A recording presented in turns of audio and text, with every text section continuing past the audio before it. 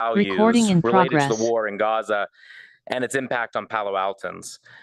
I developed this advisory group after several meetings with community advocates who desired a city response to the conflict, but were passionately divided on what kind of response that should be.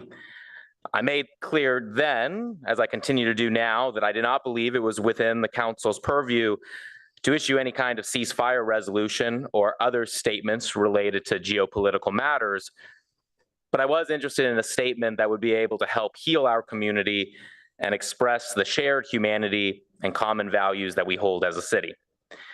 In furtherance of that goal, I asked Councilmember Vinker if she would help mediate the discussions between the two groups, given Councilmember Vinker's decades of experience in mediation, including her experience as an appointed mediator to the United States International Trade Commission, our federal court system, and more.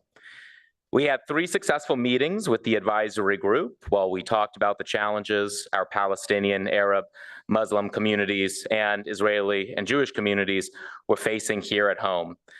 We looked at what other cities were doing around the region, but we always brought it back locally to the conflict's impact here at home. It was always my belief that if we could start talking together, eye to eye, and be reminded of our shared humanity, we could then move forward and make progress on bringing Palo Alto back to a place of great diversity, tolerance, and compassion. I knew the healing process would have to begin together, and that was the intent behind this group. And as far as I'm aware, no other city on the peninsula has attempted to address this issue in a similar way by inviting opposing viewpoints and community advocates to the table in order to inform the statement. And I hope this statement, and more importantly, maybe this process, can be a model for other cities to use in tackling these often divisive and painful issues. So I'm pleased to announce that after months of meetings and hard work, we have a final statement that was developed thanks to the work of this advisory group and Councilmember Vinker, and that has been endorsed by the working group, which again consists of Muslims, Jews, Israelis,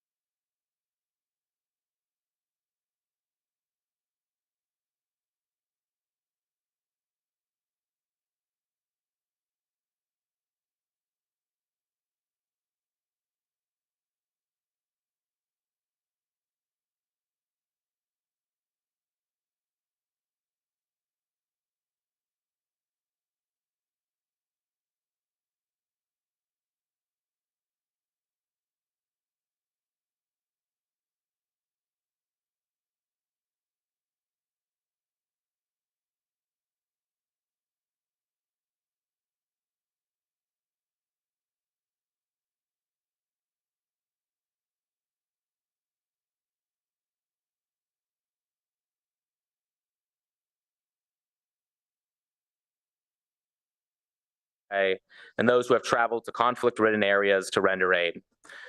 We are particularly heartbroken by children experiencing violence abroad and hate here at home, and affirm that children must be protected everywhere.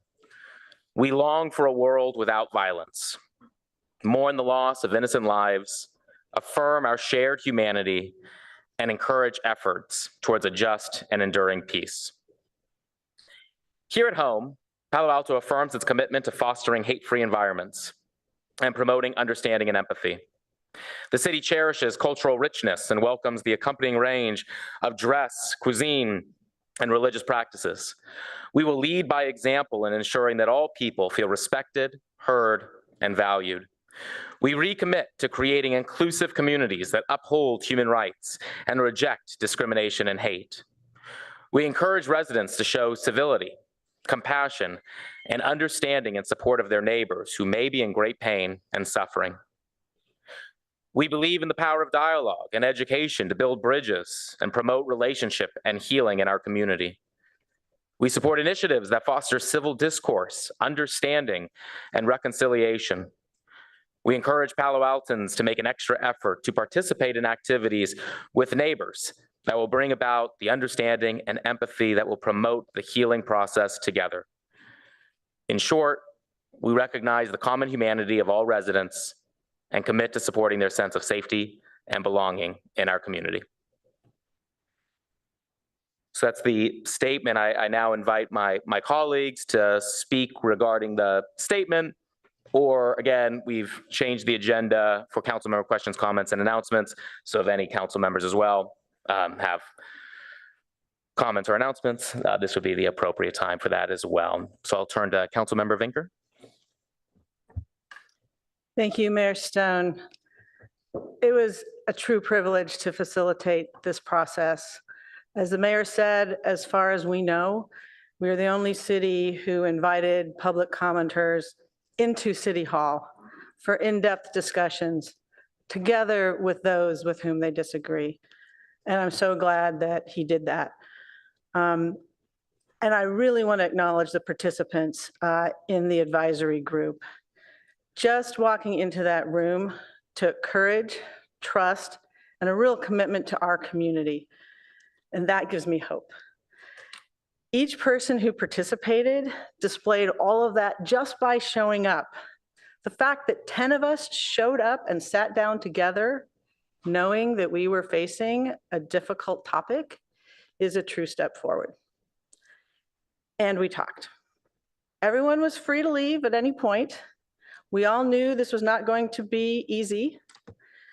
Everyone brought their own scars into the room, some very deeply felt and personal on this particular issue. So I asked at the beginning of each of our 3 meetings that everyone stop, center themselves, and take a moment to pray or reflect, depending on their practice, on how they wanted to show up at the meeting and what their intentions were for the meeting. And everyone did, and you took it to heart. There were things said over those meetings, the course of those meetings, that weren't always easy to hear, yet our discussions were sincere and civil. And that is another step forward. So to give you a better glimpse inside the room, our goal was not to build consensus on foreign policy, but to realize our common hopes and dreams for Palo Alto. So in our first 90-minute session, I asked, what words describe what you want your experience to be here in Palo Alto? In other words, what do you hope to achieve in our city as a result of these discussions? And the responses were overwhelmingly similar, such as connected, acknowledged, safe, equal, valued, protected, embraced. So in our second meeting, participants shared resource documents, what other cities have done, what other entities have done, and then explained why they believe them to be useful background for our efforts. And I found that tremendously helpful.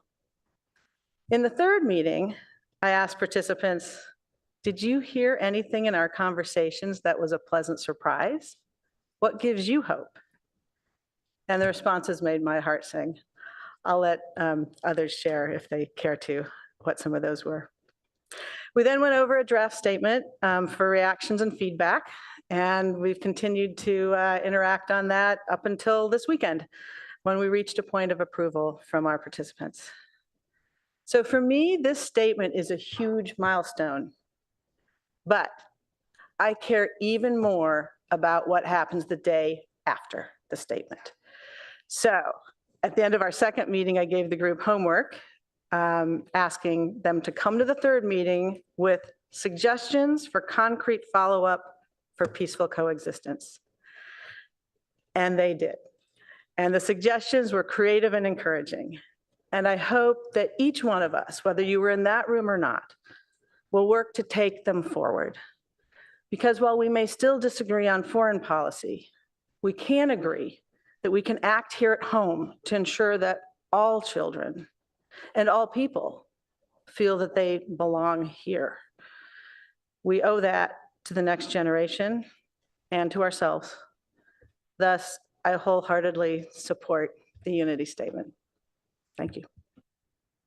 Thank you, Councilmember Vinker. Councilmember Burt.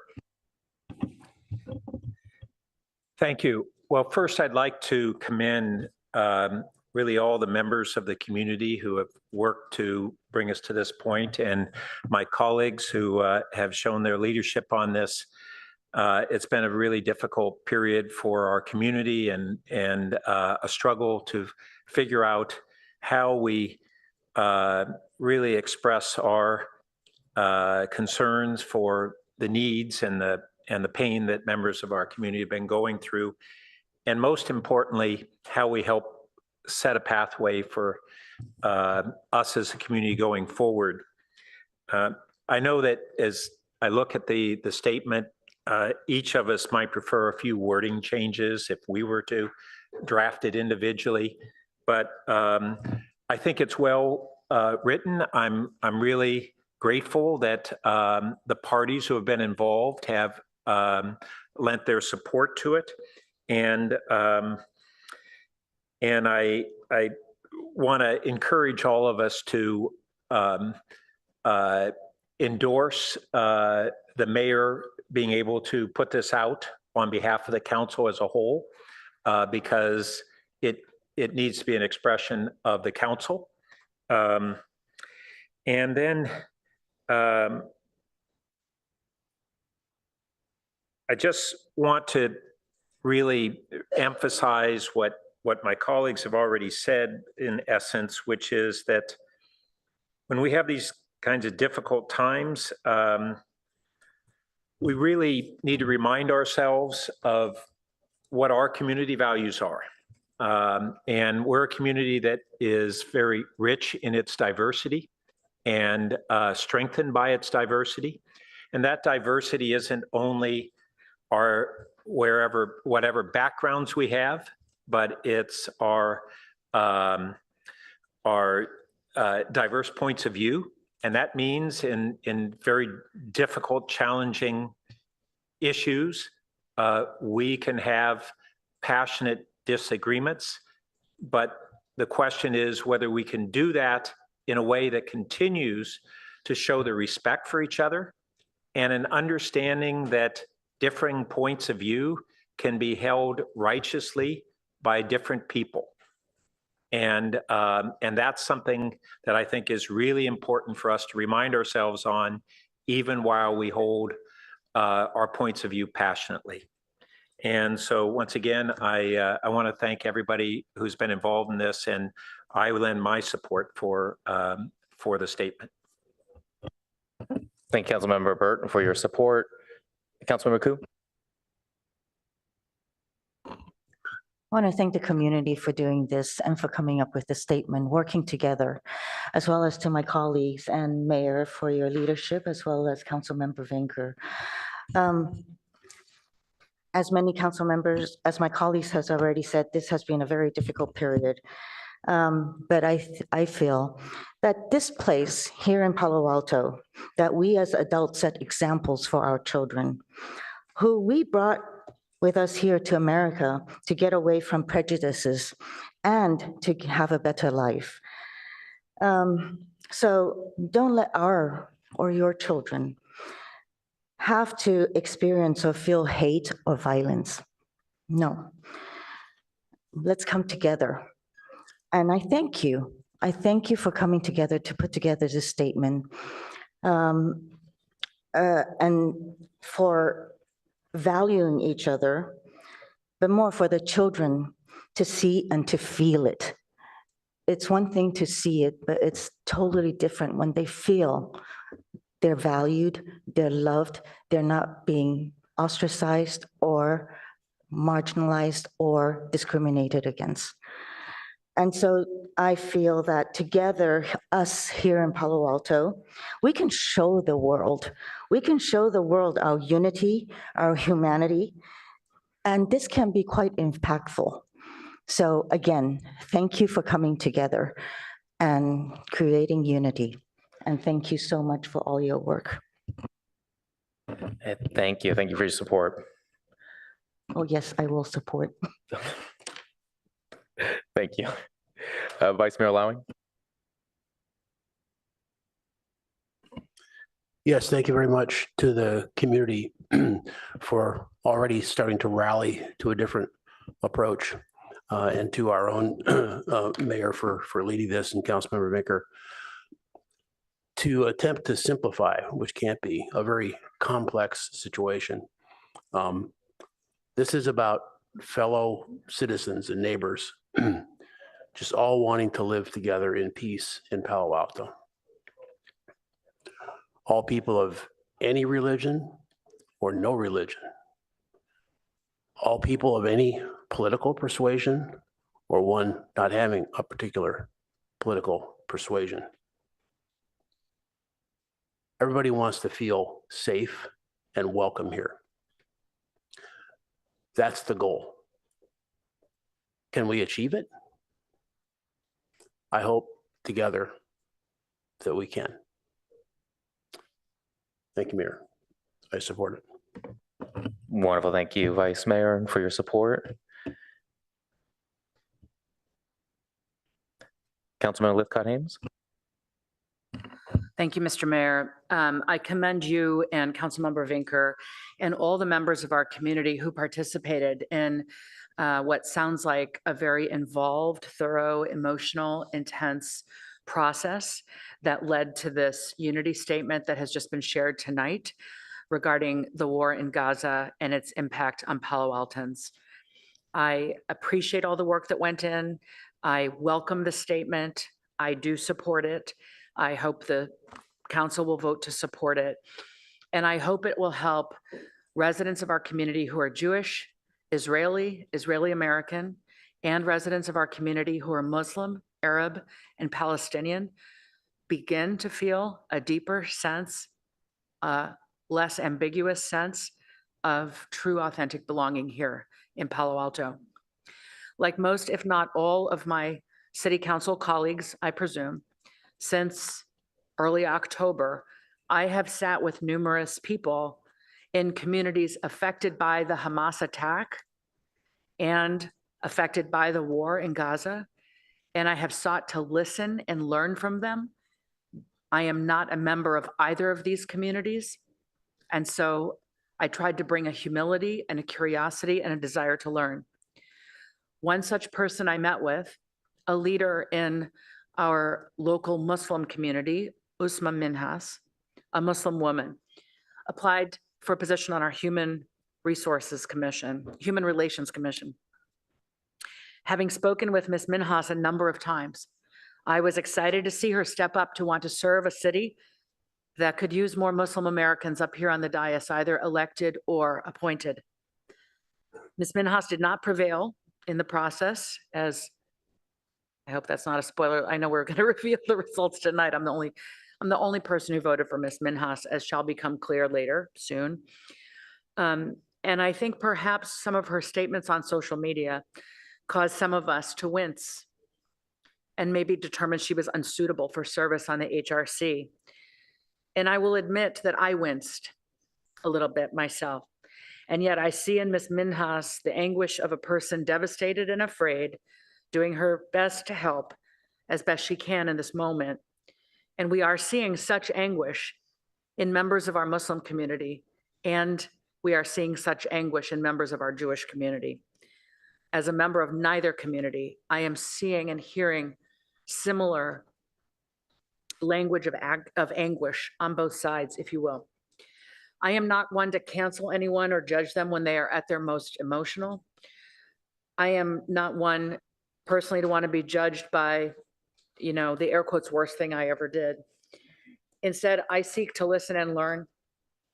What is this pain, and how can our better understanding of it help us ultimately serve all the residents of our city so that everyone here can feel indeed represented and heard and respected and safe. So while Ms. Minhas did not prevail, I was indeed the lone vote. I voted for her nevertheless to signal to her, I see you. I know you want to help make this city a place where your children and the children of everyone in this room belong. And while your language may have seemed provocative or inappropriate to some, I heard it simply as the voice representing a community really yearning to be better heard. Thank you, Councilmember Lithcott-Haynes, for your support. I see no other lights. All right, then we'll move to special orders of the day. Just for the public, if you do wish to speak to it during public comment, which is after special orders of the day, that would be the appropriate and perfect time. So let's move to our special orders of the day then. Item 1, interview candidate for vacancies on the Utilities Advisory Commission. Understand we just have one candidate, so turn it over to the clerk. Thank you, Mayor. We will invite Chris Tucker to the mic, and he has a 10-minute interview for the Utilities Advisory Commission. Great, welcome. You got 10 minutes. If you'd like to give an opening statement, we'll do some Q&A, and if there's time at the end, you can provide a closing statement. Thank you, Council, and also for accommodating schedule to allow me to interview today, not last week.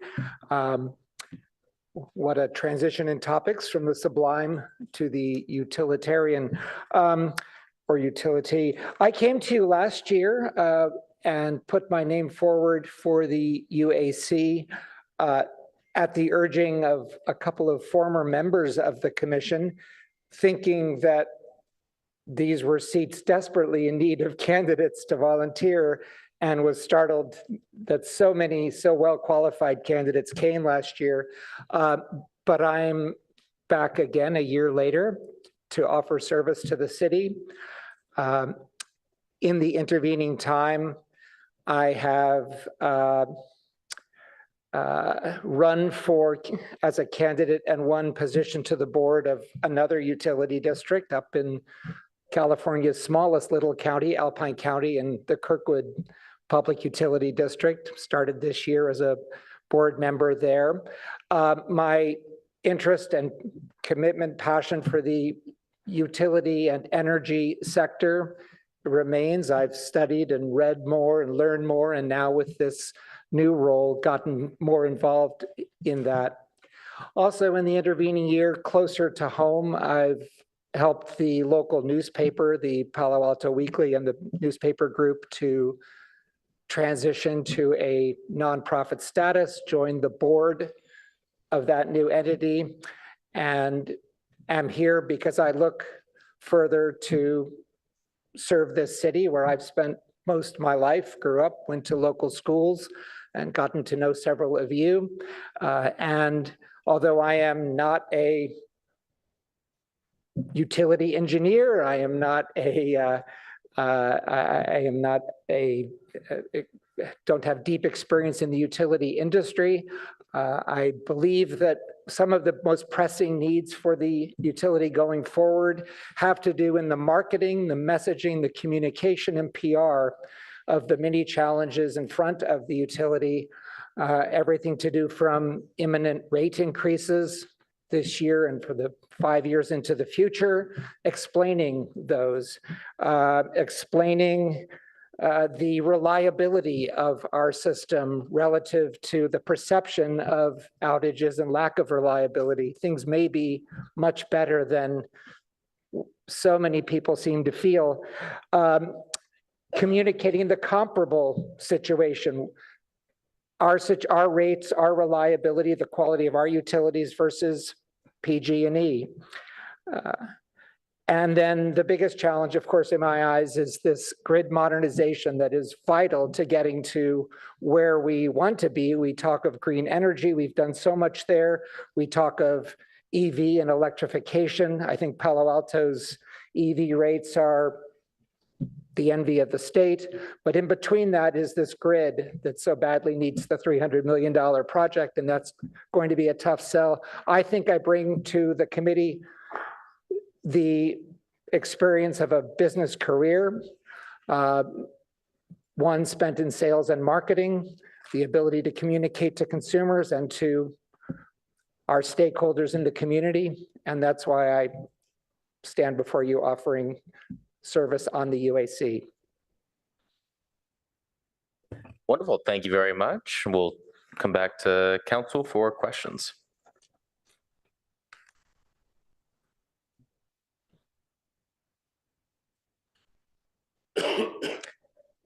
Councilmember. Thank you. Thank you, Chris. So would you share with us,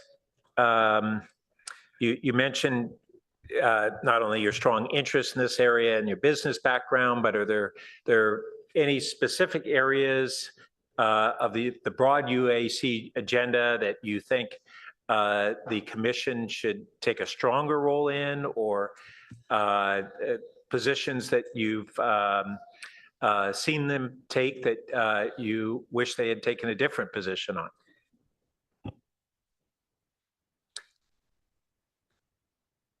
I'm not privy to perhaps the key function of the UAC. That A stands for advisory. They advise the council.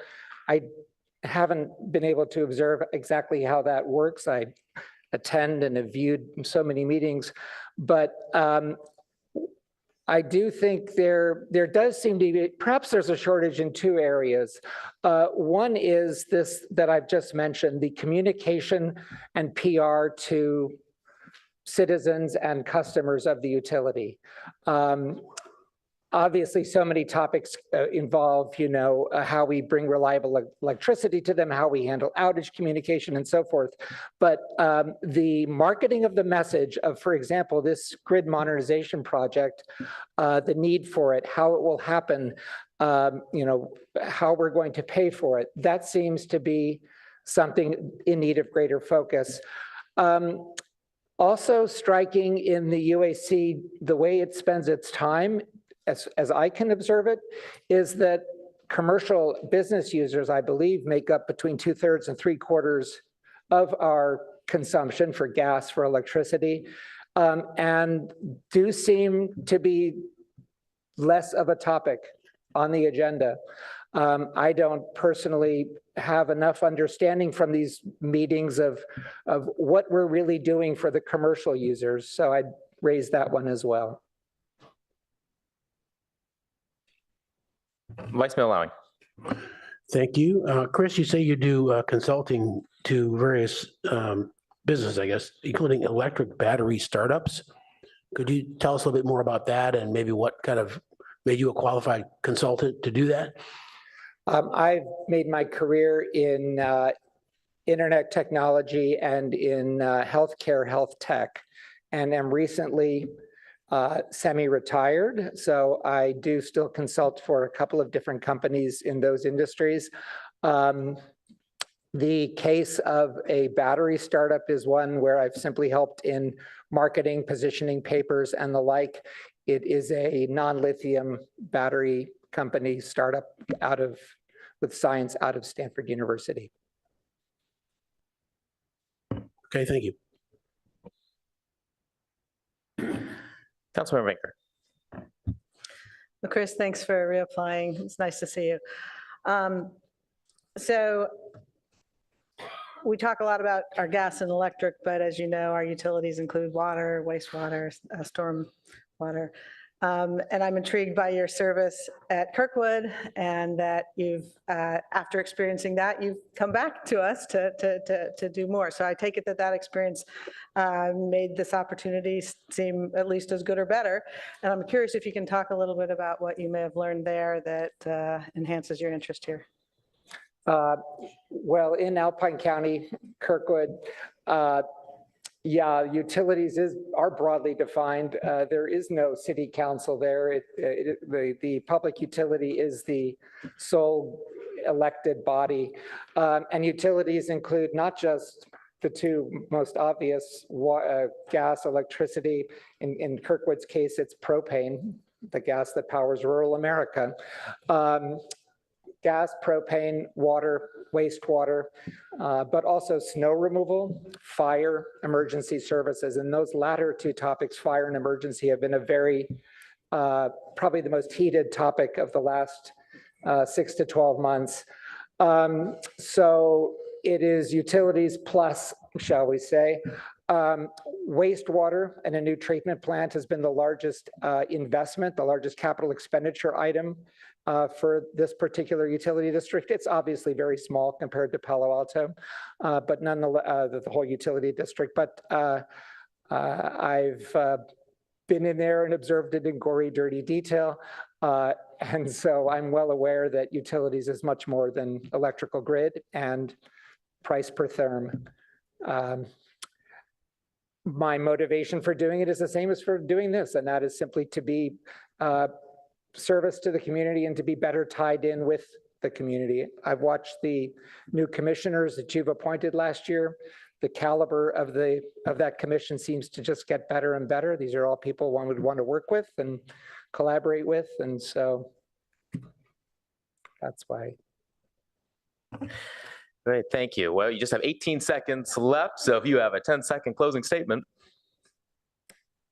I hope to serve on the commission. That's all I have left to say. Oh, nice and succinct. Well done. Thank you.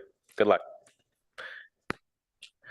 Okay, now we will move to item 2, appointment of candidates for vacancies on the Architectural Review Board, Human Relations Commission, Planning and Transportation Commission, and the Public Art Commission. Good evening, City Council. Vin Nguyen, Assistant City Clerk. We have a brief presentation to outline the vote results for the boards and commissions appointments, which we received electronically from all council members. For the Architectural Review Board, Kendra Rosenberg was reappointed with 5 votes from council members Burt, Livcott-Hames, Stone, Tanaka, and Vinker. Malsum Adcock was reappointed with 5 votes from council members Burt, Koo, Lowing, Stone, and Vinker. For the Human Relations Commission, Mary Kate Stimler was reappointed with 5 votes from council members Koo, Stone, Livcott-Hames, Tanaka, and Vinker.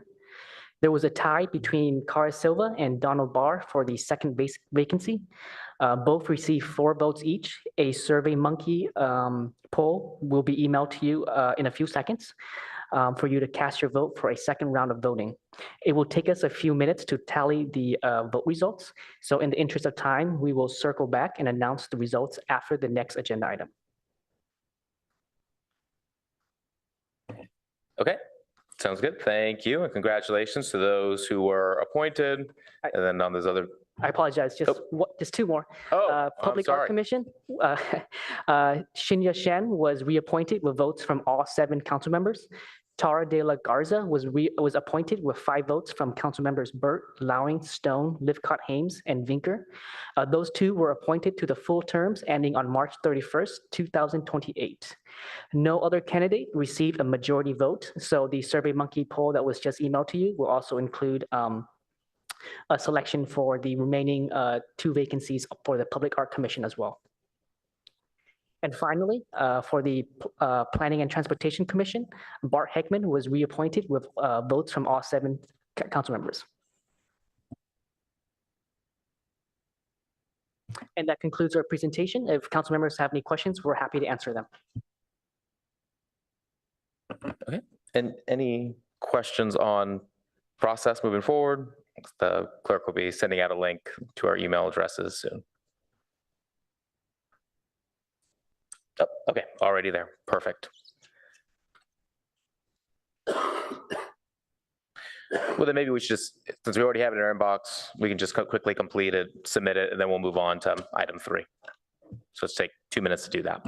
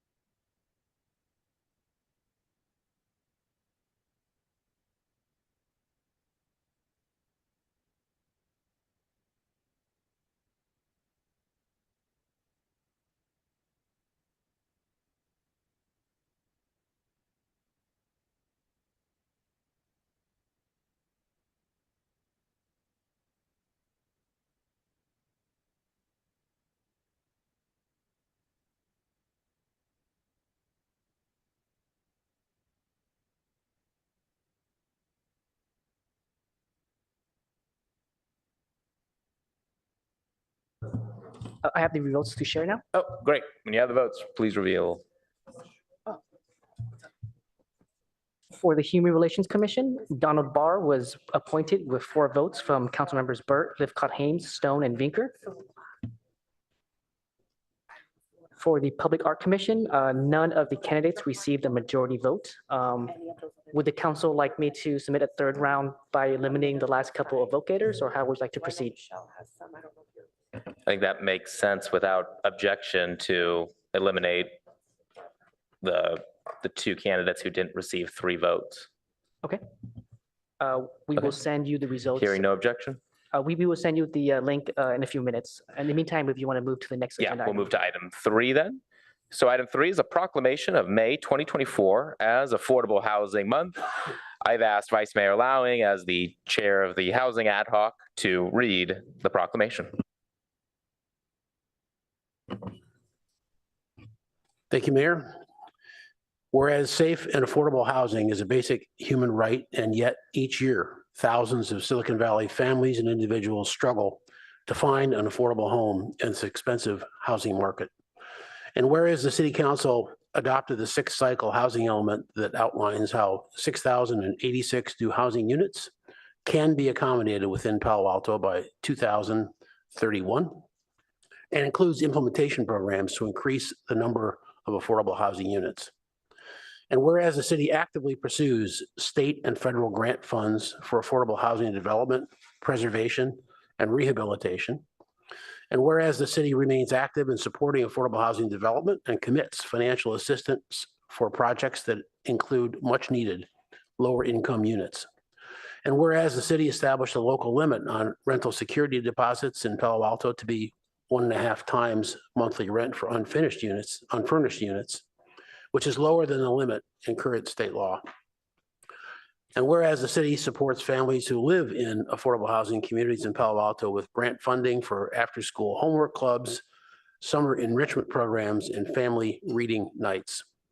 And whereas the city has applied state permanent local housing allocation money towards supporting new affordable housing at Matadero Creek and supports the retention of affordable housing at Buena Vista Mobile Home Park. And whereas the city has implemented meaningful actions to help those experiencing homelessness in Palo Alto through making permanent its safe parking ordinance, piloting an outreach worker program, piloting an overnight warming location, and providing funding and partnering to build an interim housing shelter on city-owned land. And whereas many organizations throughout Silicon Valley are dedicated to providing safe, stable, permanent, and affordable housing to all members of the community, these organizations, along with the local agency and community members, have organized Affordable Housing Month.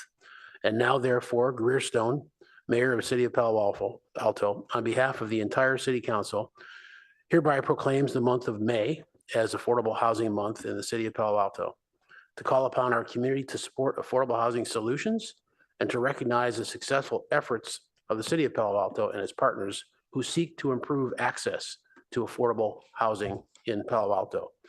Dated May 6th, 2024. Okay, Thank you, Mayor. thank you, Vice Mayor Lowing. And I wasn't sure, is anyone here to accept the proclamation? We do not have anyone to accept it. Staff really advanced this simply to acknowledge the ongoing work and mark this for the record. Wonderful. All right, well, then thank you. All right, and then notice to colleagues that the 3rd link was sent around. All right, perfect. And I don't know, clerk's office, have you received all the votes yet? We have not received all the votes yet. Okay, well, that makes sense. Okay, then we'll move on to agenda changes, additions, and deletions. Thank you, Mayor. We did have one change to note this evening, item number 16, just really recognizing the schedule and likely heavy discussion to occur. Item number 16, the review of the workforce recruitment strategic plan has been removed from the agenda, and we'll simply treat that as an information report for council and proceed with the work. Thank you, City Manager. Okay, with that, we'll move on to public comment. Does the clerk's office know how many speakers we have?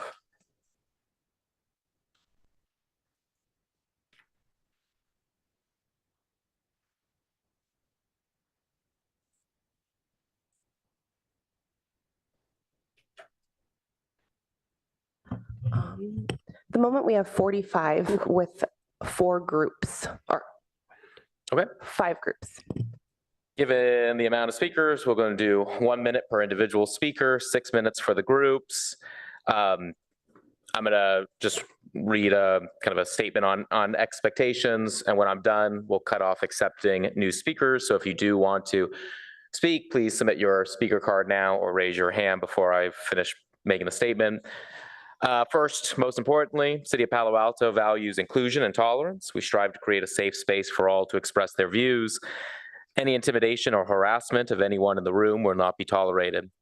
Second, First Amendment protects an individual's right to express their views in this public space. And while we can implement reasonable time, space, and manner restrictions, we cannot prevent a speaker from expressing their views, no matter how much we may disagree with it. If a speaker is saying something that you disagree with or you find troubling, you are welcome to excuse yourself from the room till after the person has finished their comments. We'll not tolerate members of the public interrupting a speaker. Everyone is guaranteed their time to speak, but your time will be limited to the 1 minute of public comment. Please withhold all your commentary both during and after when someone is speaking. We ask that you do not clap or make verbal remarks, as they may make people feel uncomfortable in expressing their views. And finally, we ask that you honor people's personal space and right to express themselves. Please respect each other and respect the forum that we've created here for people to share their perspectives. And with that, Madam Clerk, I'll turn it over to you.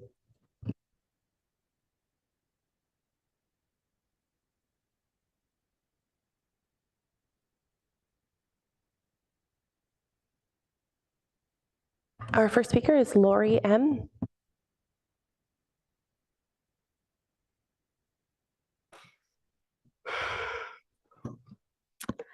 First, thank you to Mayor Stone, Councilmember Vinker, City Council, and city staff for making this unity statement happen. I want everyone to know that Palo Alto is the only Bay Area city to have convened a diverse working group like ours to formulate a unity statement. That is huge. The statement working group was a heroic effort led by Mayor Stone and Councilmember Vinker that took hours of time, mountains of patience, and lots of heart. Thank you for caring enough to make this happen. You recognize that this was and is a time of enormous pain in our city. What's happening 7,000 miles away is deeply personal and excruciatingly painful for so many of us. While there is nothing that Palo Alto can do to fix what's happening there, you undertook this heroic effort to make things better here. Thank you. Thank you to Talha, Yazan, Lama, and Eileen for participating in this process with your best selves. It took courage, lots of it. These were very challenging meetings on many levels. I'm grateful that you care like we do about Palo Alto and had courage to join together to come up with a shared statement. Thank you, guys. Despite our differences, we discovered that we have some very fundamental things in common. At our first meeting, we talked about the kind of Palo Alto we all want for our kids. What was wonderful was to see how much we have in common. We all want a city where our kids can live in safety and belonging. We all want a city where our kids can grow up knowing that they're welcome, not despite who they are, how they dress, and what they believe, but because of it. And this unity statement reflects these shared needs. Listen to the words in the statement. Palo Alto affirms its commitment to fostering hate-free environments. We will lead by example in ensuring that all people feel respected. We support initiatives. We encourage Palo Altans. That last phrase is the most important. The city has done what it can. Now it's up to us. We have our city support. They've walked the walk. Now it's in our hands. We need to talk the talk. As the statement says, it's time for us to lead by example. We have a choice every minute of every day with our words and our actions to promote love or to promote hate, to build unity or to cause division, to help our children grow up caring about each other or to force our children to grow up othering each other. Every word and every action is a choice. Please, let's choose the right ones. At home, at school, at work, with friends, on the streets, on social media. and most important, in our hearts. At one city council meeting several months ago, I sat with a Muslim community member and a Jewish community member. They talked about how when their kids were little, now their kids are almost out of high school, they'd wanted to get married and live on a farm. I don't know of too many farms in Palo Alto, but I hope that soon we can get back to a place where our children play together and where we all recognize that we have more in common, whether it's a shared love of the Mayfete Parade, or a shared passion for summer afternoons at Rinconada Pool, or shared happiness when hiking at Fremont Park, at Foothill Park, then we have a part. We commit to making this happen. To our Muslim and Palestinian neighbors, please let's have the conversations we need to have to begin the healing and to come up with a real plan for unifying our city, one relationship at a time. Let's set a time and a date to start talking. Let's come together so that all Palo Altoans feel safe, welcome, and included. I look forward to doing this together with you. Thank you. Our next speaker is Talha.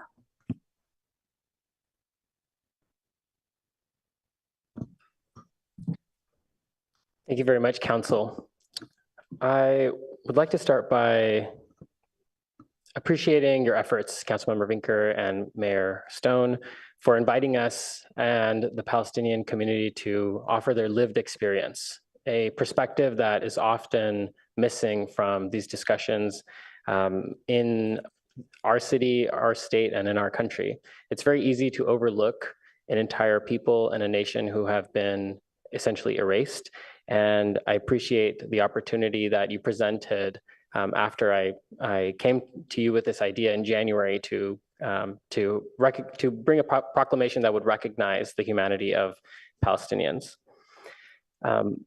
After having witnessed months of brutality against Palestinians as a new father, my heart shattered over and over and continues to do so every single day.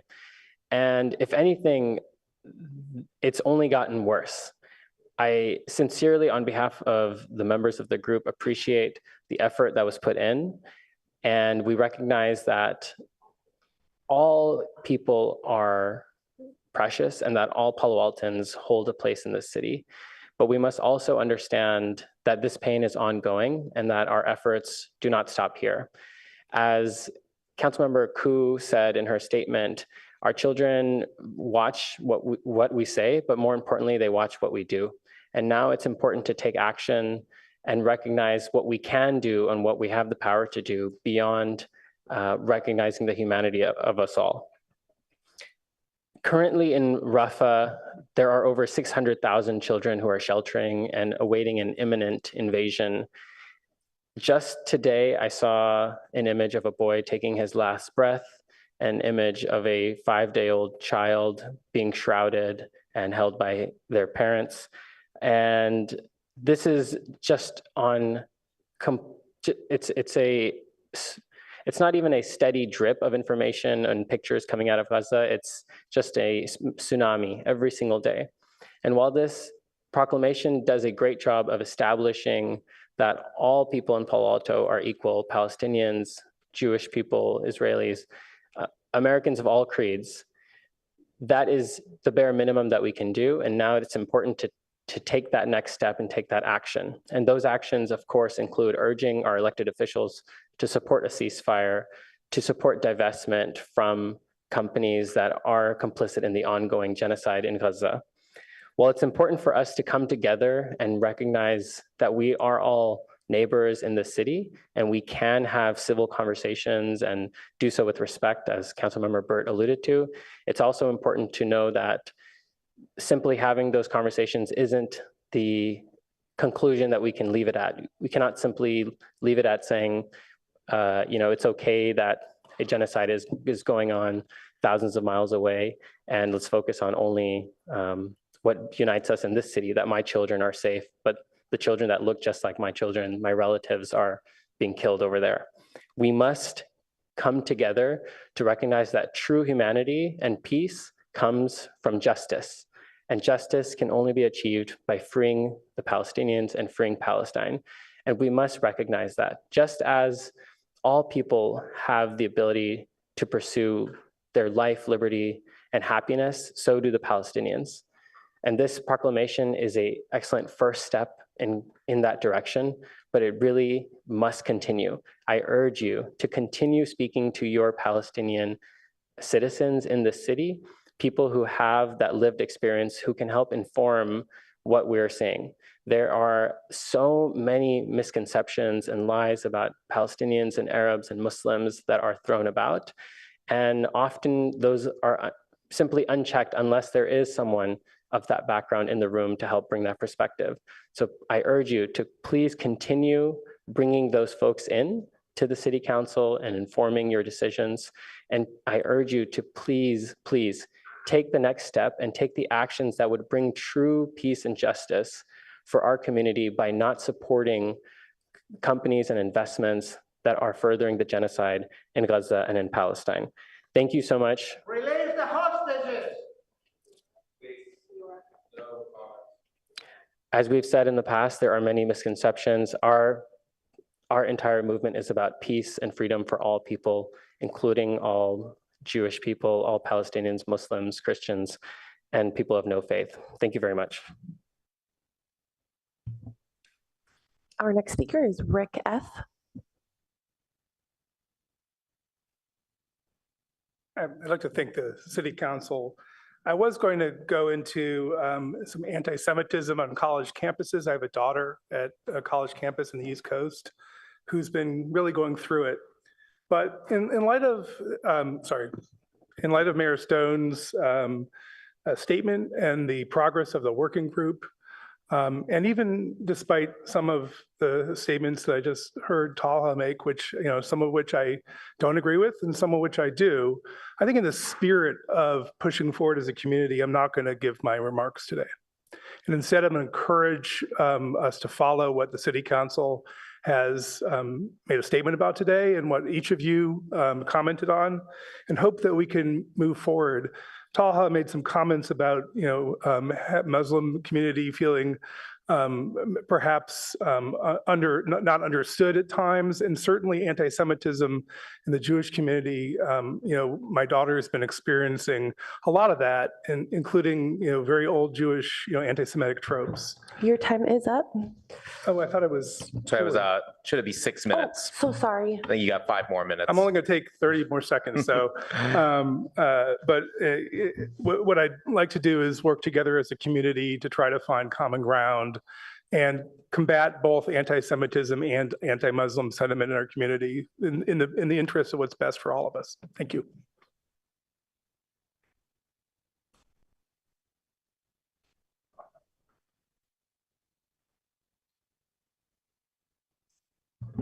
Our next speaker is Adele G.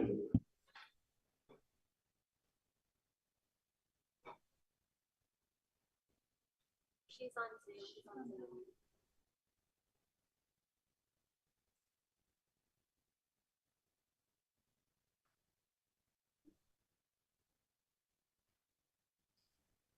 Hi, this is Adele, and I am a longtime Palo Alto resident.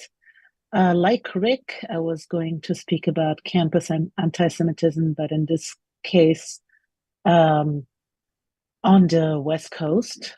Instead of giving those remarks, I simply want to thank the mayor and the city council for their unity proclamation, and I will send my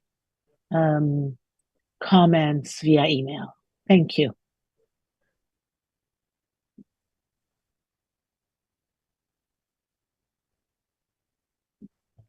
Our next speaker is Michelle H.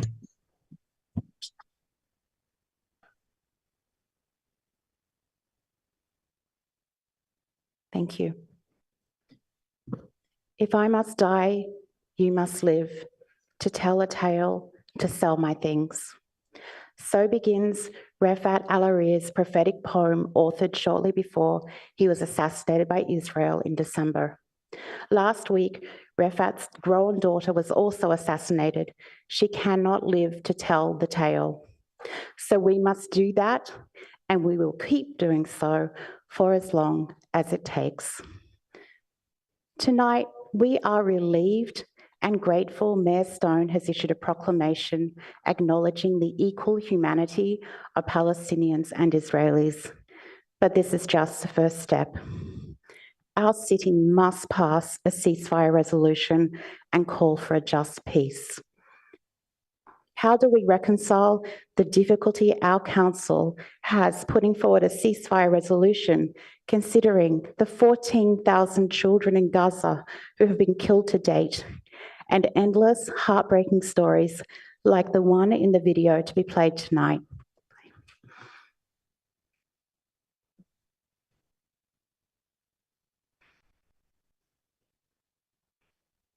Just a warning to viewers, there may be some disturbing images in the video.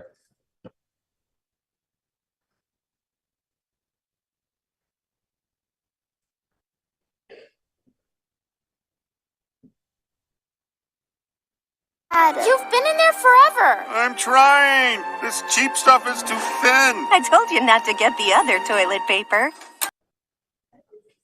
Can I just check that the clock has stopped? Thank you so much. Thank you. No problem.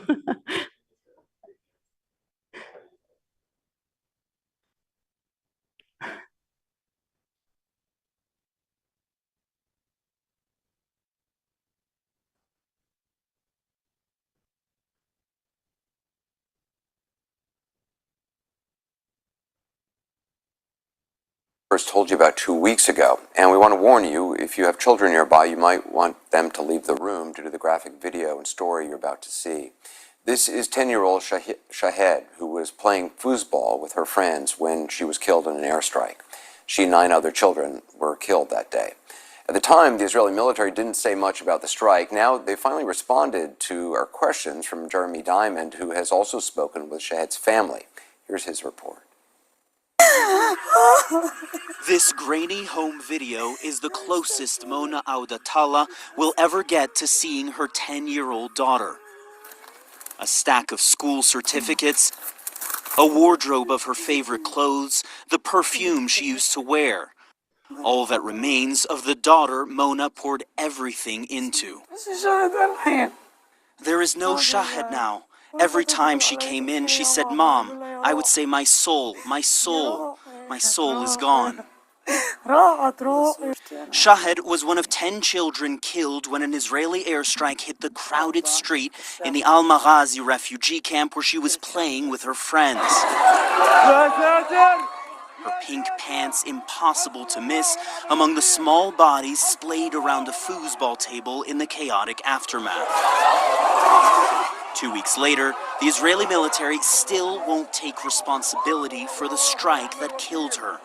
CNN provided the IDF with the coordinates and time of the attack based on metadata from 2 different phones in the immediate aftermath. The IDF said they did not have a record of that strike. They said they carried out a strike at a different time than described, and that the collateral damage as described in the query is not known to the IDF.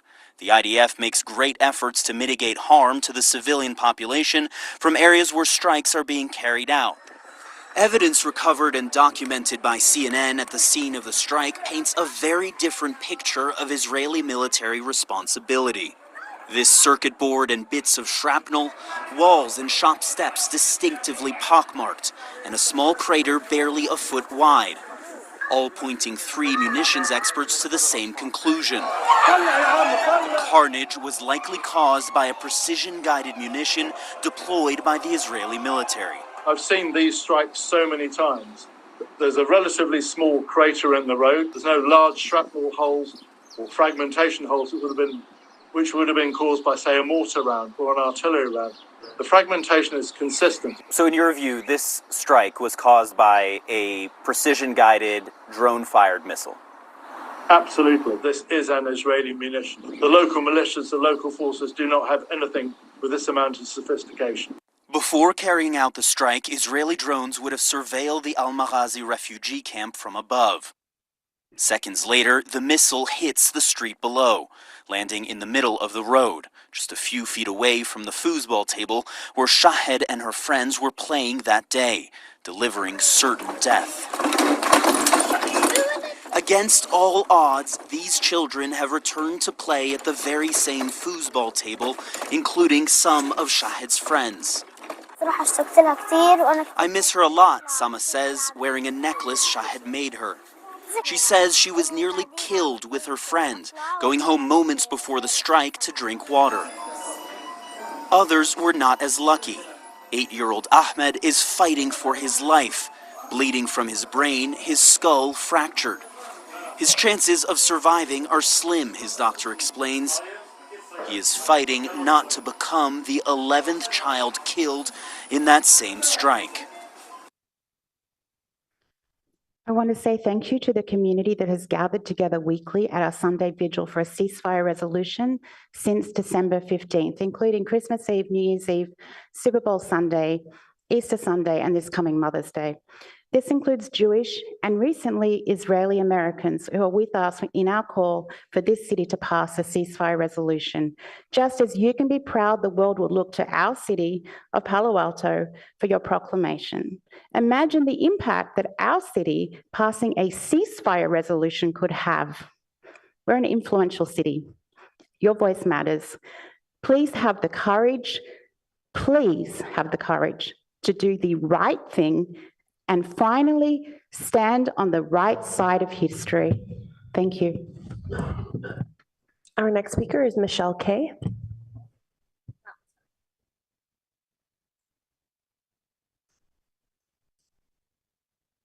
Hi, I'm Dr. Michelle Krause. I'm here as a Palo Alto citizen, not as vice chair of the HRC. I wanted to commend Vicki and Greer on the courage to come together. I believe we have to talk, and talking begins the healing. Atrocities are happening 7,000 miles away, but we in the city must find a way to come back together. You know, my mother said to me many years ago, before she passed on, she would hold on to me and say, I was running a public company in Emeryville. She'd say, my daughter, I know why you came 3,000 miles away from me. I miss you, but you never saw the world as black or Your white. time is up. You always saw a rainbow. Thank you. Our next speaker is Deborah G. Thank you, Council, for your hard work. I really appreciate it. I think it was important, and we're going to go forward with thinking it's going to be an impactful measure, what you've done with your statement, and that it's going to have the desired effect. And I can stop coming here to talk about Israel and Hamas, and I can start coming back to talk about my real favorite topic, which is housing. So fingers crossed. Our next speaker is Sarit S. Thank you, Mayor Stone and council members, for the resolution you announced this evening. Life across Israel came to a halt this morning while a 2-minute-long siren sounded to mark Holocaust Remembrance Day.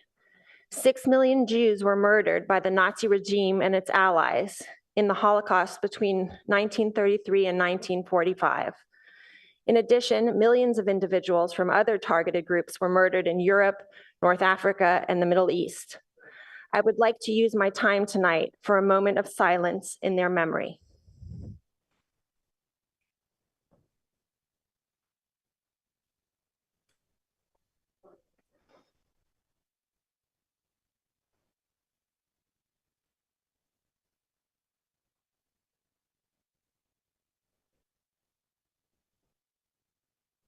Never again will we stay silent and allow such atrocities. Thank you. Our next speaker is Lars J.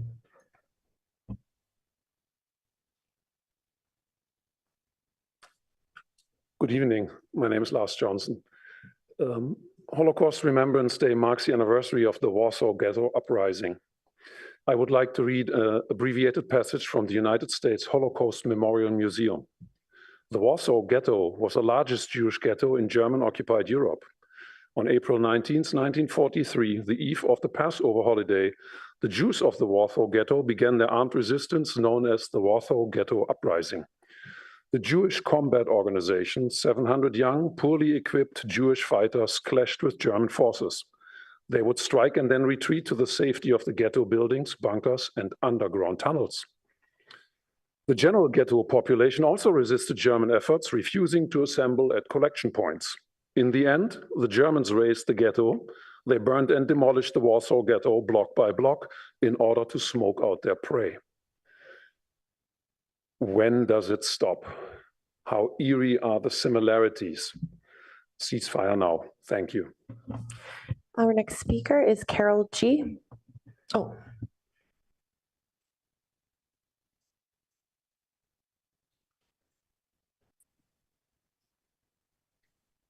Can you hear me? Yes. Greetings, Palo Alto City Council members and community. My name is Carol Garston. I'm the producer of the free monthly year-round music festival, Third Thursday, California Avenue. The grassroots team has spent the year experimenting on how to create a fun and community-connected event for both musicians, businesses, and the residents of Palo Alto and our neighboring cities. This month, Third Thursday, California Avenue celebrates its first anniversary on May 16th. From 6 to 9 p.m. on California Avenue, from El Camino to Birch, we welcome the community to support We Are One, our anniversary of bringing the community together through the joy of live music. We're very grateful to the City of Palo Alto for being a financial sponsor of Third Thursday from its inception. We'd also like to acknowledge the support of the Palo Alto Chamber of Commerce, Stanford Research Park, businesses on California Avenue, and community members. We invite everyone to join us on Third Thursday, May 16th. Your time is up. 9 p.m. We look forward to an ongoing financial support from the City of Palo Alto. Thank you. Our next speaker is Roman C.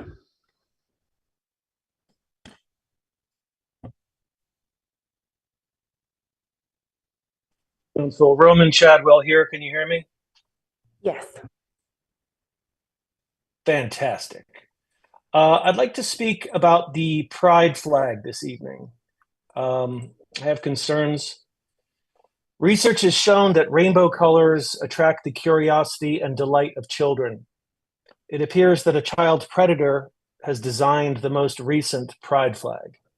While luring children with a dazzling rainbow-colored bait, these child predators attempt to explore children's anal cavities. The most recent iteration of the pride flag features an umbrella anus, clearly ruined and prolapsed by satanic demons. These child predators are now educating children on how to perform abominable acts. The same people pushing the pride flag are running porn sites like Pornhub that feature the most abominable acts. It's a wonder how this content is legal. And I want to apologize for our listeners. That speaker does not reflect the values of Palo Alto or this council or this community. This is public comment, so unfortunately, due to the First Amendment, we have to let these people speak, no matter how heinous it is of what they are saying. So, apologize again. Let's continue. Our next speaker is Aram J.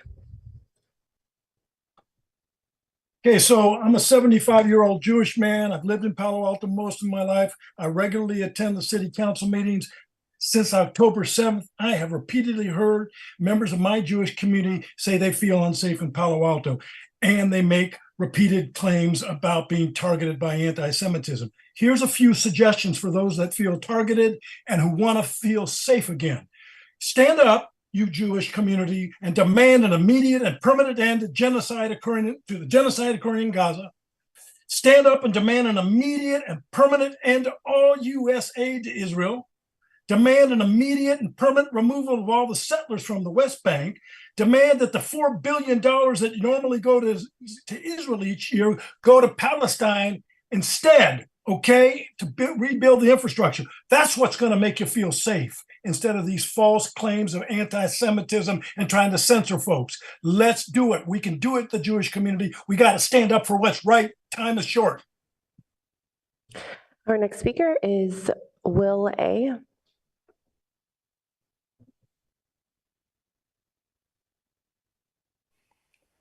Yes, good evening. My name is Will Lampshade.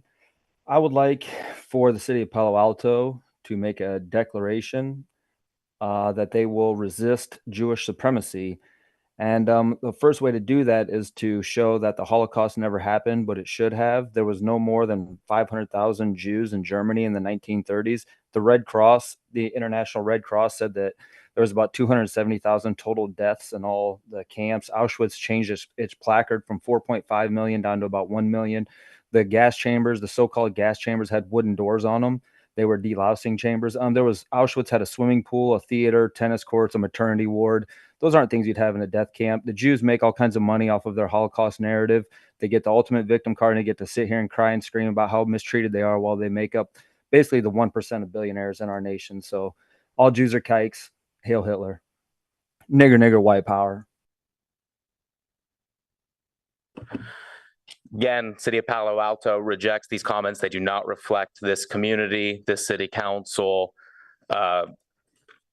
It's absolutely disgusting, but the First Amendment requires us to allow them to speak the horrific things that they are saying.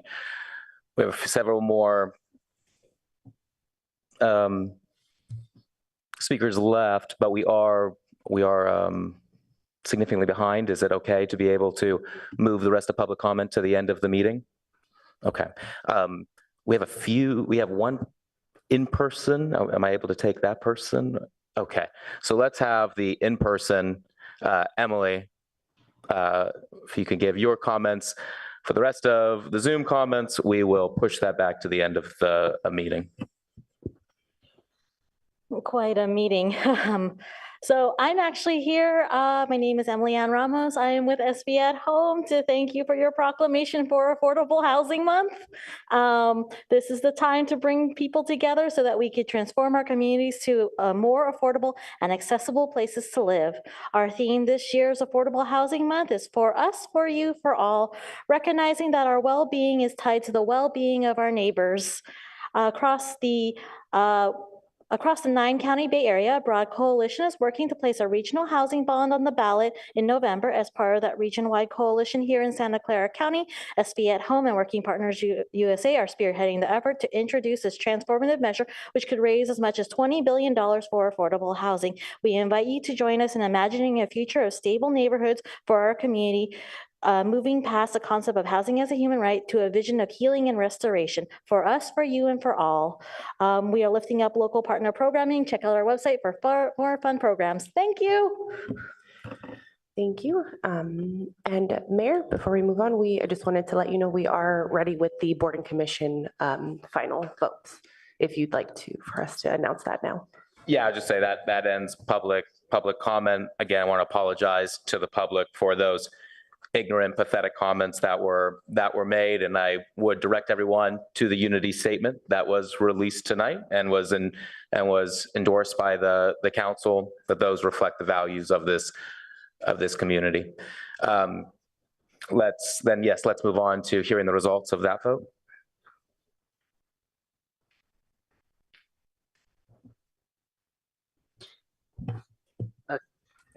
Harriet Stern was appointed to the Public Art Commission with 5 votes from council members Koo, Vinker, Stone, Lowing, and Burt. No other applicant received a majority vote, so a 4th round of voting is required for the final vacancy. The link has been emailed to all council members, and currently we're missing votes from just 2 council members.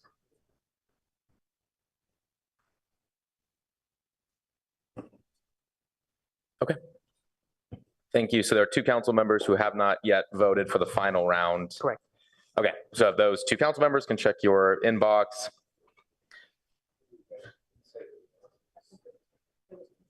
Oh, okay, the council members know. Good. And we'll go on now to, sorry, where are we at?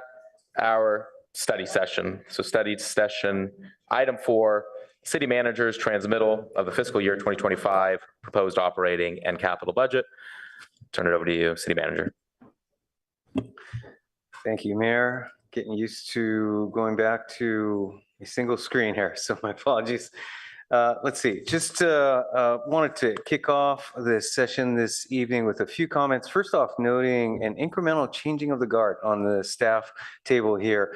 You'll note that Kylie Noze, who has in some ways personified the budget process for the last 9 years, is not at the table. She is, I think, watching online, hopefully not here in the chambers, as she focuses on her duties as the assistant city manager and really ensuring actual expenditure of the budget in ways that are effective and efficient in meeting the council's objectives. Also note that Paul Harper here, who has personified it for the last 5 years, is now part of this presentation.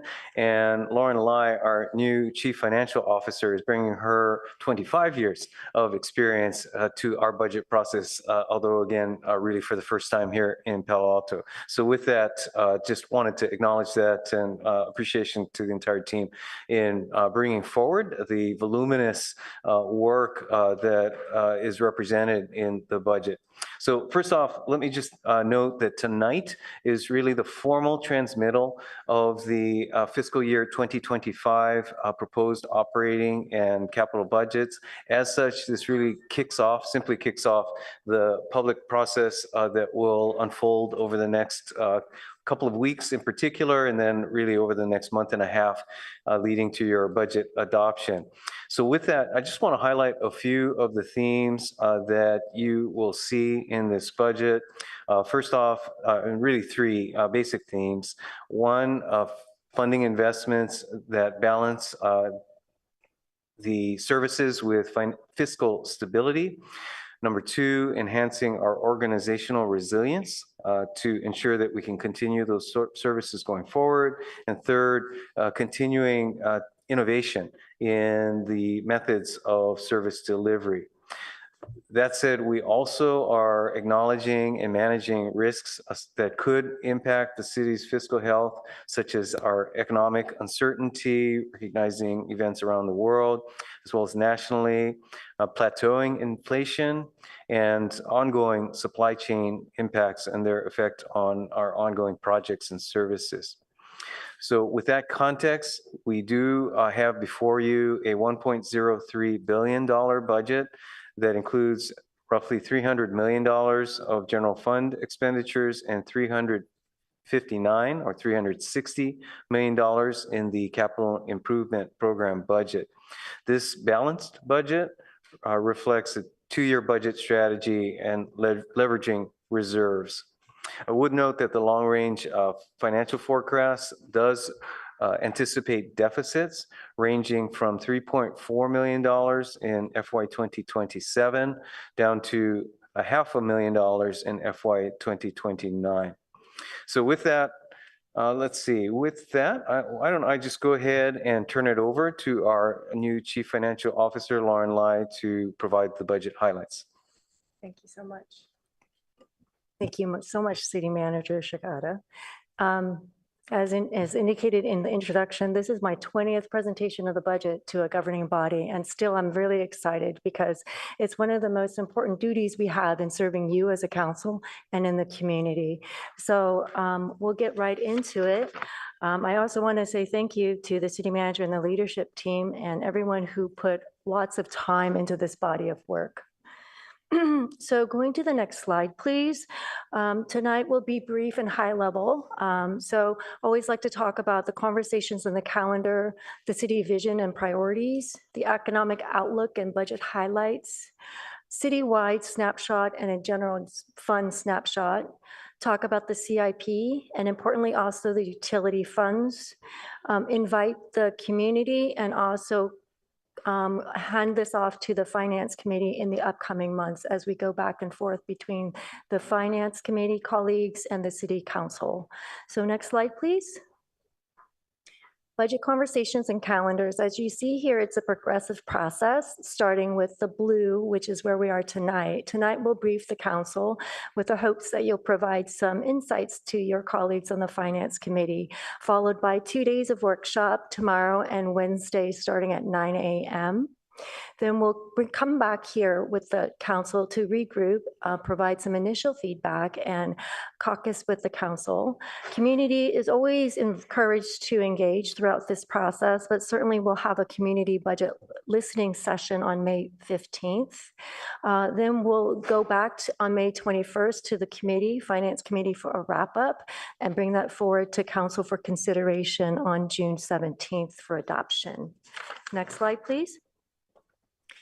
The financial resources that we have before you in the two body of operating budget and capital budget pivot around our city vision and council priorities as shown here. And that's really important for us when we open this conversation, that so much of our resources all support these pillars of what we do in serving the community. Next slide. As mentioned by the city manager, the economic outlook is quite similar to what we had in the last couple of years in that the economy still is fairly uncertain. We have what we're considering as plateauing inflation. We'd like it to come down, but it seems to be kind of stubbornly stuck. In addition, the high interest rate, there are still pockets of supply chain interruption. The tight labor market creates some challenges, certainly. Global conditions, all in summary, causing us and many economists to believe that this is quite a tempered and stagnant growth in the near term. We do not forecast a recession, and I think we've mentioned that before in our discussions, but I want to reiterate it again. So what we present to you is a path forward with cautious optimism and some positive assumptions in three main areas. We do want to continue to invest in the high quality services here and support council priorities with the focus on balancing stability and risk. We are very focused on organizational resilience, which you'll hear throughout the next couple of months. And as a pillar and as a value, be very innovative in how we render our services to the community. Next slide. High-level snapshot of the budget before you is a $1 billion budget, with the general fund being about $300 million. Capital budget is a very important component. We present to you a 5-year plan. In addition, fiscal 2025's appropriation in capital. So the capital budget appropriation is about $360 million, and the 5-year plan is $1.6 billion. Consistent with the last couple of years, we do a 2-year balancing strategy. And what that entails is using one-time funds to solve immediate deficits so we can reinvest quicker and move us forward during these uncertain times. What that means spelled out is in fiscal 25, we're using $6.9 million to bridge that shortfall, and then also utilize about $5 million, a little less than that in 26, keeping in mind that fiscal 26 still has a foreseeable deficit, so we just need to be mindful. This budget before you has a modest increase of 20 positions across all funds to increase the services and support some initiatives. Reminding voters that we appreciate and are grateful for Measure K and L, which do continue to fund very critical services. Next slide, please. So the budget strategy is a multi-pronged approach. As I mentioned, the one-time funding strategy is a tactical strategic approach here and now. In addition to the uncertainty reserve, we have the budget stabilization reserve, which we have a policy for. The proposed budget assumes a 8.8% BSR that is above the target of 8.5. It's $1 million above that target. However, it is down from current year, which is a 20% BSR. In addition, we're implementing the labor contracts for all labor groups. And also importantly is the capital investments. We are proactively funding the transfers from the general fund to the capital improvement funds. You'll see there on the slide, the funding level proposed for fiscal 25 is $13.1 million. We're very hopeful that we'll reach pre-pandemic level, which is $16.7 million. Last but not least, council's foresight and prudence in the benefit policy puts us in a better position where we are accelerating funding to reduce our liabilities for pension and retiree medical, and that will manage our costs and also enhance fiscal stability around the volatilities of those unfunded liabilities. Next slide, please. So cautious optimism and positive assumptions, what does that mean in specific areas? So in specific areas, such as revenue, some positive assumptions we have are some growths in sales tax, property tax, TOT, and document D transfer. We'll go into this with more detail in the Finance Committee, but wanted to tell the council this evening that those areas we foresee some good amount of growth.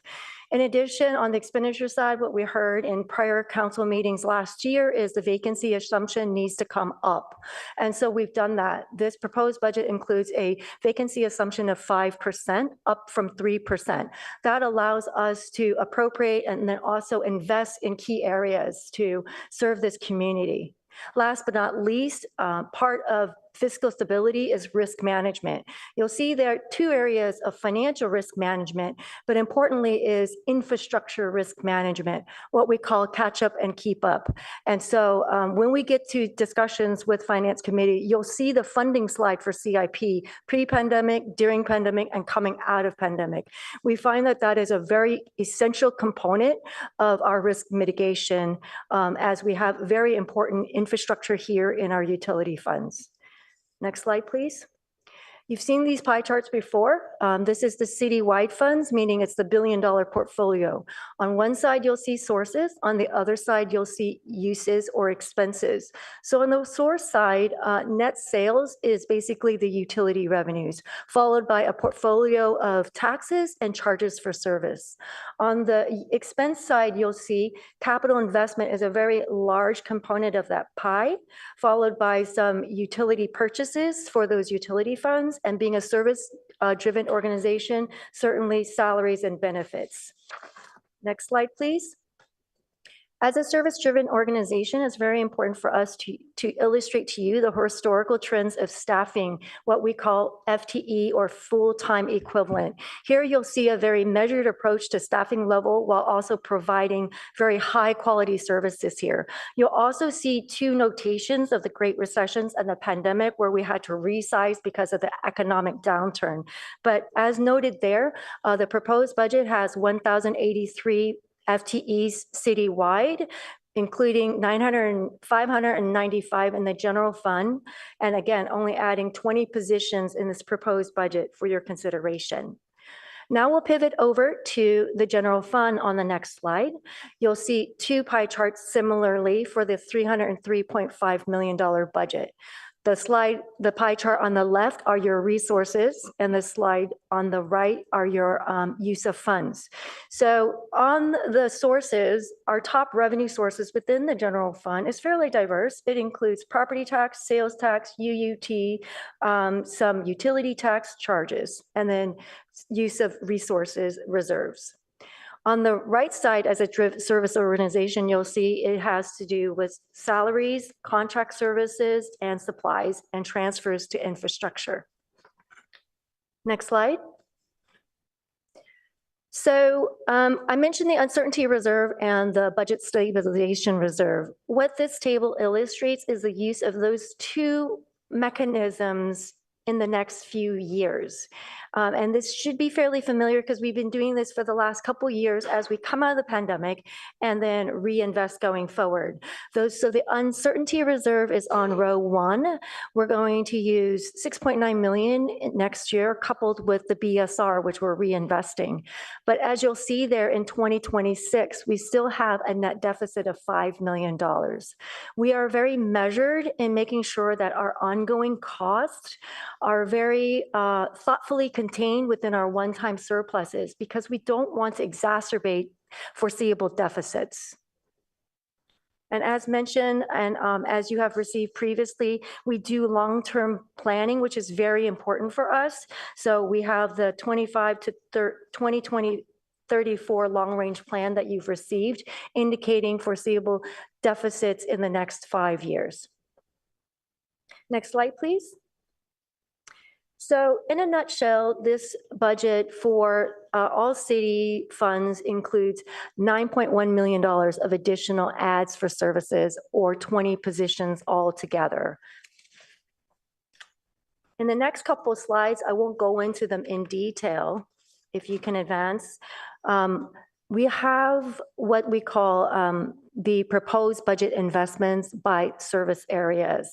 So in the next couple of days, the Finance Committee will receive in-depth discussions from the various department directors on these proposals. But you'll see in the next couple of slides, as also summarized in the transmittal, the budget investments for public safety and community and library services. In the next slide, please. We also have them for planning and transportation and infrastructure. And then last but not least, the internal service funds that support all city operations. Going on to the next slide, we want to be transparent and also continue to monitor and demonstrate to the council and the community where we are with the business tax revenue, also known as Measure K. It's a phased-in implementation, so you'll see there in fiscal year 24 and 25, total revenues on the end in the very last column starts to incrementally increase. We have three particular buckets and icons as demonstrated there in our commitment that 1/3 of those proceeds will go towards public safety services. Another third will go towards transportation, train crossing safety, and the last third will go towards affordable housing and unhoused, and a very nominal amount to implement and administer this complex tax. So I wanted to put that before you, and again, in the next couple of days, we'll have a lot more in-depth conversation with the Finance Committee on those appropriations and investments. Now, in the next slide, I'd like to pivot over to the capital project funds and then close out my presentation to the council.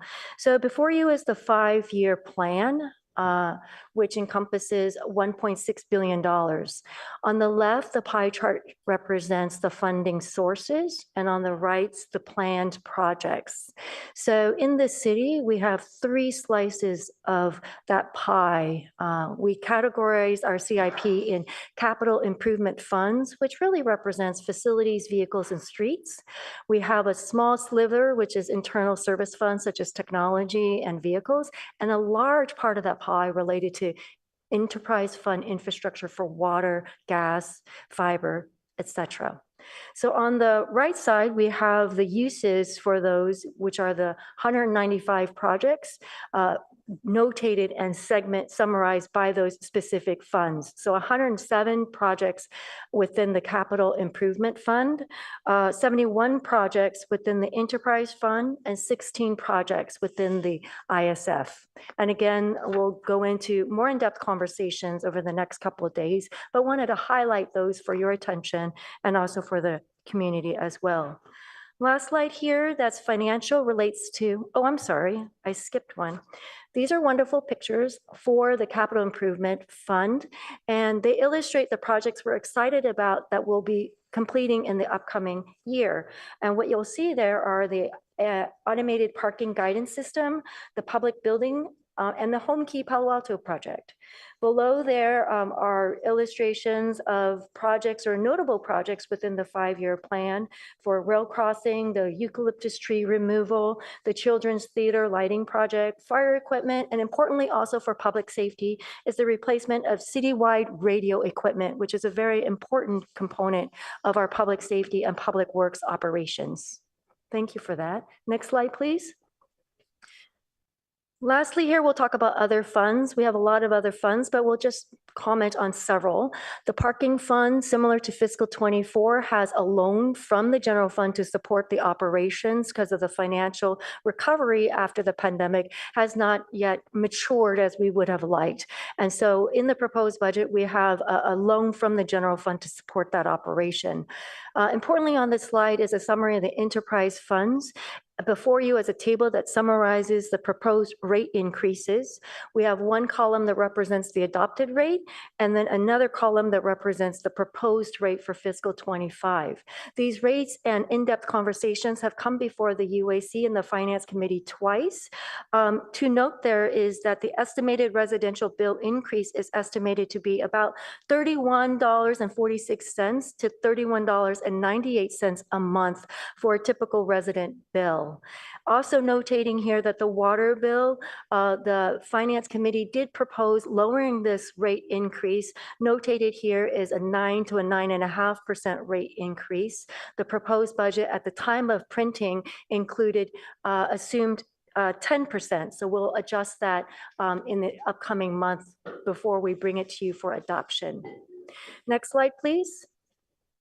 When we govern well, it is when the community is involved. This slide and my ask is for the community to listen in and be engaged, give us feedback, and stay informed.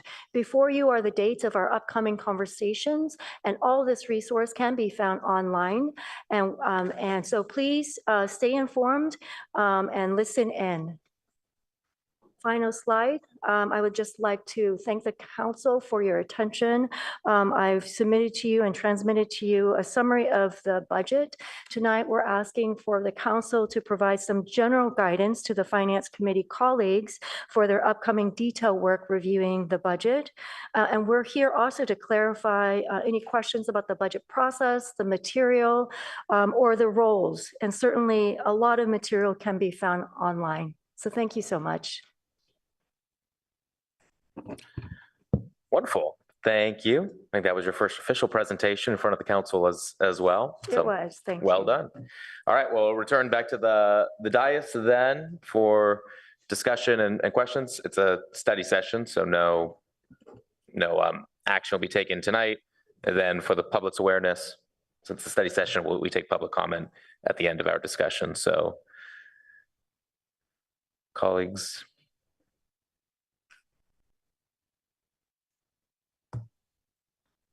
Seeing none, I just have one question. If the city council were to use the 1 million from the utility equity transfer, do we know how much that would increase gas rates? I mean, that was, I believe, an option in the city manager's transmittal letter. I was curious what that would look like.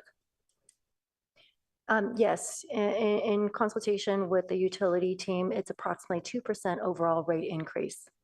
Okay, 2% rate increase. And I would like to note that is a one-time funding. Yes, okay. Thank you. Councilmember Koo? Thank you. And thank you for your presentation today. It was really great.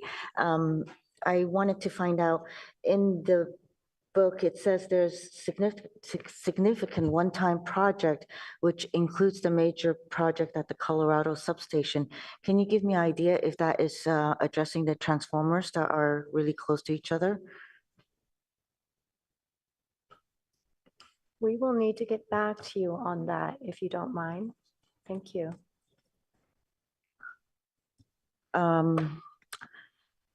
Then I also wanted to say, wow, we've reached over $1 billion in our budget. Wow. And so how is the BSR calculated? Is it from the 303.5 million, 18.5% of that? Councilmember, thank you. Paul Harper with the Office of Management and Budget.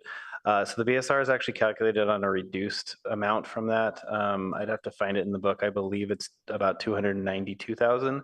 We're excluding the reserves so that we're not double counting the BSR on top of those. We don't want to have a reserve on top of another reserve.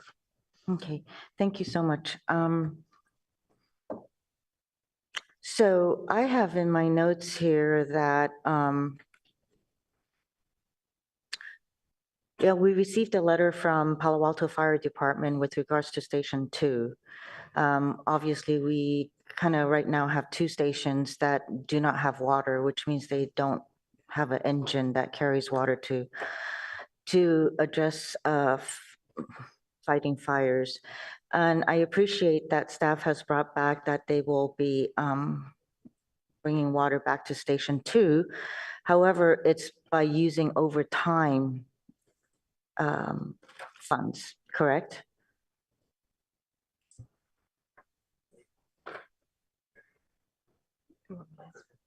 That is correct. We're upstaffing with current staffing. Right. You know, I think some of the comments that was made in the letter is actually something for the Finance Committee to actually look at. You know,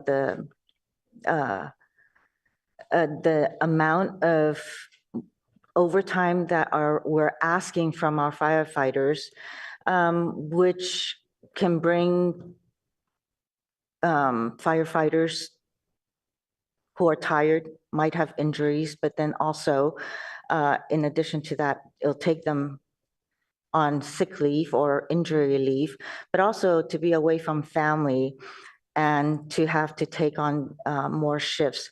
So I really think that, taking a deeper look at whether we should just be looking at hiring instead of using overtime.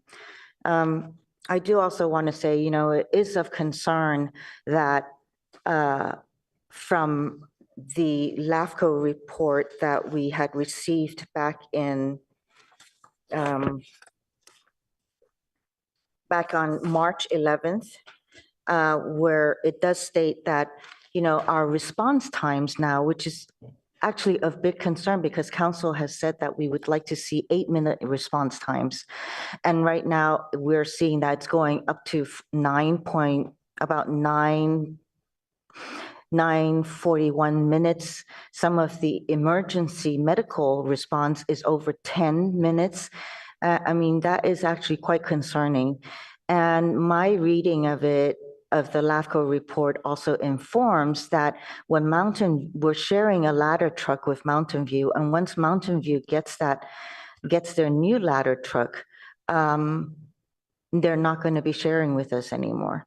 So I think that it really is something that Finance Committee and staff should bring back to look at the comparison long-term and really keeping our fire officers from injury and from feeling resentment.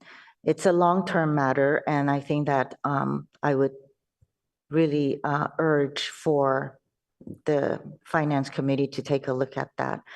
The other thing I have on my list is Eleanor Pardee Park, the bathroom. How did we come up with the other 4 bathrooms to be installed in the order? Because we've been receiving a lot of letters on that. Can you rephrase the question, please? Yes, so my understanding from reading the report is that there's 4 bathrooms that's slated for installation in this cycle of our budget. How did the lineup come up, and when do we expect for Eleanor Pardee Park to have a bathroom? Let me suggest, Councilmember, that we've also seen the emails, and so staff will certainly dive into it in more detail with the Finance Committee and include that as part of our report out. Basically, I can say that the priorities for the restroom construction has been a multi-year process, and so we really want to simply provide that context as a part of our report out. And of course, I have asked in our priority setting that matching gift to Ability Path for their facilities at Mitchell Place be considered. So I hope that this is, I did see a supplemental report, and thank you, Ms. Lai, for pointing me to it. So I look forward to seeing that happen so that their facilities for addressing art for their programs can be opened at the same time as the residences. Lastly, I know that you have already put on that there's going to be 20 FTEs that are going to be recruited. But I also see our code enforcement offices as very lean. And I think that that is a department that we should actually be looking at supporting and having a more robust number in there. I did hear at a Finance Committee that there is conversation about the Palo Alto TMA and increasing their funding. I do think that I would like to see more and funding them in order to remove parking on El Camino. I would like to also know how that would affect the businesses that, and I would hope that that is not a already determined move in order to say that in order to have parking removed and it's not already predetermined by having Palo Alto TMA address this issue. For now, this is it. Thank you. Councilmember Lithcott-Hames. Thank you for the presentation. Appreciate it. Want to acknowledge I'm not on the Finance Committee and have not yet read the budget books. Looking forward to playing my role when it comes back to council. So I'm only going off of what you have presented tonight. I may therefore ask questions that are really resolved if will be resolved once I understand the bigger picture. I find myself wondering about youth. And for instance, last year when Director O'Kane came and presented seeking funds for mental health, for youth mental health. There was not yet a specific program or set of efforts attached. And on the Finance Committee, we said, you know what, let's defer that until there's something specific. Obviously, it matters. It's a priority for everybody up here. But we need to know where we're going to spend these funds. And so not seeing the word youth in these slides, as far as I can tell, I would love to know whatever it is you're able to share about our efforts to support youth mental health in the coming fiscal year. That's one question. Why don't I ask that and we'll go from there. Thank you, Councilmember. So if you'll recall, we did add some funding as mid-year in fiscal year 2024. And then we included that in the 2025 budget, about $100,000 to fund youth programs. Great, thank you. And I want to associate myself with Councilmember Koo's questions and remarks around Fire Station 2 and Eleanor Pardee Park bathrooms. On the bathrooms front, yeah, I live near a park. I live near Juana Briones Park, which did not have bathrooms for quite some time. And I remember the struggle being a mom of little kids who, you know, needed to find a restroom. And there were neighbors nearby who said, we didn't need restrooms when we were raising our kids. And it's sort of pitted as this, the current generation is weaker and has less bladder fortitude than prior generations. But somehow it seems to have become more of a standard that parks of a certain size and a certain community would offer restroom facilities. So I know that's one of our more traveled public parks and would really love to see people be able to enjoy the park and attend to their biological needs. My last question is on the buckets of money associated with Measure K. I know that originally these three buckets were articulated as being sort of equal worth. And I'm seeing here that as we scale up to fiscal 26, affordable housing and unhoused services is only at 1.7 million. I don't know how to interpret those two asterisks. Could you help me understand why it's not at 3 million like the others are? Sure. So we have been appropriating funding for this funding source based on the availability of programs that we are funding. So essentially, we have extra money there that we could allocate to programs once council deems them as an affordable housing project that we could use those funds for. So I guess another way to say it is we have for the public safety and for the transportation, we have enough money to spend all of those sources. For affordable housing, we don't have enough projects eligible yet to apply to that source. Thank you. So perhaps, City Manager, could you help me understand what might be up next in that category? Would it be a downtown parking lot project, for example? Well, there are a few options, and I think we've just started the conversation with the Housing Committee on what those might be. You might recall we had what was called a NOFA, a Notice of Funding Availability, that staff had been working on. I think we're revisiting the timing of that, but there are a number of affordable housing projects that are in the works, in the pipeline, so to speak, that would be eligible for use of those funds. And is there any way to say, hey, we only allocated 1.7 million in 2026, so in the next year, when affordable housing is ready to take the funds it is due from Measure K proceeds, do we retroactively give it to affordable housing? Excellent question. Thank you so much. So in accounting, we are going to have proper controls to ensure that we are setting aside funds correctly, and the balances will be monitored, and any balances will be brought forward accordingly so they can be used discreetly in accordance with these guidance. So yes, certainly. Thank you. One last question. Our assumptions around vacancy rate have been a subject of some interest in the Finance Committee as well as in Council more broadly. I'm not sure if I missed it here, but can you tell me what vacancy rate we're forecasting for fiscal 25? Yes, we're forecasting 5%, up from 3%. Okay, thank you very much. That's it for me. You're welcome.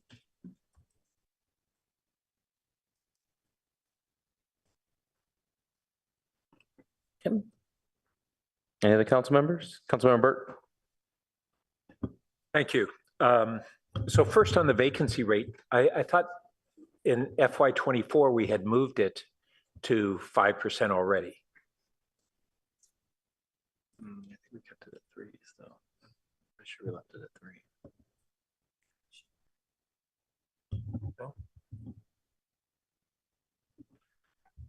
Councilmember, I believe we kept it at 3 for 2024, if I recall. Oh. Yeah, okay. And our current vacancy, or we've gone from what vacancy last year to the current vacancy? Thank you for the question. And also what's going to be published either late tonight or certainly tomorrow morning will be an Apt Places memo for the Finance Committee, of which is an expanded conversation about vacancy.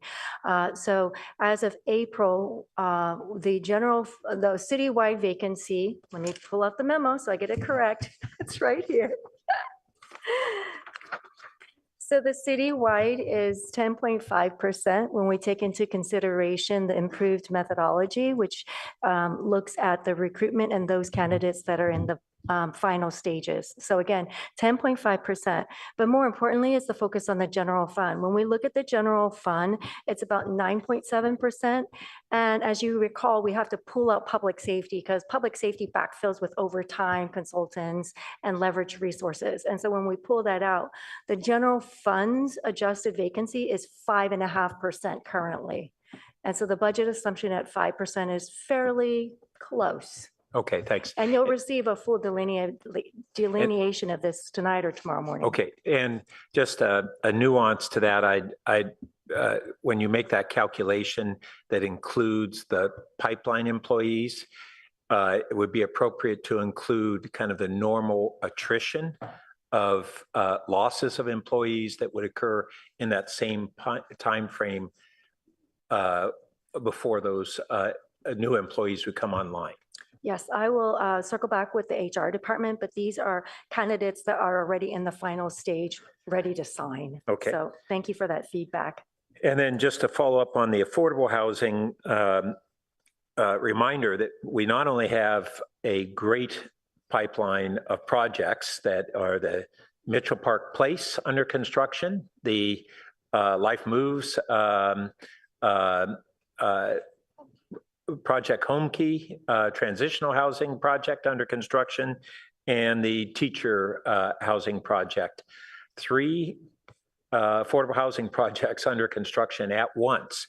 And in the pipeline, we have the charities housing proposal that's going through approval project, very large one on El Camino. We have the land at the former Fry's site, the acre of land there. And then we have the downtown proposal that the city manager said is out for request for response from parties. Not to mention that we have outside of that, not seeking funding, is the private, what is called a teacher housing project on El Camino. So what we actually have is with the Measure K, we more than doubled our local annual funds for affordable housing. And even with that, our local share is far below what we need to have, not only to support these projects in the pipeline, but even far further below what is the state mandate under the RENA allocations, which is 40% of our housing, or about 2,400 units over an 8-year period, that are low and very low income housing, plus another almost 20% that are moderate income that essentially really need some lesser subsidy in order to be built. So we have at the same time virtually the highest volume of affordable housing projects in the pipeline in decades, and the largest funding ongoing that we've had, and the funding and the projects both fall short. Big disconnect. On Pardee Park, my understanding is that that was actually, the restrooms were removed from the project list because of some neighbors objecting to them. And that was the reason, not because it was determined that the need for restrooms at Pardee was less or not strong. It's actually, second largest neighborhood park, not our district park. And then in response to a question, staff responded that the gas transfer issue that the mayor asked about on, we're still not proposing to transfer up to the eligible amount for Measure L, is one-time funding. But I didn't understand that. If it's increased toward the permissible level, that would be ongoing. That's not one time, is it? Yes, great question, because I went around about this too myself, coming on board and learning. So we have this opportunity right now because of a price spike. And so that's why we have this opportunity. But as we phase into the 18% and the prices are correcting, this is not an ongoing amount of transfer. Right, as you may recall in the Finance Committee, when we presented the different utility rates, and then there was a schedule for the gas fund, and there was a schedule that showed a line chart for the transfer, showing a big spike, and it comes back down, as you may recall. That spike, that area within that line chart is what we're talking about, that one-time money. So if we do take any of that transfer, that is one-time money that we should think about as we appropriate towards one-time initiatives or use. Okay, I'll be interested in looking into that. It's not exactly how I remember it, but you may be correct. Excuse me, wait, Paul would like to follow up. Is that okay? So the plan for the gas transfer is to actually phase it into that 18% by fiscal year 2027. And so the one-time funding is essentially, we can increase it this year to get it closer to 18%. But by 2027, we will be at that 18%. So we won't have any extra gap. Okay, that helps, that we already have the ongoing increase built into the budget, but just simply not for FY25. Correct. Yeah. Okay. Correct. It'll show up in 26 and 27. Got it. Okay. Thank you. I will note that a question, and I'll dive deeper in this. Mayor, do you want me to cede the floor? Or? Let's try to get all done in one round. Okay. Is only a 1.4% increase in the utility users tax, which surprised me given the rate increases that we have. And so I don't know if staff will be able to give any guidance on that tonight, or we need to wait until the budget discussion at finance, but a 1.4%, I should have said, increase despite this year, I think, in aggregate of 9%, and I didn't break down out of the categories that are actually subject to the utility users tax. what the increases are, but I think they're in the same ballpark. So I don't understand why that increase is so low. Yes, thank you for the question. We'll have to get back to you. The revenue manager isn't with us tonight, so we'll take a deeper dive because there's different categories. So thank you for that. And then I want to note that we don't have in this budget, to my understanding, other than one upgrade of a position to a police lieutenant from a different police department lower position. We don't have a net increase in public police department staffing, and we're still below pre-COVID staffing levels in police. Now, we have a long list of unfunded projects and areas that we all would like to see funded, and the dollars aren't going to be there to fund anywhere near all of them. But I did want to put this out on the table as a real consideration, given really, I think, how much the community is concerned about public safety at this time. And then I'm sorry. Oh, sorry. And then I just wanted to comment on we have this somewhat confusing two reserves of our traditional budget stabilization reserve, which is in good shape, and our budget uncertainty reserve, which was created a year ago. And there's not a lot of clarity as to, well, why do we have two reserves? Where do those dollars come from? Why do we have that? And what's the purposes of it and the time frame at which it will remain? And my short answer is that as we came out of COVID and the severe economic disruptions from COVID, and then the very abnormal economic uncertainties as we were coming out of COVID, we went with what is normal, sound city budgeting process of being conservative to having a greater than normal uncertainty and unknowns, therefore higher risk, therefore needing to be probably even more conservative than we ordinarily would have been. Out of that, our recovery was in fact stronger economically than we had projected, and significantly so in FY 21, 22, 23, I think, my memory serves me correctly. And that meant that we had some big, essentially surpluses through FY 23. And we looked at our projections that we weren't restoring cuts to services in libraries, in police, in fire, like we would like to. And then we had the funds to do so, but they weren't necessarily ongoing funds, especially prior to getting the funding from Measure K, where we have an additional $3 million a year to service restoration. So a portion of those surpluses were put into this budget uncertainty reserve with a deliberate plan to use them over 2 years to allow us to front load the restoration of services, library staffing, police, fire, and others, while we projected that we would be able to roughly be able to retain them. It's a little bit of a risk that we took.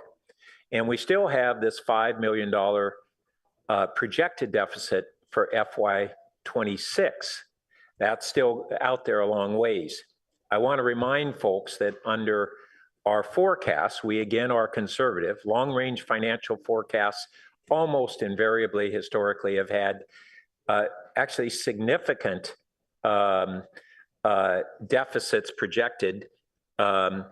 These that we have in our current long-range financial forecasts are ones we're going to have to deal with, but they're actually less than a number of prior forecasts.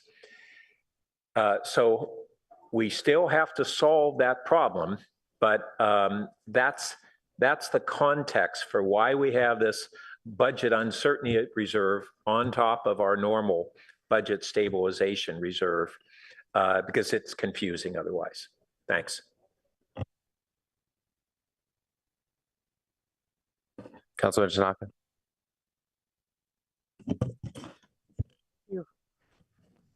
You guys hear me? Yeah, thank you for putting this together. Let me share my screen here.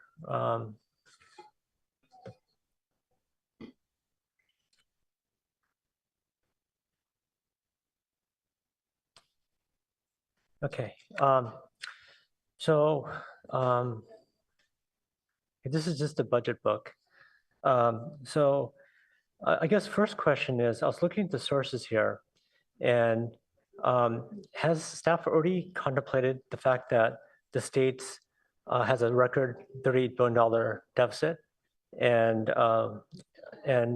is this being reflected already on this drop, or is it still to be contemplated, or do we know?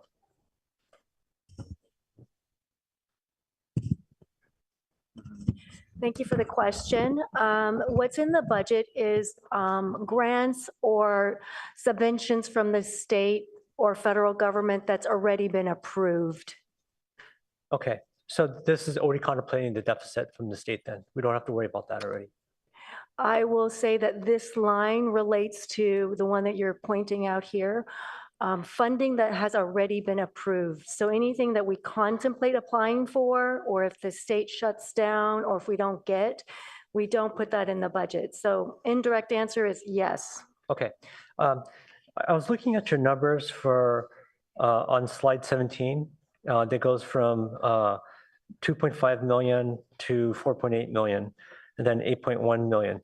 And as you probably know, pretty much every major tech company in the area, including in Palo Alto, has had layoffs. You look at Tesla, record layoffs, look at layoffs from almost every single company. And they're trying to shed space like crazy. So I was just thinking about how, is this contemplating the fact that a lot of the companies in our city are shedding square footage? Thank you for the question. The slide is referring to the Measure K business tax. What you'll see here, as you may recall, is the phased-in implementation. So we had a 3 years phase-in implementation where the first 2 years were about 50% growing to 100% of the effective rate. So that's what it's showing. Our anticipated ongoing revenue is about 9.6 million for that revenue. So it's contemplating the phase-in. Okay, but is it contemplating the drop in square footage from our companies? Not at this time. Okay, do you think you should? As we get more information, this tax is in the second year of implementation. So we are continuing to work on gathering a lot of useful information and data and improve the projection. So yes. Okay.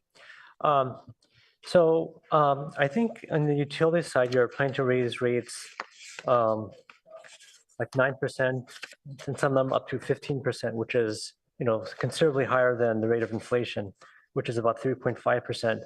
But when I looked at our utility purchases, right, our utility purchases look like, let me see this down here. Utility purchases look like it's actually going down, right?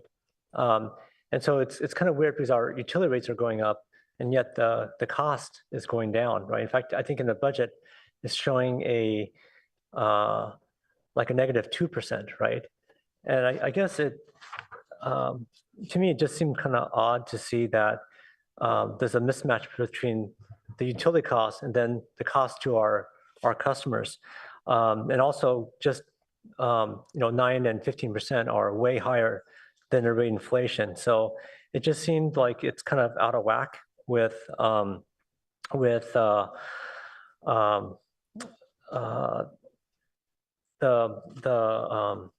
inflation rate and just our cost itself. So I don't know. I think we need to reconcile that. And then the other thing I looked at is commercial real estate are down, and in fact, some of our landlords are starting to file for bankruptcy just because they can't rent out their properties. And yet I see on the revenue side that there's a fairly hefty, Well, I guess real estate doesn't really sell, I guess, they sublease. And so I guess I'm just trying to think of, the, I guess a document transfer tax is probably mainly just residential. Is that right? Not too much on the commercial side? It's both residential and commercial. Okay, because I would think the commercial buildings got to be dropping in price. There is an acute volatility, yes. Okay. And have you already factored in the drop in commercial prices? The revenue manager isn't here tonight, but I will take the question and get back to you. Okay, thank you, appreciate it. And then the other thing that I found really alarming is on the expense side, okay, so I guess this graph here is pretty good. This graph shows you the one area that we're getting continual high growth in is the salary and benefit expenditures.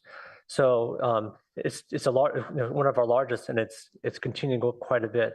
In fact, it's going up according to your chart here about 6.7%, which is double the rate of inflation. And so I question, this is one of the largest expenses the city has, yet it's going at twice the rate of inflation. And it's been doing that for a while, right? If you look at this historically, this is a 3-year graph. It keeps going up. And so it's something which I think is unsustainable if it continues on this path. And I saw the idea of trying to get another 20 heads, and I understand that some of these are important. But what I've noticed is that, and I couldn't find the graph, but I think you guys produced a graph upon my request a while back of showing that how many vacancies, and we pretty much have vacancies continuously, and sometimes a large number of vacancies. And so I just wonder whether we should, rather than increasing the heads, take those vacancies and move it to where it has to be. Because some of these departments have had vacancies for years, multiple years. And if you couldn't fill them for multiple years and we're still functioning, maybe we don't need those heads. So I would advocate for transferring those heads from where we have these kind of permanent vacancies to where we really need them. And then I was looking at this graph, and I thought it was really interesting, this pie chart here. So net sales is the largest revenue source, right? Utilities, basically, the utility bills, which were jacking up another 9 to 15%. And then the second largest, because this is kind of a catch-all for a bunch of other miscellaneous stuff, but the second biggest, and it's this blue one, I think, is taking from our reserves. Is that right? Is that the second largest source of revenue? Keep in mind, we also use that for capital projects as well. So okay, it just struck me like that the second largest revenue is from our reserves, and it doesn't seem to bode well, I think, for the city to be reliant from taking from reserves. And also the other thing I was looking at is, we show on this chart here the rising utility rates, right? So that's definitely skyrocketing here. But the thing I don't see here is I don't see the taking of reserves. And I was just wondering why not? Or is it on here? I just can't find it. are you referring to the bar chart? Yeah, the bar chart, because it's here on the pie chart, but I couldn't find it here on the bar chart. Yeah, I'm scanning it right now. Okay, Paul's indicating that's not on there. Okay. I also want to speak to, and then the finance committee. Well, will hold go- on, I'm running out of time here. Oh, So go ahead. yeah, you could talk after I talk, but I'm on a shot clock here. And then, I think the other thing is if you look at our neighboring city and their revenue sources, one of their top revenue sources is renting out city property at market rents. And I think we should absolutely do that. I mean, I think it would really help us a lot. I look at how much we get from rentals, and it's like, almost a rounding error here, right? And so I think we should adopt what Mountain View does and aggressively rent out city property. That's all I had. Thank you. Okay. Oh, Councilman Coe, I see your light on. Was that a mistake? I'm sorry. Just really quickly. Okay, great. Wanted to keep it to one round. I want to apologize to the team. I just mentioned Ms. Lai. Thank you for your presentation.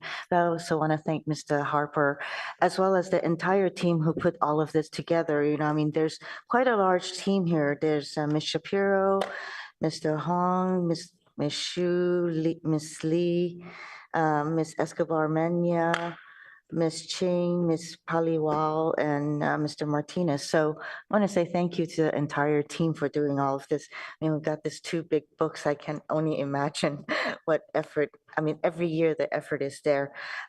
Just one more thing is, we talked about affordable housing, and we have that Home Key project, which is actually a very big project. I was wondering if there might be a way for us to recognize what kind of funding is necessary. Is there a way to put together a chart of the funding sources in order to get the Life Moves Home Key project? What are their funding sources? So at least we have an expectation and knowledge about how much we would need. Is that something that you can put together to provide us? I'll take the request. I'm not sure if we can, but I'll certainly take the request and bring it back to city I staff. appreciate that. Thank you so much. Of course. Councilman Vinker. Yes, I just wanted to very briefly say thank you for the presentation. It's amazing how quickly you've gotten up to speed on our budget and all the details and the specifics, and can answer questions about times before you were here. So thank you so much for doing that. Just want to make a very, very quick point. A lot of my colleagues mentioned Eleanor Pardee Park and the request for restrooms there, and talked about the high use of it. I also wanted to point out that there's the entire community garden area right next door where people can be for hours working in their garden plot, and the master gardeners and all that program. So it's an additional basis for that need. And so it'll be interesting to talk about it when it comes to finance. But thank you so much for your presentation. All right, thank you. Let's go to public comment on this item.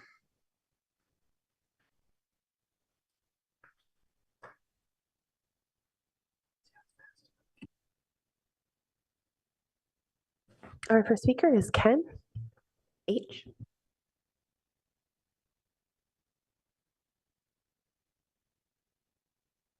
Ready? Yeah, hi, everybody. Ken Horowitz sitting through another long meeting, but you know what I'm going to talk about.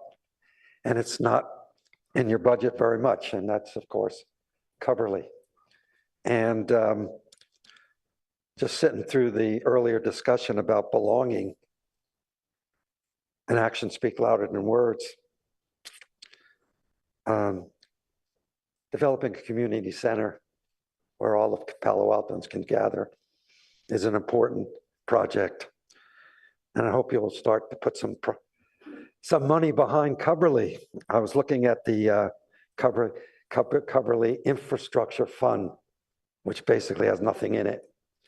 And yeah, when we look at Coverly, and I hope in the next few weeks as you review the budget, and I know it's a long budget, it's 700 pages, lots and lots of capital projects. But we've been waiting a long, long time for Coverly. You've owned Coverly since 2001. It's 23 years. And nothing's been done. And there's no money in there. So what are we waiting for? What do we have right now at Coverly? If you look at the facility inventory, we have 8 acres. We have 22 artist studios, 3 dance studios, 2 schools, and 2 childcare facilities. That's it for a community center. It's nothing. Go to Mountain View. Go to Menlo Park, see what they're doing. I'll be at the Finance Committee tomorrow, 9 o'clock. So I don't know who's on the Finance Committee this time, but I'll be there, and I'll be speaking a little bit more about Coverly. But we rent facilities as well from Palo Alto Unified School District, and yet we're paying for the financing of the repairs. We're paying for the roofs. We're paying for the turf. We're paying for the restrooms. We're paying for everything.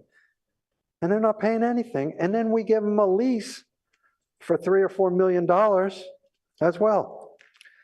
It makes no sense.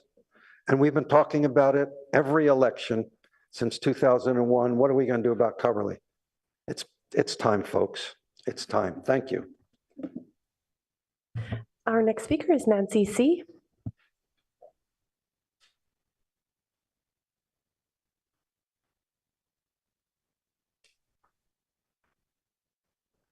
Good evening, Mayor and City Council. I come here today as a business owner and also a member of the Palo Alto Chamber of Commerce Board of Directors. As we all know, a strategic priority for the city is economic development. We all want our city and businesses to recover, grow, and thrive.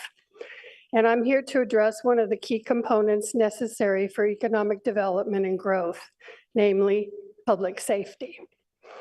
As a business owner in Palo Alto, I cannot emphasize enough that our businesses cannot be successful without the community, residents, employees, and visitors feeling they are safe in our city.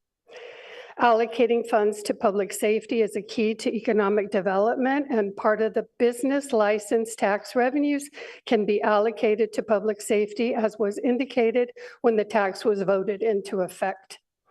Funds should be distributed to support recruiting police officers to ensure public safety, and additional funds should be dedicated to more officers on the beat for business and retail districts. Harassment and unlawful behavior on public and private property, organized retail theft, car break-ins are all areas of great concern to the community, resulting in shoppers and diners choosing not to visit our retail shops and restaurants. We're very lucky to have Chief Binder leading our efforts for increased public safety while the police are doing their best, but they also need the additional funds necessary to do the job.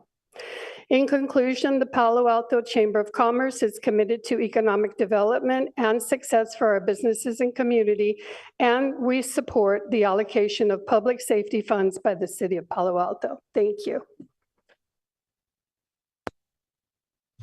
Our next speaker is Aram J. So I've noticed, and it's not a criticism of any particular staff member, but now I keep hearing this euphemism that we're going to have a high-level conversation. What they actually mean is it's going to be a superficial conversation. And so I hate that term, high-level conversation. All of it, I immediately know that means a superficial conversation, okay? A short one, a quick one. And I also hate that term, a deep dive. Well, this, come on, folks, let's be honest with our language. The last speaker, I'm on the opposite side here. We have a public no safety department. We need to be putting those monies into youth resources and jobs so people don't feel like they have to do thefts for survival in this economy. We got to we need to defund the police. And when I say that, really what I mean is reallocate major portions of their money into youth programs, jobs programs, etc. And then the ultimate hypocrisy today is to hear somebody that I voted for and supported up on the dais, Councilmember Lithcott Haynes, talk about, we need more money for youth mental health, while she could have been leading the charge for a ceasefire in Gaza. Because what's happening is your unity statement, I didn't get a chance to hear all of it or any of it actually, but I understand that you're talking about adults being role models. You're not being a role model for youth mental health when they're seeing that you won't talk about stopping the genocide of thousands and thousands and thousands of children in Gaza. So don't tell me about how interested you all are in mental health of youth. You're letting this go on. So let's talk about the police budget. It's way out of control. You want to put more money? What is it? 40% of our budget, our general fund goes to law enforcement, and the Chamber of Commerce wants more. That's an appalling misdirection to go. And then Ed Chicata, I call him the budget wrecker. Let's look at the public no safety building. You guys go behind closed doors because you're so embarrassed to talk about how over budget those kind of projects are. And I got the consultant fee. You saw the public records thing on the housing element.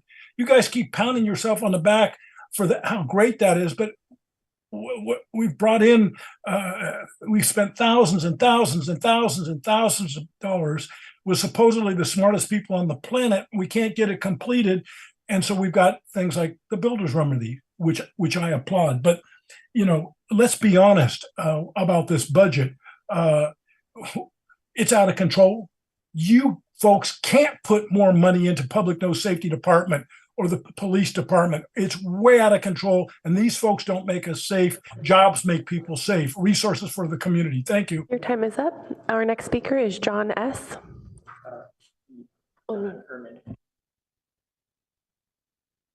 Hi, good evening, Council. John Shank with Thwaites Brothers here. I want to echo what Nancy shared from the same perspective of seeking vitality in our downtown again. And as I've shared with you for more than 4 years now, we need safety and we need cleanliness. We've made some headways. I say you, Public Works has made some headway on cleanliness, and it's much appreciated. There's a way to go. There's a ways to go, but I appreciate the work that has gone into it. And on safety, we've got to enable the police to do their jobs, enable the police to do more, and allocating more money to the budget through the business taxes Nancy mentioned, or anywhere else you can find the money, is strongly supported by our organization and our tenants who seek the same for the safety of their employees late at night or early in the morning, and certainly for all their patrons and customers. The second thing I wanted to ask is, and I have a request in, but I thought I'd mention it to the council. I'm asking for greater transparency, a greater level of detail in the budgets that are prepared by the city for the University Avenue assessment, parking assessment district. The city's the fiduciary for the district, and we're not getting any details. It's a very, very high level document that's shared with us, and we've requested the details. I ask that you make sure we get them. Thank you for your time. Our next speaker is Jonathan E. Sorry, it's hard to read the screen sometimes. It's Jonathan Ehrman. I sometimes speak to you, particularly in behalf of supporting the arts here in Palo Alto, and I certainly hope that you will think of that when you're considering this budget. It's very ironic right now that suddenly now speakers have, now that we're on budget, speakers have 3 minutes to speak. Earlier with public comment, they're limited to 1 minute. There are 4 speakers left. Would have been like, what, 5 minutes? And the mayor Mr. Ehrman, please stay on subject. We're talking about the budget. Right, and I mean, you're willing to let people speak for on the budget now when you weren't willing to let them speak earlier. I hope that the city will invest in its arts buildings. Right now, the Lucy Stern Theater is about to close for some renovations, which I believe the money for that is not really from the city budget. It was actually collected over the years from fees that the groups charged, so that when that had reached maturation, that they would be able to replace the seats. And so the current production of Lucy Stern, which will close this weekend, of Palo Players the Music Man, will be the last with the original seats that were built in the 30s. They reupholstered in the 90s, but the seats are going to be replaced by the city. There hasn't been a lot of discussion about this. I don't know how much the public is aware of it. I hope that the city and its budget will bring the arts discussions out there so the community knows what's going on. And if what we're doing to the theater now will last possibly another 90 years, hopefully it will turn out all right, because sometimes it's hard to know to trust the city with these things, because I don't feel that the people who make the decision necessarily about things relating to the art stuff in terms of the budget and stuff are who are really involved in that subject. If not everybody here has seen a production in the Lucy Stern Theater, I recommend you go this weekend to see the theater as it is now, before the historic seats are removed. And I hope you continue to support the arts, and we don't have to sort of force you with pliers to do it. It seems like we really have to, beg and stretch. The auditorium in the Arts Center, which is a place where people would do performances, is very difficult to perform in now, because you took what was the artist green room in there and turned it into office space, which makes it so that nobody wants to do performances there, or groups. West Bay Opera used to do their opera previews there, and they stopped because it was just too difficult to work with the city on that. And I can only assume this is budget stuff with the city. The city wants the arts groups in the theater to perform to work without a city attendant. But if you use the auditorium of the Arts Center, you have to have a city attendant there, and you don't even have a backstage space that you can use, because it's it even said on the wall when you did the renovations, green room in Braille even, but now that's been put over because there's offices there instead. Arts facilities, performance facilities should be devoted to those things, and you should be glad for that, and you should support that with your budget. because we're very lucky to have those. That concludes public comment on study session item 4. Great, thank you. We propose now that we might take our 10-minute break before moving on to our next item. Council agrees? Yep, sounds good. Looks like we need it. So we'll take a 10-minute break. We'll be back at 8:18 to then move on to item 5, the biannual discussion with the independent police auditor. Oh, Mayor, well, I guess we're taking a break now, but just wanted a reminder of the board and commission votes when you come back. All right, thank you.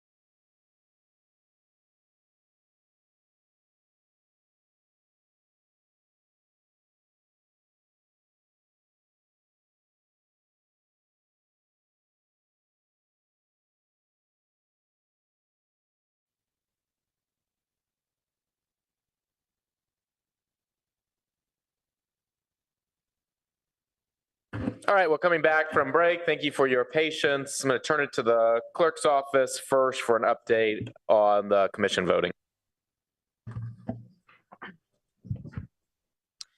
Here are the results for the last round of voting. Unfortunately, no candidate received a majority vote, so a fifth round of voting is necessary to appoint someone. If the council is ready, I already have the ballot prepared and can send that out now.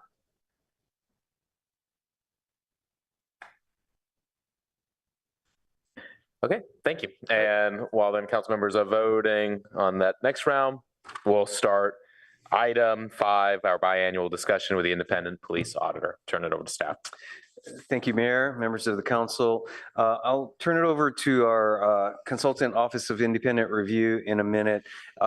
To lead off this session, it was brought to my attention that we inadvertently did not include in your staff report the context for this semi-annual study session. And so if you don't mind, I'll read it out of the contract with OIR. Again, just really to provide some framing for why it is that we have this session and this opportunity for discussion.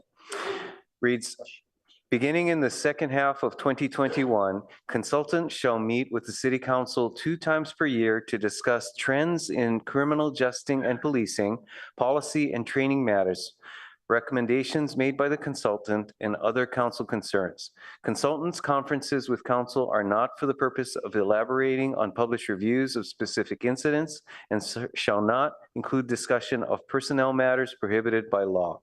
Semi-annual conferences shall be scheduled after publication of the consultant's report according to the availability of council and the consultant. Council may request that consultant conduct additional performance reviews on special topics in light of best practices in the industry.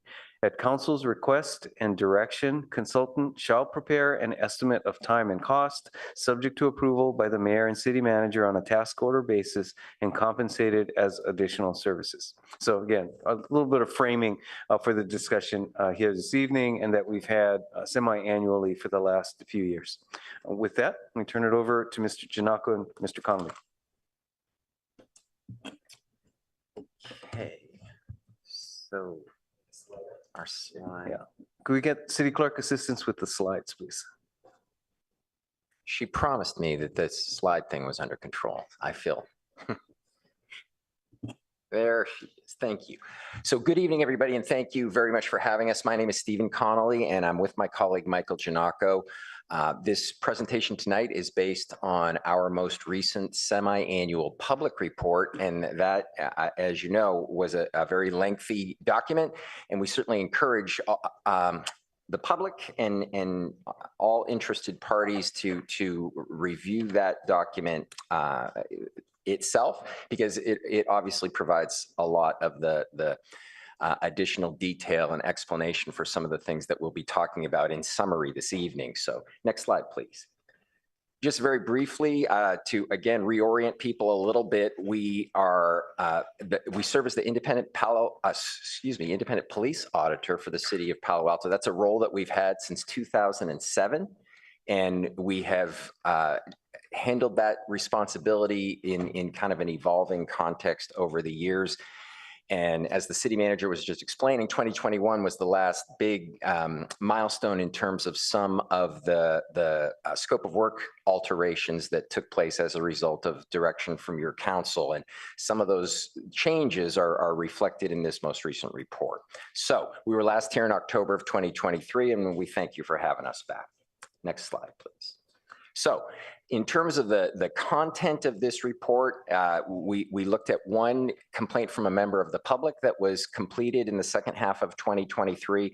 There were 2 finalized cases involving older incidents that took a while for various reasons to make their way through the system. And one of them really made up the vast majority of the report. It was a very complicated matter, probably one of the more difficult and challenging situations in our time of working with Palo Alto in terms of the complexity of it and all of the different moving parts. And so certainly a big part of our presentation tonight will relate to that. There were 9 pointed firearm incidents. Again, that's one of the new things that the department has begun to track in a new way, and that is now part of our scope of work as well. And we looked at 2 internal complaints from employees, from members of the department that were categorized as human resources related issues, and they were addressed accordingly. And we'll talk about that a little bit as well. Next slide, please. So we'll start with appointed firearm incidents. Again, this is a relatively new expectation or requirement for department members, with evolving recognition that the pointing of a firearm really does constitute an exercise of police authority that is worthy of accountability and documentation and review. So one of the themes that, since we've started doing it, is that the department's process has been evolving. It's new to them as it was new to us, and so just getting everybody adjusted to the expectations and making sure everything was being tracked and captured and reviewed in the most meaningful and efficient possible ways has been a little bit of a process. This total of cases that are kind of itemized in this report is the highest total of individual incidents. It's still not an overwhelming number, and some of that number is a function of actually the department doing a better job than it has in the past of capturing everything. Some of the cases that we looked at for this cycle were really older cases. They actually, a couple of them happened in 2022, but they had surfaced in different reasons, for different reasons. And to its credit, the department went ahead and did its due diligence and went through its review process. So each instance where the one or more officers was involved in pointing a firearm, each of those was evaluated. They were found to be consistent with training and policy, which is kind of the bottom line determination. And one of the things that we've really pushed for, and it was a modification since the department began this process, is for supervisors to really look at these incidents in a more holistic way, to see if, okay, we understand why the firearm was pointed, but was there anything about the incident that is a potential opportunity for follow-up, training, counseling, discussion with the involved personnel in terms of what went well, what could have been done differently or better. The department has definitely made strides in terms of formalizing that expectation for the supervisor. We saw several of these that the supervisors actually did a really thorough job of doing some issue spotting and addressing it with officers accordingly. So I think that is trending in the right direction. Next slide, please. There was one complaint case that came from 2023. It was an arrestee who alleged that the officer who was transporting him to jail had intentionally driven in such a way as to cause him to lose his balance and hurt himself in the back of the radio car. And the department investigated that. They were able to reach a pretty definitive determination that no misconduct had happened. And a big part of that was a function of the body-worn camera technology and the in-car camera technology that really did capture the entire transport and showed that the officer had not driven in any sort of inappropriate way, and certainly not in a malicious way. At the same time, and this is one of our big themes, and it has been since we started working with the department, again, it's this whole idea of going beyond the policy determination itself, and if there are other potential issues that emerge during the review, we like to see agencies take the time to identify those and address those, and this was a case in which that actually happened. So it's always encouraging when it does occur, and I think the department has embraced that idea and established that as an expectation for the supervisors who are reviewing these matters. Next slide, please.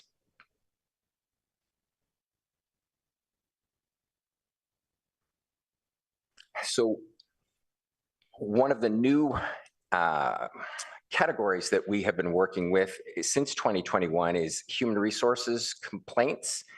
That, again, was a part of our expanded scope of work under the 2021 changes authorized by the council. And these were the first 2 cases since that change in our scope of work that made their way to us. There were 2 categories of case that were involved. Both of them are related to allegations, and these are employee complaints relating to personnel matters within the department. The way treatment by the other members of the agency basically is what it comes down to. And they came into a couple of different categories. One related to unfairness in the promotion process, an allegation of unfairness in the promotion process.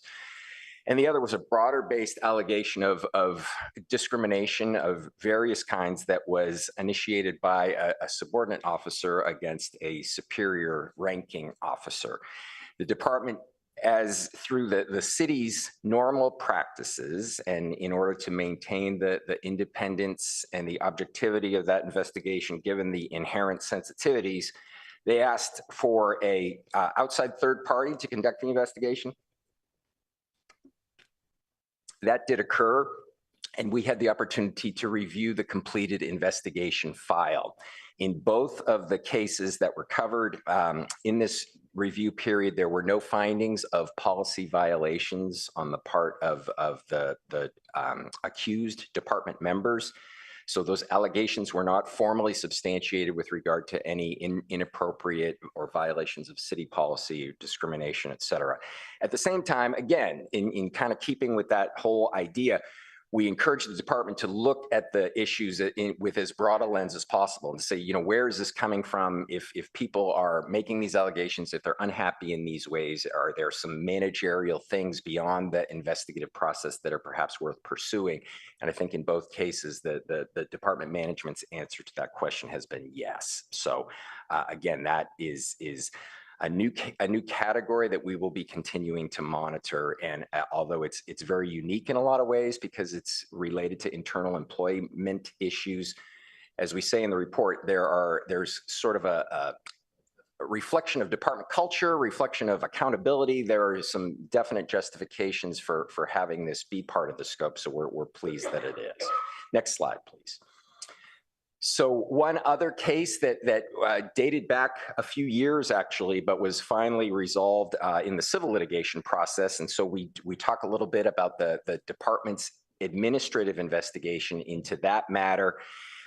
It primarily revolved around the circumstances of an arrest that also had a use of force, but the biggest issue turned out to be a forced blood draw of an arrestee that was actually in violation of policy, and the involved personnel were held accountable.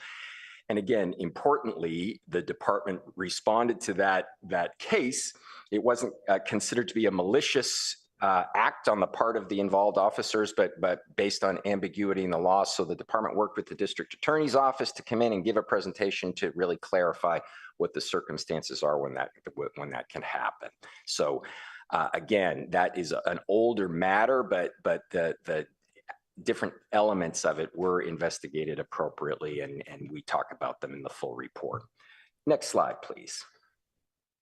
So moving on now, I'm going to turn it over to my colleague, Mr. Giannacco, and this is the case that obviously took up most of the bandwidth in the report, again, because of the complexity and all the different issues that it implicated. So Mike, take it away.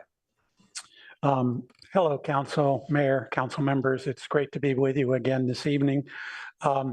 Yes, this was a complicated case with a lot of moving parts, and the report is intended to lay out the facts as they are now known for transparency's sake.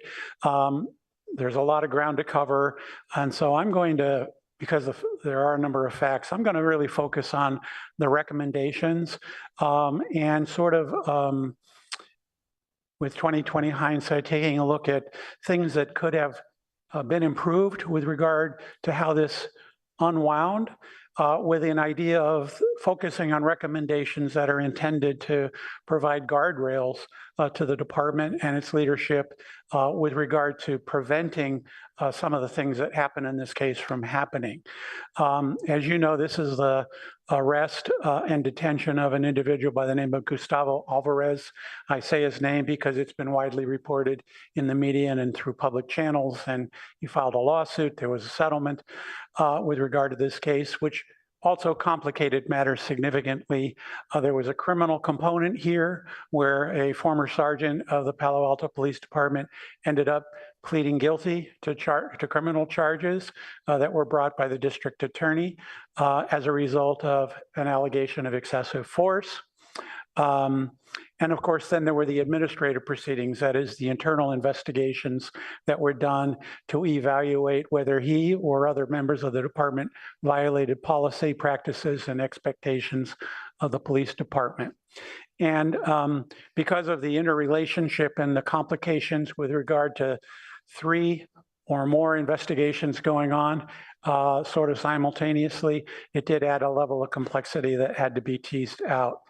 The bottom line is that the department found, the DA found, at least with regard to Sergeant Benitez, and I say his name only again because that was a public press release. It was a public prosecution of that individual, former sergeant, which allows me to say his name. Otherwise, I wouldn't. And that was found. It was found that that sergeant committed excessive force. It was captured on a Ring surveillance camera at the residence of Mr. Alvarez. Unfortunately, there were other members of the department who are also have found to have violated policy as a result of their failure to report the force, the excessive force, the inappropriate comments that the sergeant made at the scene in their presence, which led to significant consequences for a number of other officers, unfortunately, and added a whole level of complexity to this matter. Perhaps the most astounding and unfortunate thing with regard to this case is that after the incident occurred, the department did not learn that Sergeant Benitez had used excessive force. In fact, did not learn that the sergeant had used any force on this incident until 14 months after the incident. And it wasn't through self-discovery that the department learned of the excessive force. It was the lawyer for Mr. Alvarez showing up in this building and presenting to city leadership a videotape from that Ring camera, the surveillance video. That was the first time that the leadership of the Palo Alto Police Department was aware that Sergeant Benitez may have used, or did use force and may have used excessive force. And it was only then, 14 months later, that any kind of investigation of any sort came out from this incident. As we indicated in our report, for us, it was obviously clearly unfortunate that the sergeant did use excessive force on this incident. But perhaps as concerning to us, and I know it was as concerning to the leadership of the police department, was that it went 14 months before this was detected. And I would venture to say that but for the lawyer for Mr. Alvarez coming to this building and producing that video, that it would never have been detected by the police department, which again is sad. And so the emphasis or focus on our report is really what kind of guardrails can be put into place when an individual, that is a first level supervisor in particular, uses force, which may have been excessive force, makes inappropriate comments after using excessive force, and then having other officers on scene that either knew or should have known what was going on and didn't report anything to their chain of command on that day or any time thereafter. That's a problem. So our focus is really on coming up with trying to understand what happened, why this wasn't detected, and whether the department had opportunities to learn about this incident before those 14 months had elapsed and before that attorney showed up in this building. Can we go to the next slide, please? So our recommendations is what I want to focus on in our remaining time. And that again is intended to really focusing primarily on developing additional guardrails to identify unreported force. That is, when an individual on the police department uses force, generally, in our experience, it's reported. There's a force review. It's investigated internally, potentially criminally, and then there's a result that's reached. But what about this case, where a first-level supervisor reports it, doesn't report it, doesn't write about it in his police report, nor do any officers who are on scene ever report anything about the potential use of force, even though there were indicia from a number of officers who are right there on scene where they could have reported it and chose not to. And one of the things we saw, as the report sort of details, is that there were points along the way before that 14th month window where the department had an opportunity to learn about this incident and didn't learn about it. And we talk about the various ones. The one that I think is the most perhaps striking to us based on our review was the fact that when the claim came in, that is when Mr. Alvarez filed a claim seeking compensation for the use of force against him, there was an insufficient investigation into those allegations with regard to the incident. And had there been a more robust investigation once that claim came in, the department could have, in fact, would have likely identified some issues with regard to that incident, because they didn't have the video of the incident itself, but there was other video, including conversations between the arresting officers, the detaining officers, and Mr. Alvarez that indicated something had gone wrong here. Mr. Alvarez had told officers after he had been detained and arrested and before he was sent to jail that he had been beaten up by officers. Mr. Alvarez told officers that he'd been injured as a result of the force that was used on him.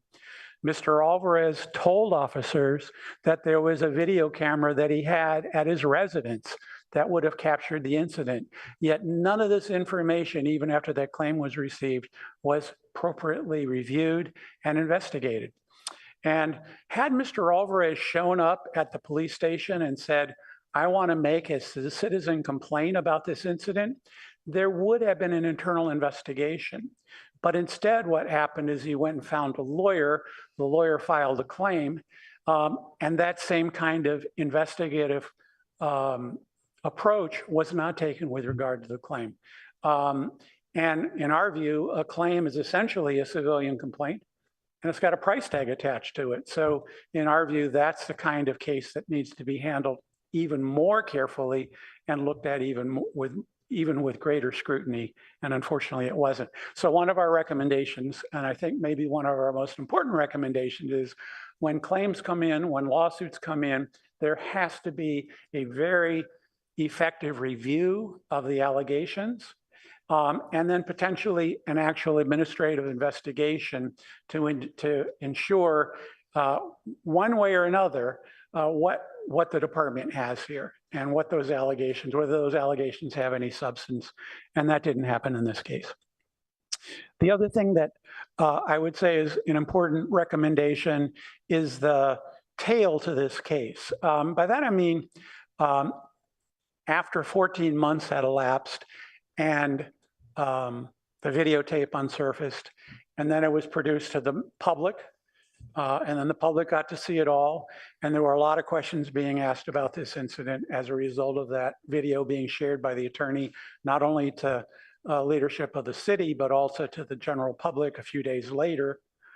There was an investigation started, but then it stopped while there was a criminal investigation, then it restarted. But then because there was criminal filing, the administrative investigation didn't get completed. There was no review for quite a period of time.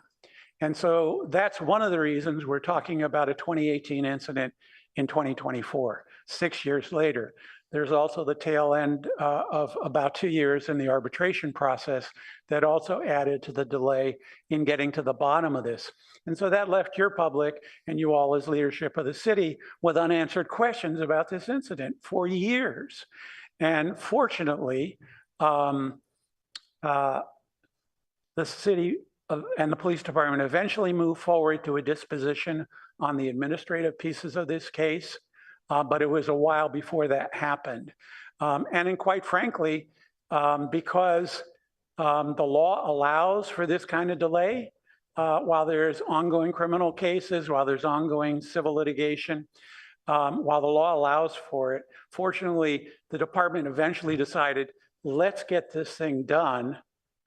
Otherwise, if the department had wanted to extend this out, we could have been another 2 years before we were talking about this case. But that didn't happen, and we finally got to a disposition, and we're finally here talking about this case. Another thing that happened, as indicated in the report, was that another opportunity was lost when the supervisor, the sergeant, wanted to review this, not only this case, but other incidents in which she had concern, in which the supervisor had concerns about the incident. But at that time, the direction from leadership of the department was, we're not going to have you looking around at other body-worn camera footage, even though policy allowed it. That was the direction that was given. So again, that was a lost opportunity. And one of our recommendations is that supervisors, first level supervisors, feel empowered that if they have a feeling that they need to be looking at performance issues of people that work for them, that they should be able to review body-worn camera to do it because the policy allows for it. So that's another recommendation. Could we go to the next slide, please? And that, I think, will end it. There were 13 recommendations of various degrees of importance. I've touched on, I think, what I think are the most important ones.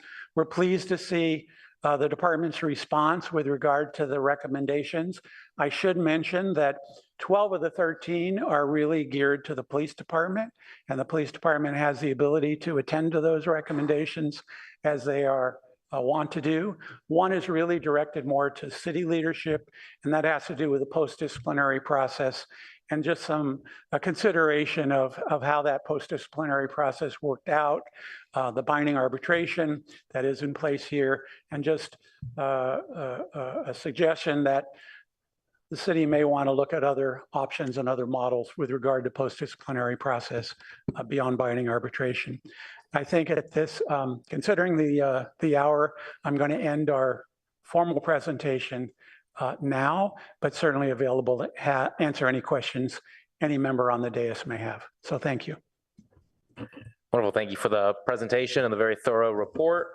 Bring it back to council for questions and discussions. Again, the study session, so no action will be taken. And then after council discussion, we'll go to public comment.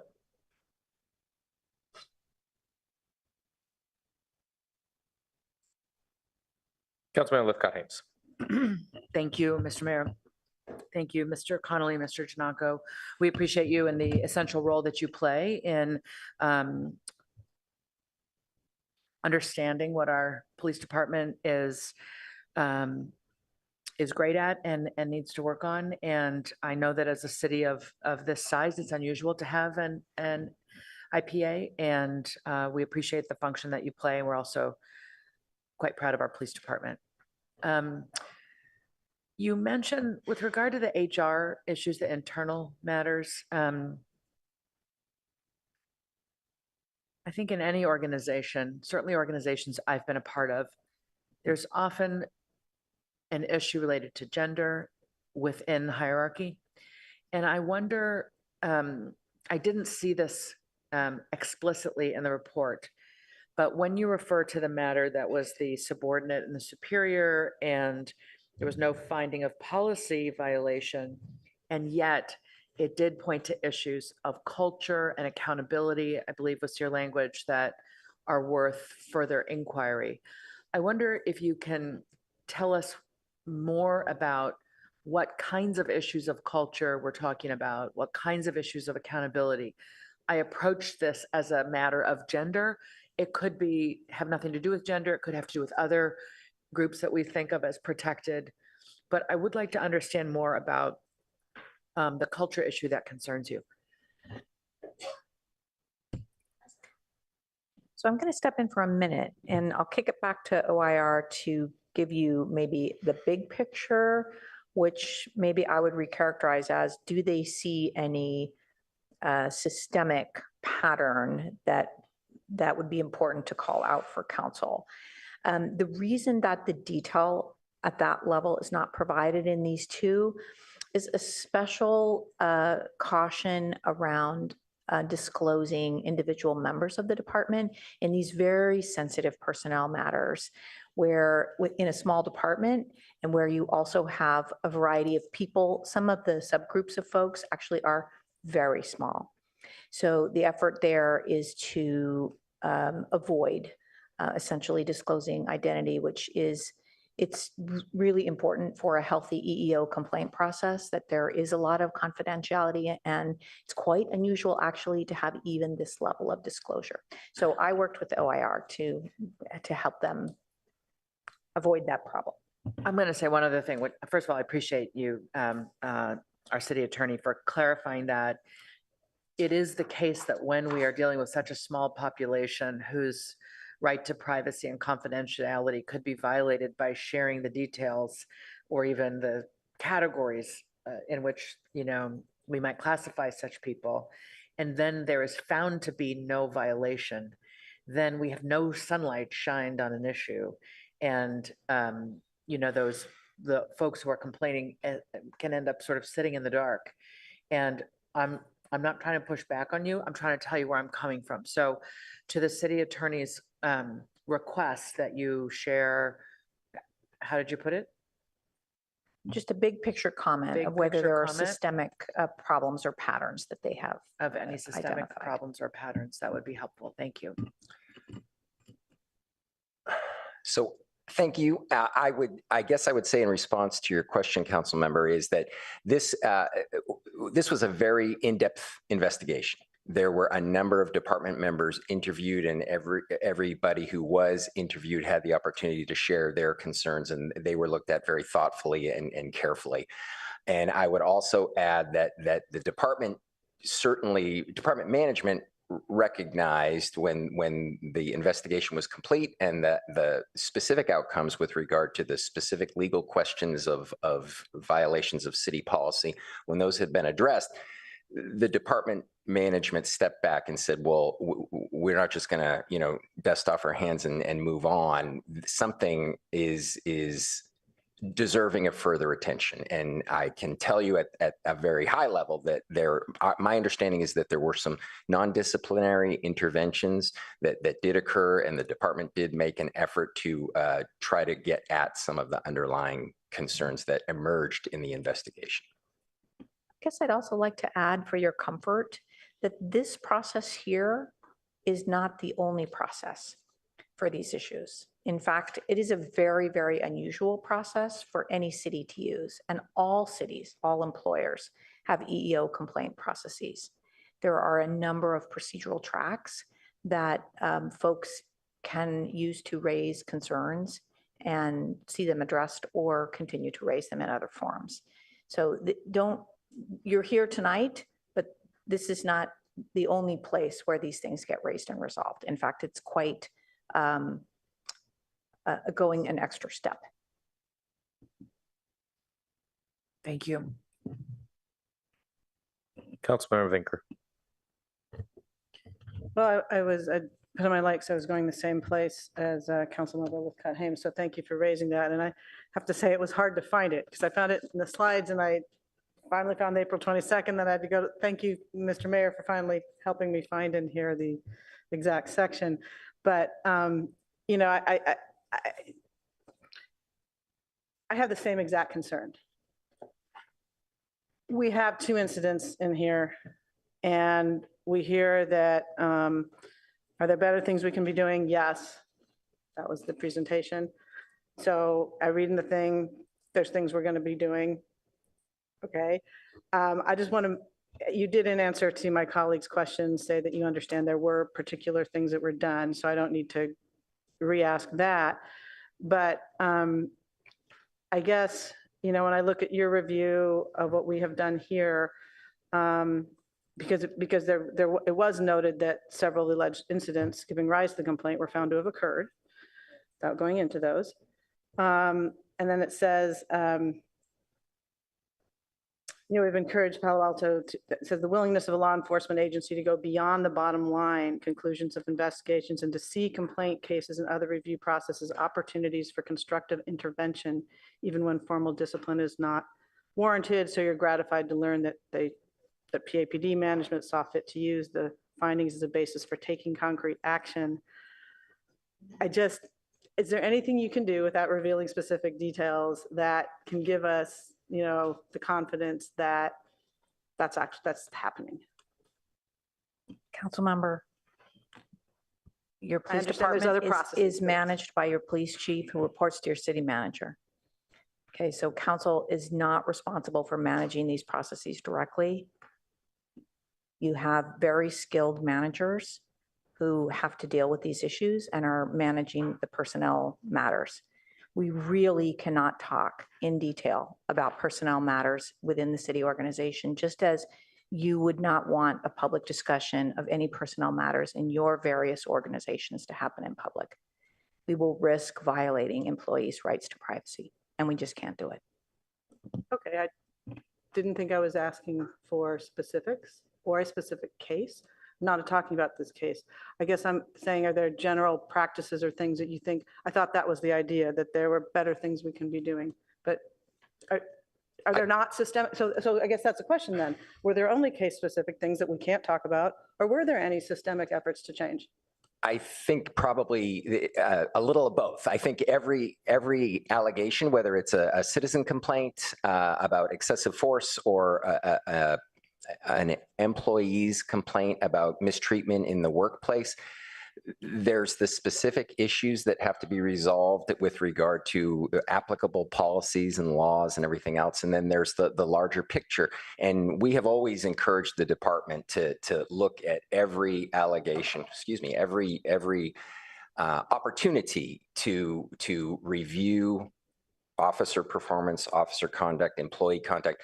Look at it with a wide lens, because the policy part of it is extremely important, but also very narrow in what it can do. So I would just tell you more broadly, we asked the question, hey, are these occasions for taking a look at, and again, it's going to be a case-by-case basis, obviously, depending on the nature of the allegations and the things that emerge from the investigation.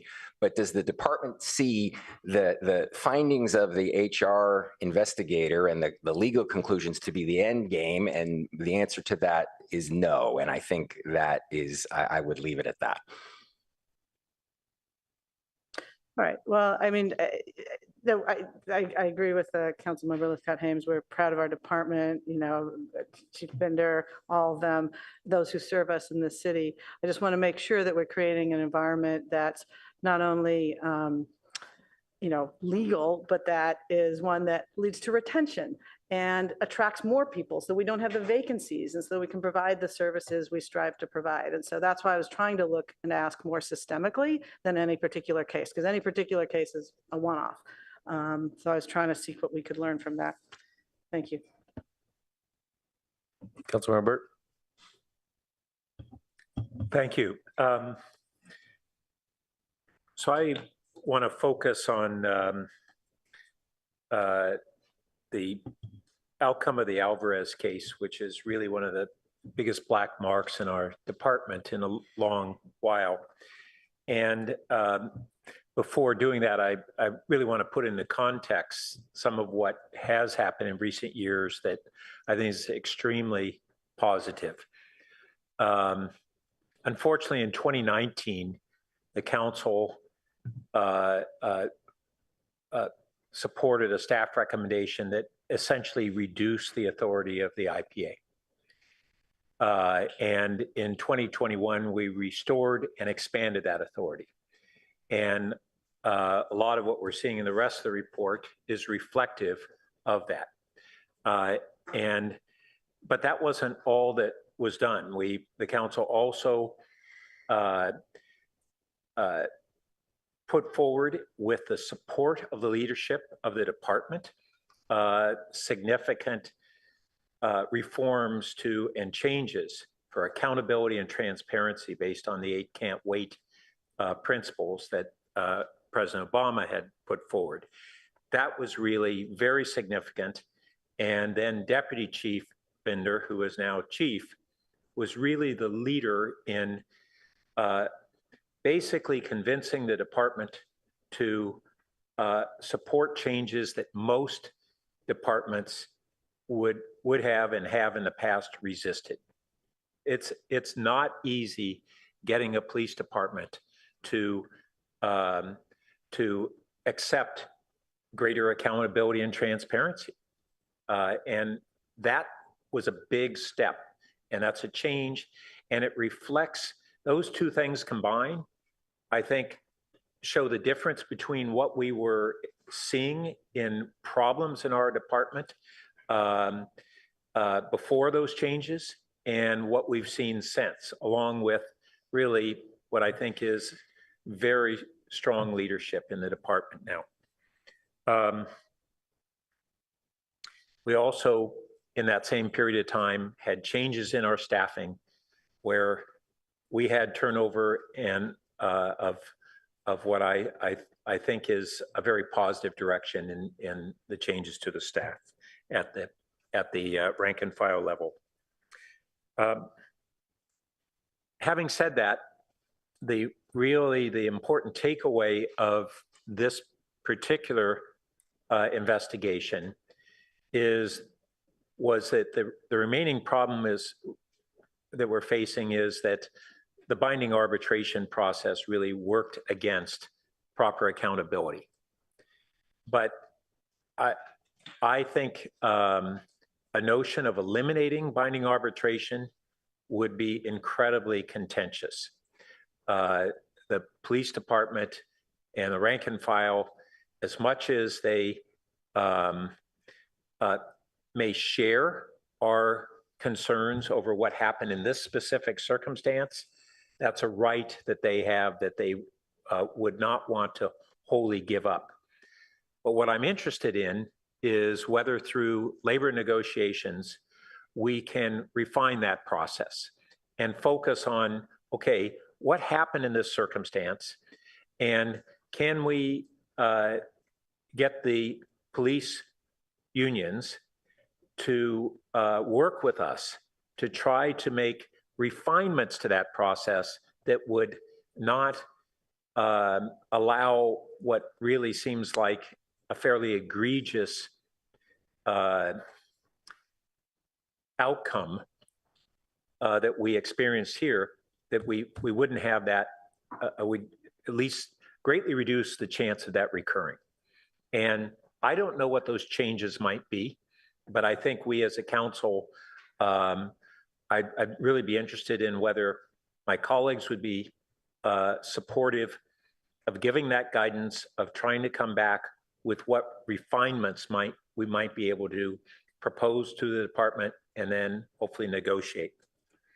And I think there are reasons why the rank and file, I hope, would be supportive. Because when things like that Alvarez incident and others that we had in the same time frame, when they occur, they harm the prestige of the department, and it reflects on the individuals in the department. And the many outstanding police officers that we have bad apples that reflect on the overwhelming portion of our department who are really outstanding officers, not just adequate.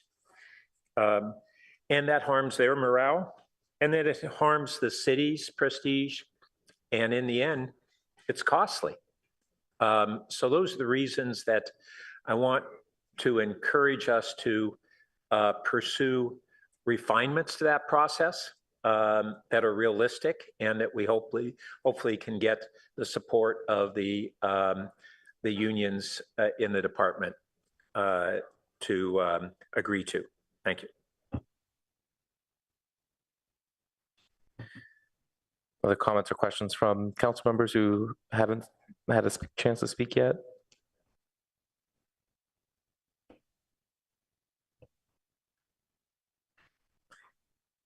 Okay, then just go to, well, one, I agree I'd be interested in looking into possible reforms to that process, as Councilmember Burt put it. So I don't need to repeat that, but I'm interested in that. And I appreciate the questions brought up already by Councilmember Vinker and Lithcott-Hames regarding culture. There were some quotes from text messages that really concerned me, that I think really got to the heart of the culture. But I think that's been addressed tonight. What I'm mostly concerned about is, and especially I got to focus on the arrest of Mr. Alvarez, and reading through that IPA report on this incident, I strongly believe that, well, I strongly believe that the vast majority of our police department are good, upstanding officers. We have several of them in the room right now that I've had the opportunity to be able to work with and get to know. And I think Chief Binder leads the department in a way that really is a lead by example. And I think the change that we have seen at the top has reflected, has really had a great trickle down effect and has been reflected across the department. So kudos to all of them. But I think the problem here, and we've been addressing it, is there are very few professions in the world where you can't just have a few bad apples. I mean, when you're giving people a badge and a gun and the authority to be able to take away people's freedoms, and at times in extreme circumstances, their life, being able to have that authority doesn't give the luxury of being able to have a few bad officers. And there really is we can't have any tolerance for that behavior in Palo Alto or anywhere else. And although I really do want to believe that this was a one-off incident, I just have so many concerns over the silence of it and the subsequent police reports and the delays caused by that internal investigation. And what we've kind of been hearing around is what kind of oftentimes felt like a cover-up to some people. And so really thank God for that private surveillance video that came forward, even though it was over a year since the incident. Otherwise, as our IPA noted, it's unlikely that any of this would have seen the light of day. And I understand the district attorney's office refused to investigate further until that private surveillance video came out. And this was so bad that even the FBI opened up a criminal investigation. So this is a real significant issue. And so one of the area that I was especially concerned, and so kind of form my question around it, on page 13 of the report, the then acting lieutenant recommended early intervention into addressing Sergeant Benitez's behavior based on what she witnessed in the MAV video. But then I understand was told explicitly by her supervisor to leave it alone and not watch the MAV videos anymore. Because I'm not asking for maybe what the specific response was, hoping not to get an objection from the city attorney here, but was that order followed up in your investigation? And did you understand kind of why that directive was given at that time? We have, yes, Mayor, thank you for the question. I think we do have some insight into a changed course as a result of some discussions that were had at the executive level of the department with regard to auditing body-worn camera. The other thing about that is that wasn't explored during the investigative process. I think part of that is because the decision was made to have this investigation handled within the agency, unlike the outside investigations that Steve talked about with the employment cases. And I think that was a mistake because when you have something in-house, that would have required, if you'd have wanted to go there to find out why it was that piece was shut down, you would have had to interview higher level individuals within the organization. And an in-house sergeant or lieutenant can't do that. It really needs to be someone outside the agency. And that's why it wasn't explored during the investigation. Okay, and addressing that would, one of your, I can't remember which number, but one of your recommendations would address that yes. issue. I think if this had just been, once that video came to light, it became evident that there was a problem with regard to the sergeant's use of force. But it also became almost immediately evident that there were other individuals who were there who may not have fulfilled their constitutional obligations. That made it extremely more complicated because it's not just the incident, it's the potential cover-up. And that's when, in our view, it should have been, hold on, we can't handle this. This needs to go outside the organization. Great, thank you. And then I guess just to turn to the chief for just kind of a quick confirmation that that is not the department's ongoing policy to instruct supervisors to not review those map videos. Good evening, Council. Andrew Binder, Police Chief. Yeah, I think Mr. Janalko stated it earlier in his presentation, and that is at the time when that direction was given, the policy allowed for that supervisor to look at the video under those circumstances, and that still exists today and would be my expectation. Great, thank you, appreciate that.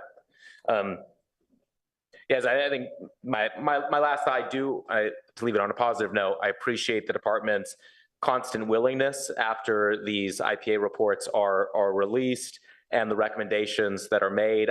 I don't recall a time since we've been having the police department respond in writing to these reports. I don't recall a time where the department has rejected these recommendations. Sometimes they have their own perspective, but that it's never a rejection, that it is really kind of acknowledging some of these shortcomings and a commitment to be able to address them. So I think that really speaks volumes to the department and to Chief Binder's leadership there. So really glad to see that. Also glad to see that I think overall some of these changes with regards to pointing firearms, et cetera, seems like the department's getting used to that. And I know the IPA report kind of addressed that as well. So I think we're continuing to move in a positive direction, and appreciate you especially shining this light on definitely what I agree with Councilmember Burt said, one of the worst times in recent history for the department. And thank you, Mayor. I just want to, I'd be neglectful if I didn't just add, in echoing what you said, what Councilmember Burt said, ultimately the decision on disposition and discipline, we totally agreed with. The department, well, it came down very strongly on lapses, not only by the sergeant, but by everyone else that was involved and had some responsibilities that they shirked. It was just getting there that were the complexities and the problems, and took so long that really we are focusing on. Yeah, I appreciate you highlighting that as well. Okay, got a couple of more follow-ups if we can keep them short. Then Councilmember Lithcott. Thank you, Mr. Mayor. I'm not always good at gathering all my thoughts and getting them out in 5 minutes, but I try not to use more than 5 minutes total. I want to frame a hypothetical, which is, let's say that members of the community are concerned that within our police department, it can be hard to be a member of a certain group, let's say to be a person of color or to be gay or to be female, for example, hypothetically. And we as council members might be concerned about that. I should be directing this probably to the city attorney. What is the most appropriate way for me to ask whether there's any foundation for a sense that there may be some systemic issues preventing members of that group from being treated equitably, free of harassment and mistreatment in our police department? That's my overarching question. I'm finding myself wanting to know, if we can't talk about specifics, which I respect and understand, and I'm in no way trying to push into the boundary of inappropriateness. Can I ask, how many officers do we have? How many of them fall into this group? Is there a magic number by which we could then talk about the data if it's big enough? Let's say we're talking women. How many officers do we have? How many are women? Can we then find out how many women have complained of mistreatment? Is that possible to know, or is that number too small such that we can't ask that? We can ask that question, but we cannot get the answer. Might I ask how many of the complaints are related to the use of the N-word, or is that too small a data set? I'm trying to honestly understand, in furtherance of a concern, a perception that maybe not everyone has equal opportunity or is treated equitably in our police department. I'd like to understand what I can ask, because I'm getting clear on what I can't ask. you're a stakeholder, and I think that there are lots of ways that I think you could try to address that issue. I do think trying to do a survey or trying to do a sort of general inquiry could result in some complications because of the size of the agency. I do think that's a potential issue, but there may be ways to get at what you're thinking about without having to do that. And the best way to direct that, go ahead. Well, if I could supplement Mr. Janako's response by acknowledging that the independent police auditor has a role, but that role would not encompass all the dimensions of your question. I would note that there was a lot packed into your question, and among those were 2 bars. One bar is an environment free of harassment and discrimination. Another bar is an environment that is welcoming to fill in the blank. And that initial bar on harassment and discrimination, that is a very discrete and specific level, which we have both an obligation and a commitment to addressing through processes that the city attorney has pointed out. The welcoming is where we strive to be, but quite frankly, I don't know that it's the purview of the independent police auditor to opine on our success at creating that environment. That's one that, again, is not limited to the police department or any single department, and is one that we as an organization and really as a council have made a commitment to continue to improve. But again, it is certainly one that requires a much more subjective review, and one in which, unfortunately, to your point, statistics don't help us, or because in some ways they work at counter purposes to the effort. And would it be possible to get, if we looked at the number of complaints of harassment, that level, what you just drew a line of harassment and mistreatment, if there were a set of employees, a small number, who seem to be the recipient of a greater number of concerns levied against them, is that something that the auditor could help us understand, that there is, yeah. Probably not a good analogy here, but I'll use it nonetheless because of the context we're having a conversation. Perhaps you would ask the same question about use of force, complaints versus sustained complaints. What's the process through which those complaints or those allegations are adjudicated, and then what's on the far side? Not a perfect system, but nonetheless, I think a distinction worth noting. To directly your question about would either the police auditor or HR be, or more broadly for the city, be better positioned to look at that issue? I would say it would be HR to look at that issue. Thank you. And I will add to the comments already about binding arbitration that I was, impressed that this is a significant issue, and would be very excited to see us delve into its merits further. Thank you. And Councilmember Vinker. Thank you. Just want to make a couple brief remarks about arbitration, but first, without going into, just want to say that I support, welcome, encourage, would like to help anything that would help the management of our city. This is not the IPA's job. Continue to create a welcoming and increase the sense of welcome for a diversified force. So really support that goal. On arbitration, I know we rarely go into this in this city. In the last 20 years, once, twice, thrice, how many times? Yes. In the police department or Yes. overall? Police. Chief 3 in the last? Say 20 years or some, whatever measure you, just to get a sense of this. I believe 3, and they were all recent. Okay, so three recently. And when we talk about selecting the arbitrator by this process of alternative strikes, is it not the case that both parties can essentially veto through that process? Do they have identical rights in the selection process? Is that correct? Under the current process, that is correct. Yeah, under the current process. Okay. So, and an arbitrator can't increase the penalties given by the department. They can only uphold them or modify them, correct? Yes, that's my understanding. Okay. So it sounds like maybe somewhat half the time they say, yeah, you're right, and half the time they modify it, and they have no ability to increase it. Okay, so that's just sort of setting the stage. So this doesn't come up so often.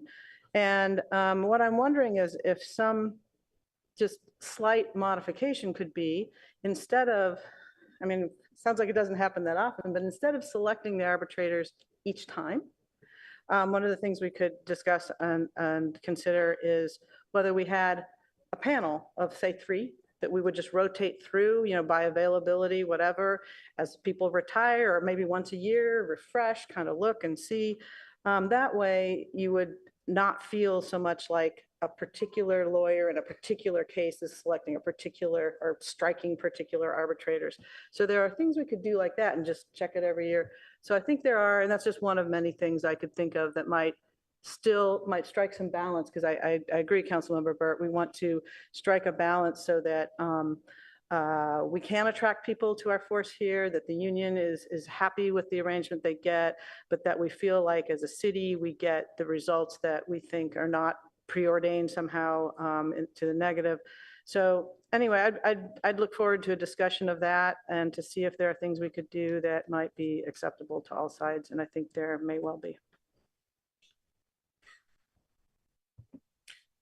All right. I see no other lights. So we'll go to public comment on this item.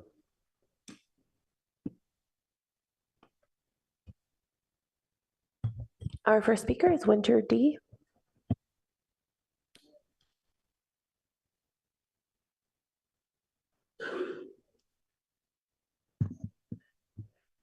Hi, well, I'm changing around my comments.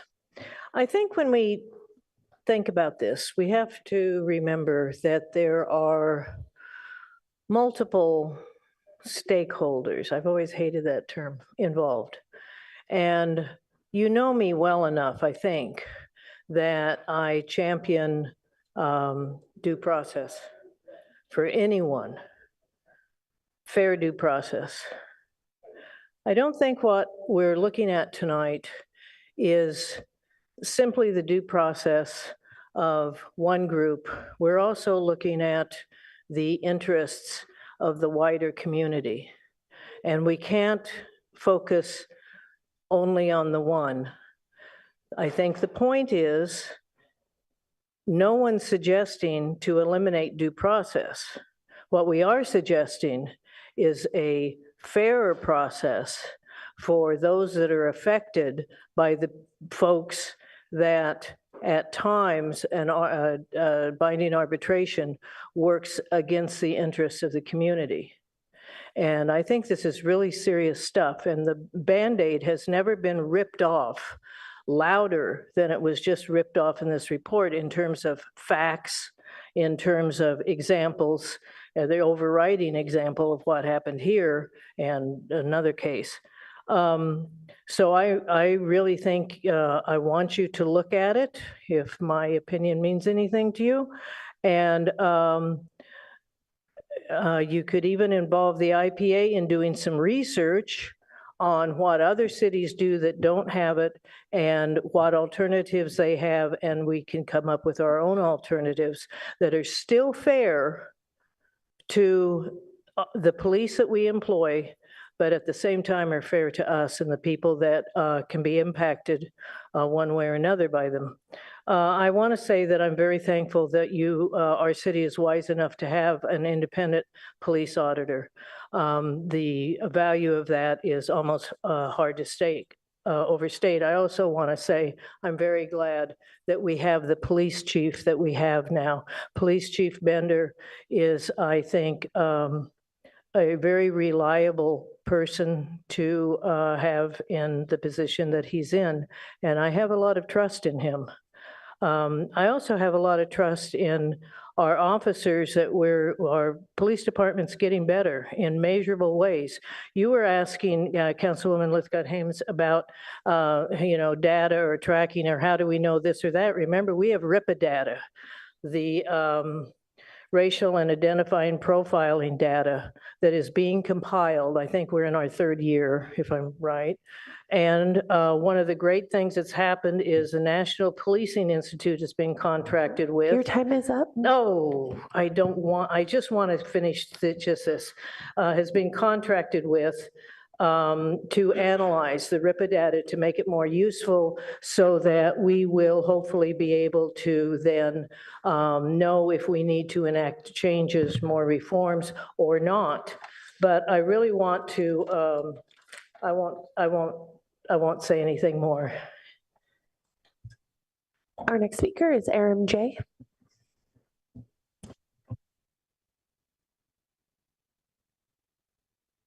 Maybe you'll give me another 30 seconds.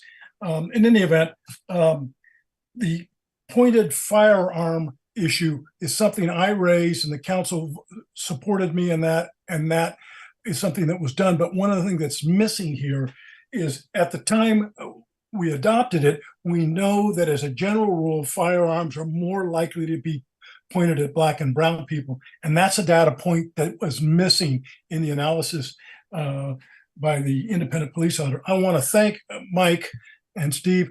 I've been following this. I pushed for an independent police auditor with Ladores Cordell back in 26, 27.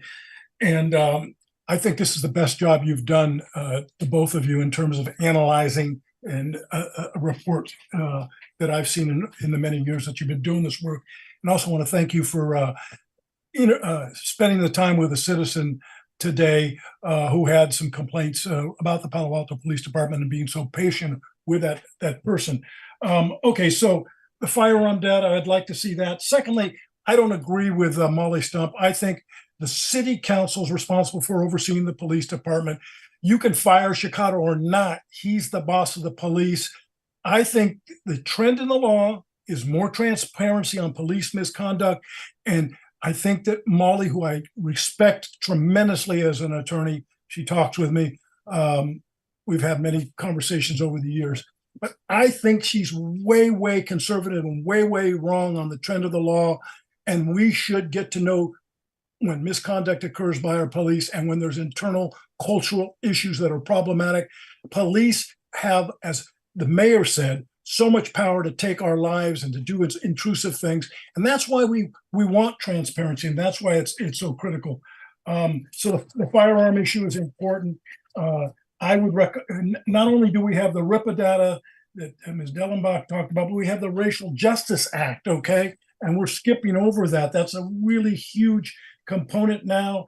And, I'm looking at a case here from, the Daily Journal. The legislative finding noted a growing awareness that no degree or amount of racial bias is tolerable in a fair and just criminal justice system. And I think that also applies to homophobia in the department, sexism, all of those things. And look, let's look at the reality. We still have 4 white males in the command staff and 1 white female. There's been no effort to do diversity from the top. And all the data suggests that when all you have is white males running the ship, you're just going to miss things. You're going to miss implied bias and sometimes explicit bias. And one of those 4 is Zach Perone. And nobody's ever disciplined that man that we know of for using the N-word. They promoted him. And you guys refuse to speak out because thank you. That concludes public comment on study session item 5. Great. Thank you to our IPAs. Appreciate the report. And we'll move on now to our consent calendar, items 6 through 14. Mayor, I do have an update for you. Yes, thank you.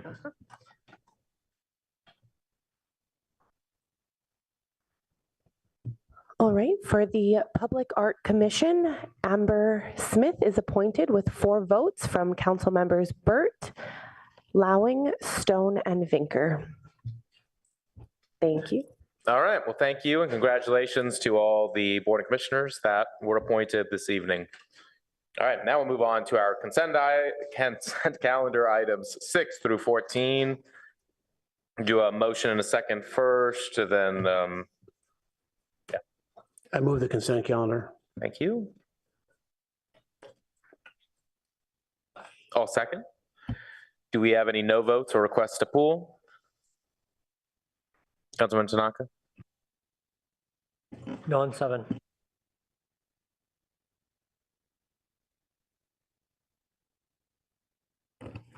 Okay, Councilman Tanaka, no on 7. Anyone else?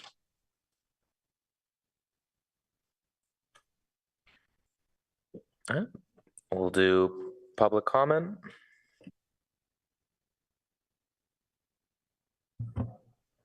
No hands are raised and there are no requests to speak on consent calendar items. All right, and we'll take the vote.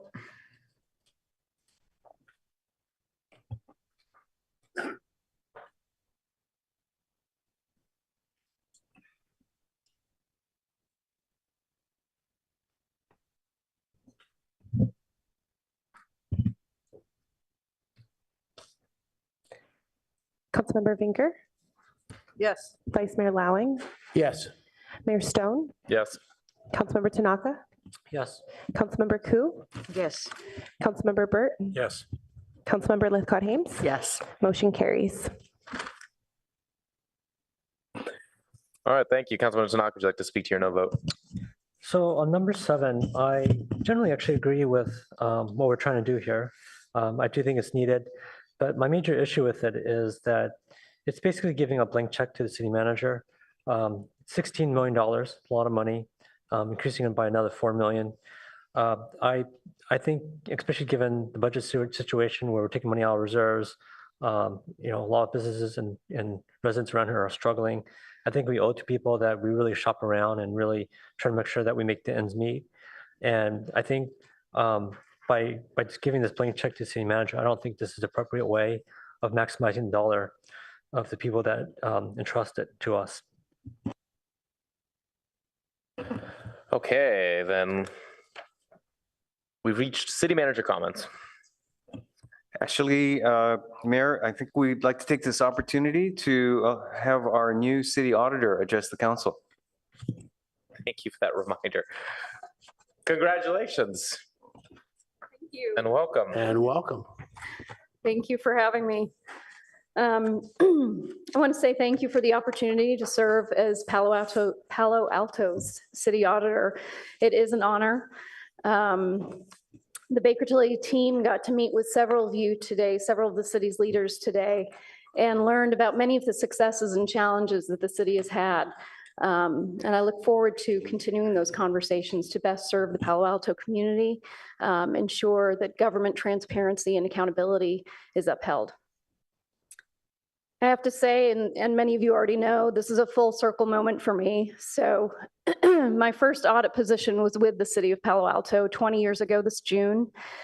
And I can still remember what the city auditor said at that time that further ignited my passion for public service. She said, we oftentimes take the services we use on a daily basis for granted, but they're essential to our quality of life.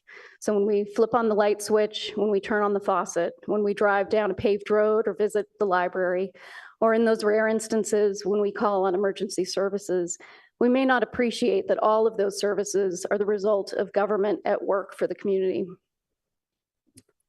The auditor's office is just one of many departments in the city that not only serve to make those services run well, but make sure that they run well.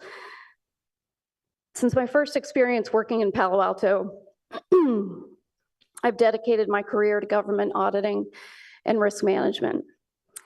While much has changed in the last 20 years, I look forward to working with city leaders, staff, and the community to uphold the city's values and help ensure that quality programs and services continue to be provided with courtesy, efficiency, integrity, and innovation. Thank you so much.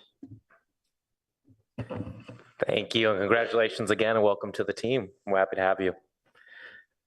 All right. And now, City Manager. Yes, thank you. Given the hour, I'll run through this very quickly. Could I get the assistance from the city clerk?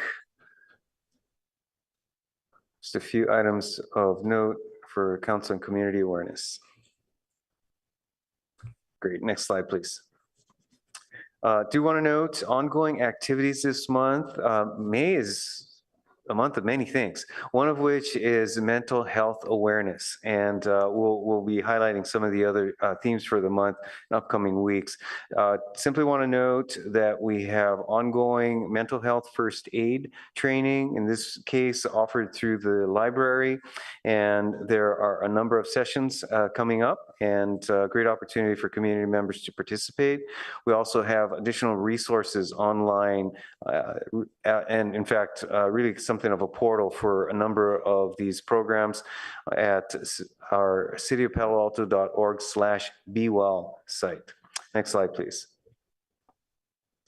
Next, we have also done a community update related to the city's council's priorities for the year. This is the second piece of the climate change, natural environment protection and adaptation priority, and additional community updates will be released soon on the other priorities, including their specific objectives. Next slide, please. Coming up, note for your calendar, June 1st, there will be a local, as in here at what we call the University train station, what Caltrain calls the, what do they call it? The Palo Alto station. And so want to make sure everyone's aware that Saturday, June 1st from 10:30 to 12:30, we'll have the opportunity to tour a new electrified train. And so additional information is provided here at our city website. It connects to Caltrain's event site, cityofpaloalto.org/Caltrain train tour. Boy, say that 3 times fast. Next slide, please. Then simply going forward to looking at your upcoming agendas, let me just note confirmation of all these items, simply that June 18th, which again had been a backup date, we are pretty sure at this point will be needed in order to get through the docket of upcoming agenda items through the end of June. So this is Tuesday, June 18th. We'll fill out the specifics on agenda items in the upcoming weeks, but I just want to highlight that for you. And with that, back to you, Mayor. Wonderful, thank you. Okay, with that, we're taking our break. So with that, moving on to our one and only action item for the evening, a public hearing / quasi judicial hearing on 800 San Antonio Road. Certain staff has a presentation for us. Yes, let me ask Mr. Late to get that presentation queued up and presented.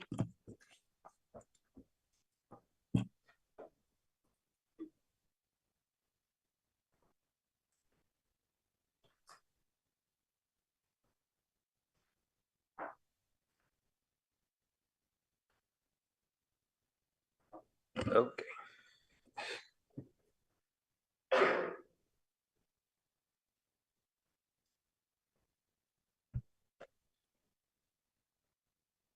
Okay, thank you, Mayor, and good evening, City Council. Yeah, so I'm joined by Emily Callis, planner with the Planning and Development Services Department. She'll start the presentation, and I believe we'll hear from the applicant following that. Ms. Callis? Hi, good evening. My name is Emily Callis. I'm the project planner. We can go on to the next slide, please. What we have tonight is the action item for 800 San Antonio. This is a planned home zoning application. This is essentially the same as a planned community application per the zoning code. It is intended to promote housing and inform future zoning regulations. And all PCs are required to have a public benefit, but the PHC public benefits are better defined as net new housing units, 20% of which are income restricted to an average of 80% AMI, and have more housing produced than a need for commercial development. Next slide, please. This slide just shows the timeline of the process so far. It was initially before City Council in August 2022. It has been through Planning Commission and Architectural Review Board meetings, and we're very excited that it's in front of you tonight. Next slide. The final architectural review and PTC meetings recommended approval with conditions of approval. The recommendation for ad hoc commission items for ARB to address a couple of minor items in the plans that need further refinement. And then the PTC recommended a condition to change one of the 2-bedroom BMR units to a 3-bedroom BMR unit, but this has been completed. And so the plans in front of you reflect this update. Next slide, please. The project location is San Antonio Road in the Housing Incentive Program area, which goes from Middlefield Road to East Charleston Road. Next slide. This is a 5-story building with 75 for-sale condominium units, 15 of which are going to be deed restricted to below market rate. The building also includes 2 levels of below-grade parking. This project is not requesting any type of exception to parking. This is the full amount that would be required. Next slide. As a part of the PHZ, the applicant is requesting exceptions to the typical zoning standards. This includes a 3.0 floor area ratio, where 0.4 to 1.0 is allowed, 65% lot coverage where 50% is allowed, 60-foot 8-inch height where 50 feet is allowed, and then less than typically required commercial use. The below-grade parking garage projects only about 7 or 8 feet into the special setback, only below grade. This does not impede the special setback above grade. And then the last is parkland dedication in lieu fees. Typically, condominium units require land dedication, but we'll discuss all of these items on later slides. Next, please. In terms of proposed public benefit, the PHZ allows for the BMR units to be weighted in a way that providing a higher number of lower income units can count as more units, or more affordability. They are meeting the 20% minimum, but when you apply the weighted amounts, it becomes 26%. The majority of these units are 2- and 3-bedroom units, which creates a great opportunity for families. And there is also potential for future bike lane improvements. Next slide. And then again, this slide just goes into a little more detail on the below market rate units, showing that the units are evenly distributed between the 1-bedroom, 2-bedroom, and 3-bedroom types, proportional to what's provided in the rest of the building. Next. The next handful of slides show images of the proposed project. This is the front view from San Antonio. Next. This shows the interior of the courtyard. The courtyard is one of the primary usable outdoor spaces. This shows a green wall as one of the amenities. Next. And then this shows looking from inside the courtyard, but back towards San Antonio Road. Next slide. This slide shows the height comparison of other proposed projects. To the right is 788 San Antonio, a project that has been approved but is still in process for building permits. And then to the left is 824 San Antonio, a different project that is currently going through planning entitlement review. The purpose of this slide is to show that the proposed project is approximately 1 story taller than other buildings that would be anticipated to be built using the housing incentive program. Next slide. This goes into a little bit more detail on the height, which is 60 feet to the top of the parapet, but then 64 feet to the top of the mechanical enclosure and roof deck amenity space. It is typical for architectural review projects to have an increased height. 15 feet is allowed for mechanical equipment and similar enclosures. Also, no daylight plane applies to this location. Next slide. You should have seen the At Places memo, which included an explanation of how these special setback can be used for future multimodal improvements. This is something that we want to preserve as an option for this plan, so staff recommends adding a condition of approval to dedicate a public access easement for this purpose. However, since the exact design of those future improvements is not established yet, the condition of approval is equally allowing there to be options for what those improvements will look in the future. Next slide. In terms of tree replacement, there are 10 trees that are proposed for removal. 7 trees are proposed to be planted, and an equivalent of 24 trees will be paid in lieu as required by the Urban Forestry Department. Next slide. So typically for a condominium project of this size, we would require parkland dedication, but for these 75 units, that would be approximately 27,000 square feet of space. And considering the size of the location where this project is proposed, and in speaking with the Community Services Department, no suitable land could be identified. And so the applicant is proposing to pay in lieu fees, which are estimated at over $4 million. Next slide.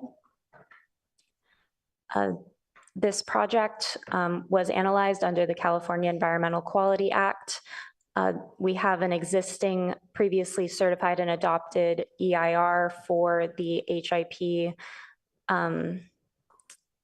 housing development along San Antonio. And so an addendum was prepared analyzing this project specifically, which found that no new or more significant impacts would occur as a result of this project. And so this project is required to comply with all the adopted mitigation measures that were already established. Next slide. And so the recommended motion for this evening is that council consider the addendum to the previously adopted EIR, adopt an ordinance rezoning this project to planned community planned home zoning, and adopt the record of land use action for the architectural review portion of the project. Thank you. That concludes my presentation, and the applicant also has a presentation as well. Thank you.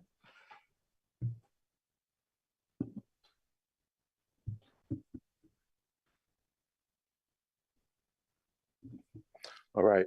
Emily does such a good job that my job is extremely easy. So I get to talk about the fun stuff. As you can see, the way that the front of the building is, is massed. It divides it into 4 much smaller, 5 actually much smaller masses to face the street.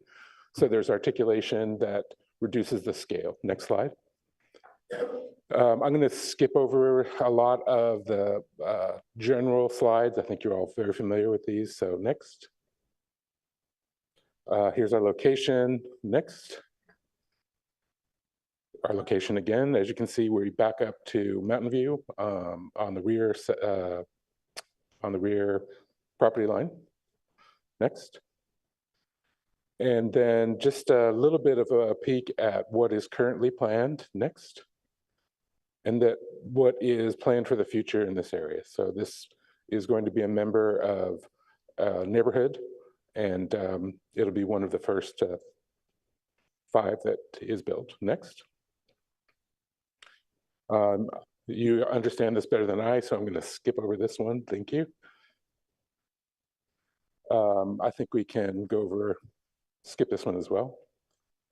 All right, so the site plan, as you can see, the orange area is the special setback, which will then become codified so that the city has a method for producing some kind of future amenity. Next slide. Here's one of the subterranean garage levels. Next slide. And whoop, And then moving up to the ground level, you can see we have the retail right front and center. The lobby, which I'll show you in a moment, is actually 2 stories high, very welcoming gesture, and connects the street frontage to the courtyard. And then we have a number of our utilities over by the entry to the garage. And then the balance is units, except for the community spaces are facing onto the courtyard. Next. And this is the second floor. You can see that 2-story high portal into the courtyard from the front. And then this is also representative of a fairly typical layout.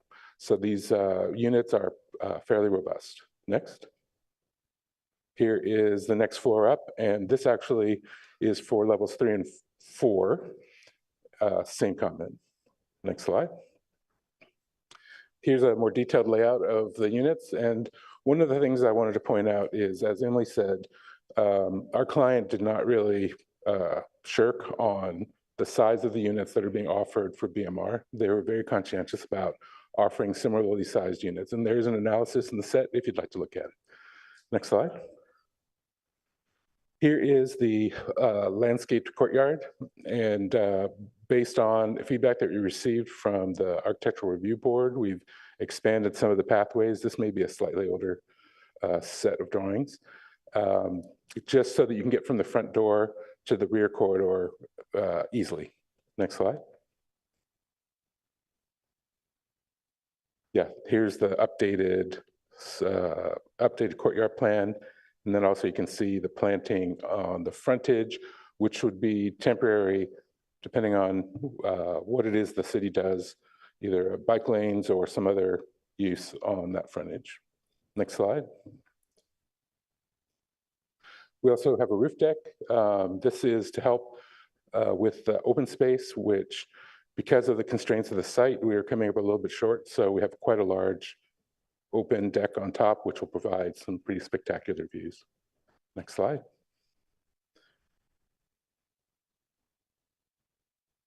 And then this is just showing something that was a particular concern for the ARB, which is that all of the balconies that we counted as part of the open space are a minimum of 6 feet in depth. Next slide. All right, and then now let's take a tour around the building. Next. Here's the entry, and as you can see, it's a 2-story portal that looks through the lobby. There's a bridge that goes across, so there'll be activity as people move back and forth across, and then also looks into the courtyard from the street and vice versa. The textures at the base, this is something we discussed in detail with the ARB, our textures are very robust, so there is some deep lines and some shade and shadow in the material. And then also there was a call to make the material palette warmer. And so we've definitely moved in that direction. Next slide. Here's the elevation showing that same element and the way it fits into the rest of the composition. Next slide. And then another concern was, with our neighbors being as close and proximate as they are, would there be any kind of alignment, or will people be looking into each other's living rooms? And we did an analysis, and while it's not possible at this distance to completely eliminate that, we were very careful in planning the openings so that you're not just looking directly into bedrooms or bathrooms. You can see out there in the lower left, that is the outdoor space for the 2 lower units. And then also you can see on the far left, the retail, which has a slightly different expression. Next. And then this is the updated view of the courtyard. You can see we've added windows adjacent to the green wall. This is so that those who are coming out of the elevator in the corridor will have daylight as they exit the elevator. Next slide. This one really hasn't changed. Just the portal looking out. Plenty of greenery. It should be a very beautiful space. Next slide. And that brings us back to the front. Happy to entertain any questions that you might have. Thank you. Great, thank you. And we're going to go to public comment, and then we'll circle back to questions. Thank you. All right. Let's do public comment.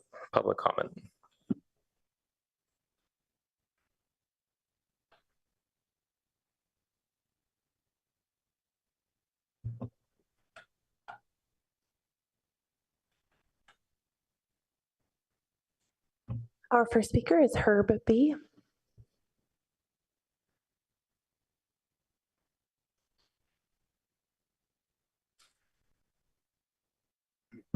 Mayor Stone and council members, I believe that this project should be removed from your agenda, but since you're still covering it, the alternative is to reject it. The reason is that this depends upon something called planned home zoning, which the staff presentation says essentially the PC or planned community zone regulations. However, the planned zone, which has been referred to consistently as a zoning, has site development regulations that are not in the PC zone district in the zoning code. And therefore, before it is used in the project, the council needs to amend the regulations in the zoning code to either include these site development regulations within the planned community zone chapter of Title 18, which is the zoning code, or create a new chapter for just the zone district. Failure to do that means that you have significant effect due to the fact that the existence of the use of these regulations that define the project conflict with the adopted zoning code, since they're not in it, and the zoning code requires that if you're going to be putting in these new regulations, you need to amend the zoning code. I provided an email letter to you that and I received an acknowledgement that was received before the start of this meeting. And I mentioned 4 different items that provide substantial evidence to support the argument that I'm making.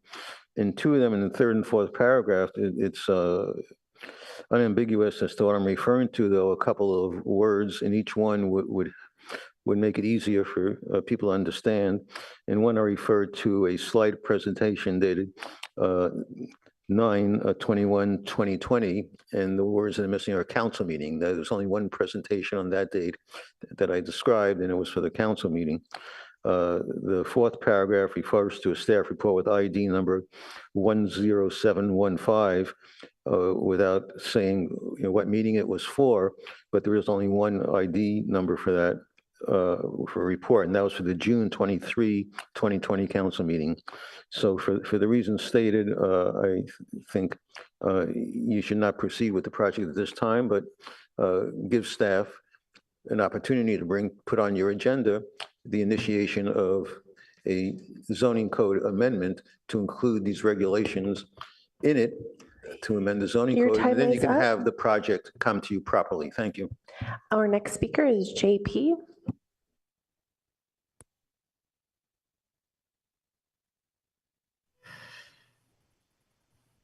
Good evening. My name is JP Renault, and I'm the Executive Director of Canopy. The San Antonio corridor, including the parcel in question, has among the lowest tree canopies in Palo Alto. Compared to the 37% coverage citywide, the San Antonio corridor and South Palo Alto in general have 21%, and that number is headed in the wrong direction. According to the tools used to measure canopy coverage, this area has lost 9% of its canopy since 2010. If Palo Alto is to meet its SCAP goal of 40% canopy coverage by 2030, this area of the city should be of particular importance to us all, especially if this is the beginning of a long-term strategy for this corridor. I want to be clear that Canopy is not taking a position for or against this particular development.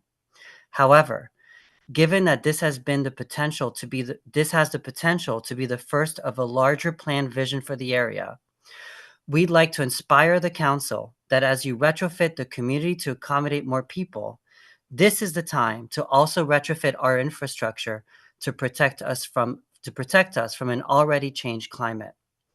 As we rethink the future of this and any other area of Palo Alto, Canopy is eager to work with you to ensure that all new projects include the latest in nature-based and human-powered technologies to mitigate extreme weather, including adding more tree wells, upgrading our stormwater capture strategies, and measures as simple and innovative as replacing black asphalt with reflective coating in parking lots and streets in order to reduce surface temperatures. Thank you for your time.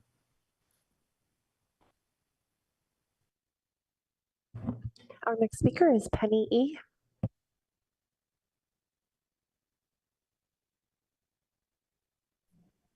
Hello, can you hear me okay? Yes. Thank you. I'm Penny Elson, speaking as an individual. I'm sure Council received the letter I wrote to you about this project last week, so I'll just briefly summarize my request. First, I thank City staff for the supplemental report they released Friday and for taking time to talk with me last week. In my letter, I provided some suggestions for revising the language of the draft ordinance and land use record to ensure that the decision to incorporate up to 24 feet of public easement for future expansion of bicycle and pedestrian infrastructure along San Antonio Road.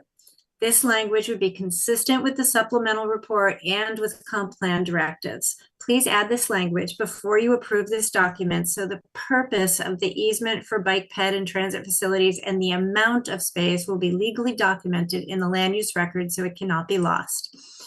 While it's true that the project provides bicycle parking, the project's bicycle parking is not connected to bicycle infrastructure on San Antonio Road that could in any way be considered sufficient to encourage and support bicycling. Sharrows on a 4 to 5 lane arterial posted 35 miles per hour with auto traffic volumes exceeding 30,000 daily are contraindicated.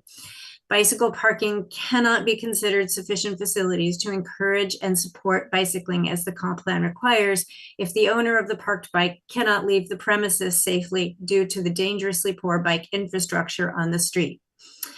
Please ensure that the conditions of approval require the public benefit of a public easement of up to 24 feet of special setback space for future expansion of bike and pedestrian infrastructure along San Antonio Road.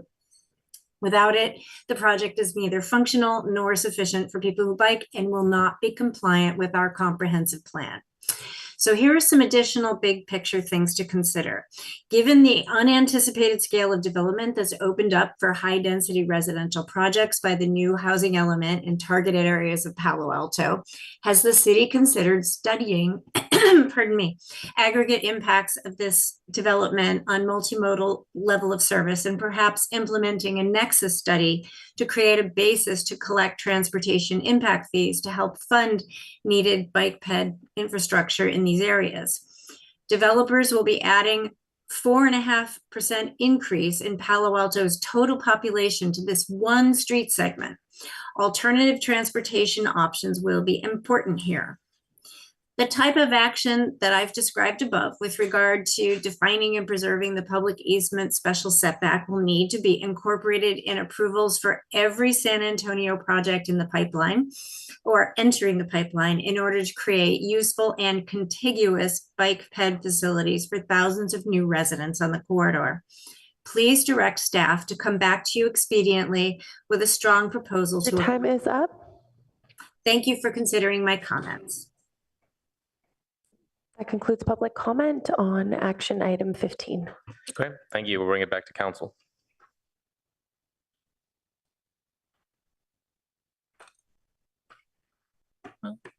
Councilmember Lithcott-Hames. Thank you very much, Mr. Mayor. Thank you to staff and to, I didn't catch your name, sir. Mark Donahue, thank you. Last name? Donahue. Donahue, thank you, Mr. Donahue.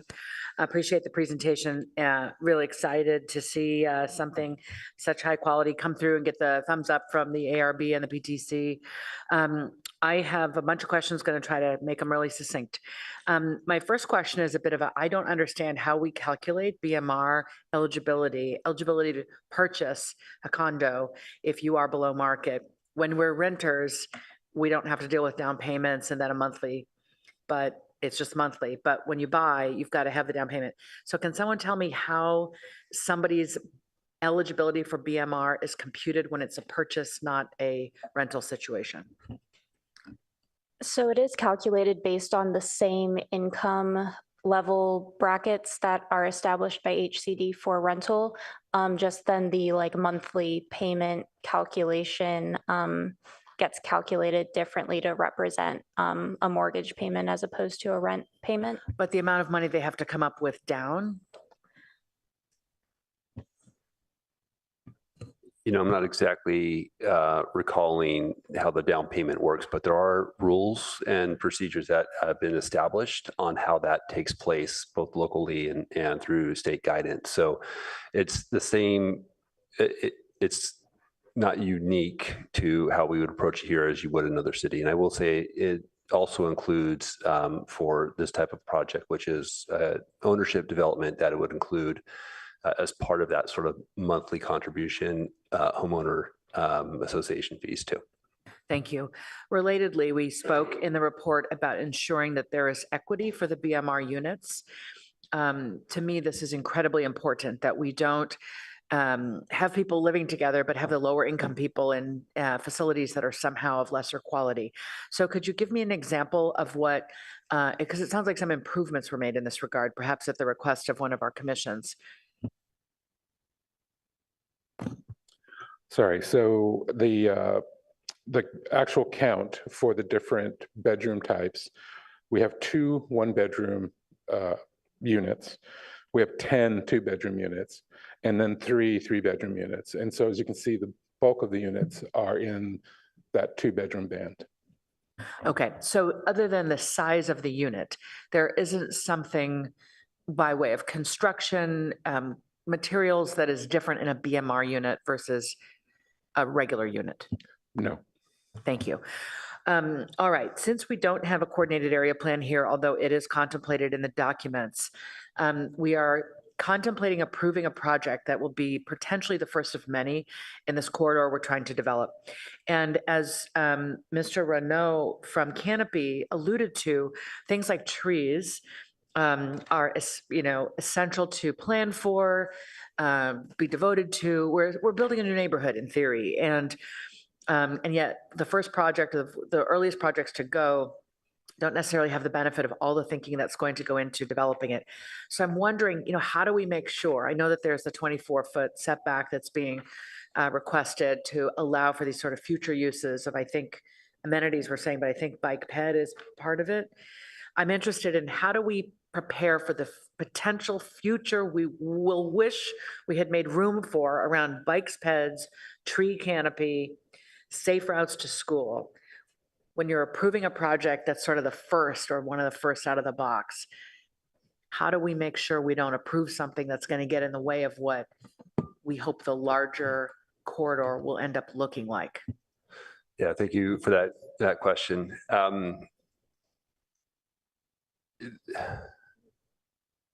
All we have to go on at the moment is our development standards that are in place. For most typical developments, that's what we would look at. I will say this is a PC application, so it's legislative as well as discretionary. And so the council does have, you know, a little more discretion through that legislative process to have a conversation about the development that's being proposed. That said, we believe that we've taken into consideration anticipated future needs relative to future multimodal access that may be needed along San Antonio, with the condition that we advanced to the City Council on our supplemental memo and was referenced in the public comments.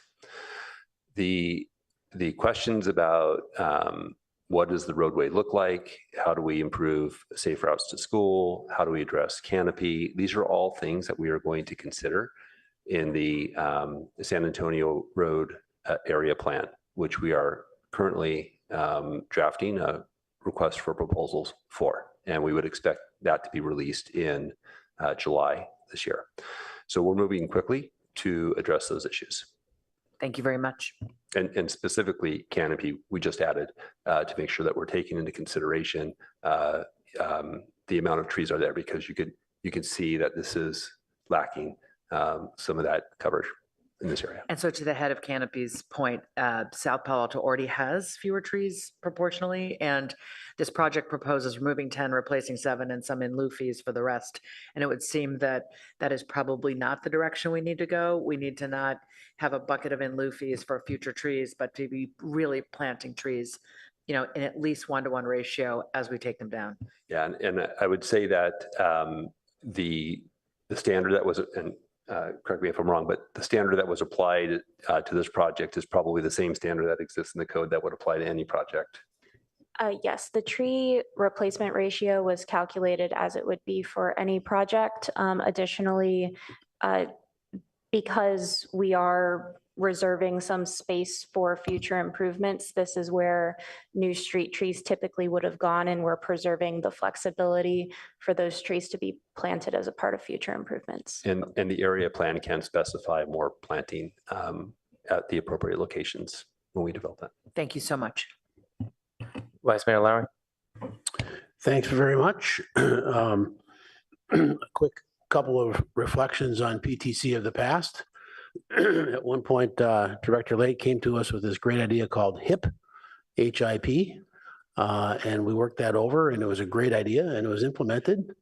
And here's a project in 24 that has this thing. And then PTC came up with the idea that we should have housing in that area, not just CS. And we pushed that, and that got through, and council approved it. And now we have, well, it's PHC, but we'll call it CS area where we're putting housing up. So it takes a long time, but all those efforts that are invested, thanks to staff, and Emily was involved in a lot of that as well. We're seeing some results there, and we have to have those results. Again, going back to what we need, which is we really do need a bunch of housing, and we have a lot of housing that's also being assigned to us. So we're getting that done. In so doing, just addressing Councilmember Hames, it's a problem. We don't have a master plan for the San Antonio area. We have a wish list, and we talked to all the developers about the wish list, starting with open space and greenery. I can tell you that's first on the list every single time. And we usually get some nods about that. So they kind of get it. And yet, until we either own all that area or have a master plan developer, that is going to continue to be a risk. And I actually wake up some nights thinking about that, because we're not being able to plan that. We're being able to kind of take what we can get and try to make it better due to the efforts of staff. So we just have to kind of recognize that that's where we are right now. And as we all know, the area plan is not going to get done in 3 months. So we just have to address that as best we can. So I thank you for your tenacity on staff. And I really like the decisions being made around the size of the bedrooms. And, you know, that was intimately and instantly a part of the Housing Element Working Group, as well as PTC. We need to solve for housing needs for all kinds of families. And that can be a 1-person family or a 5-person family.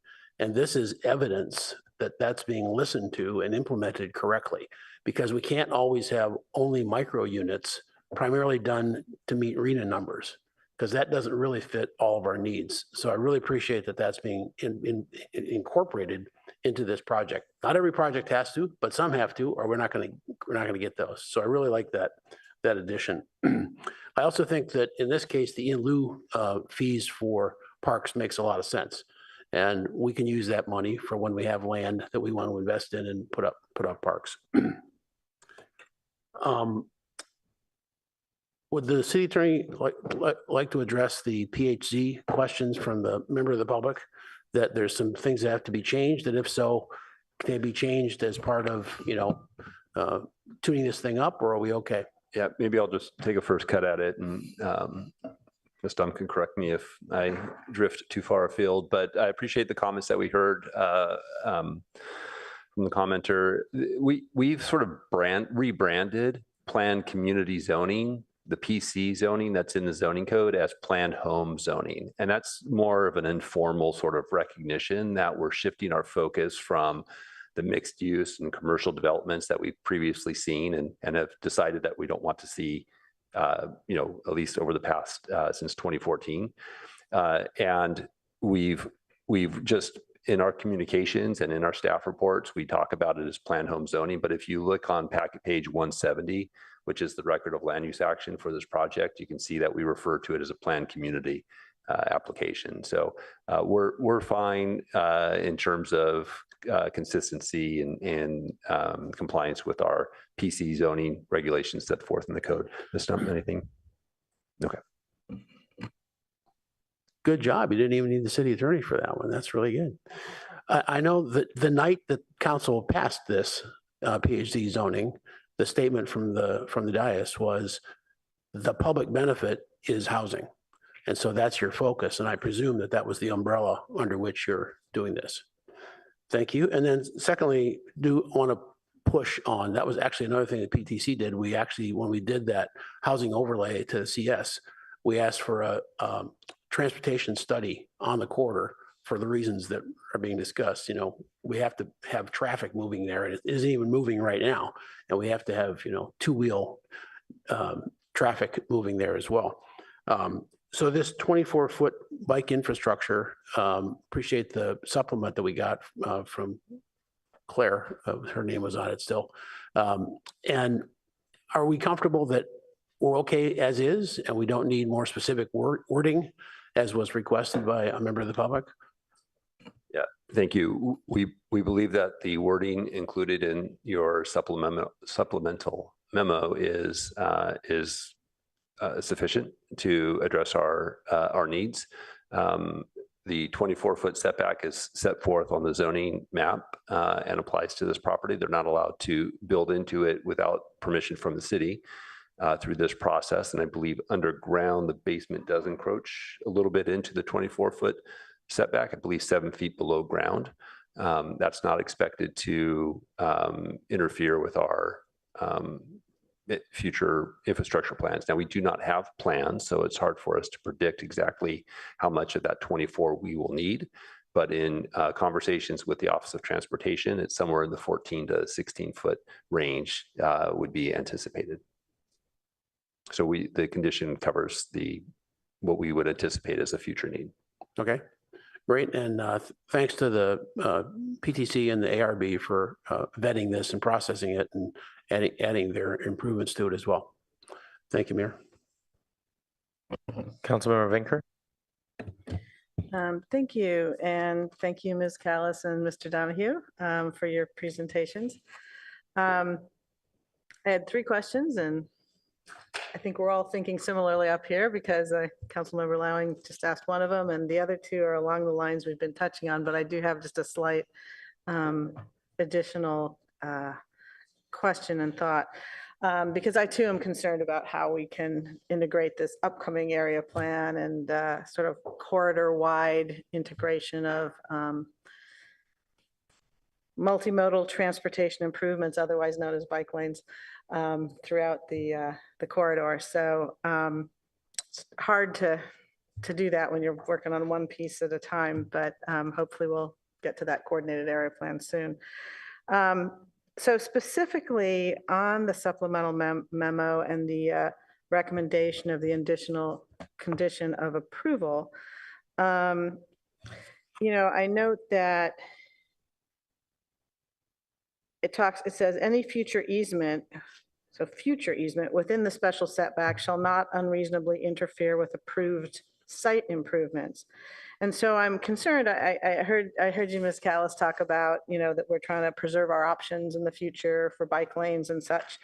But I don't know if we sufficiently preserve them if, there's approved site improvements that are going to preclude them. And especially if we're looking at corridor-wide bike lanes.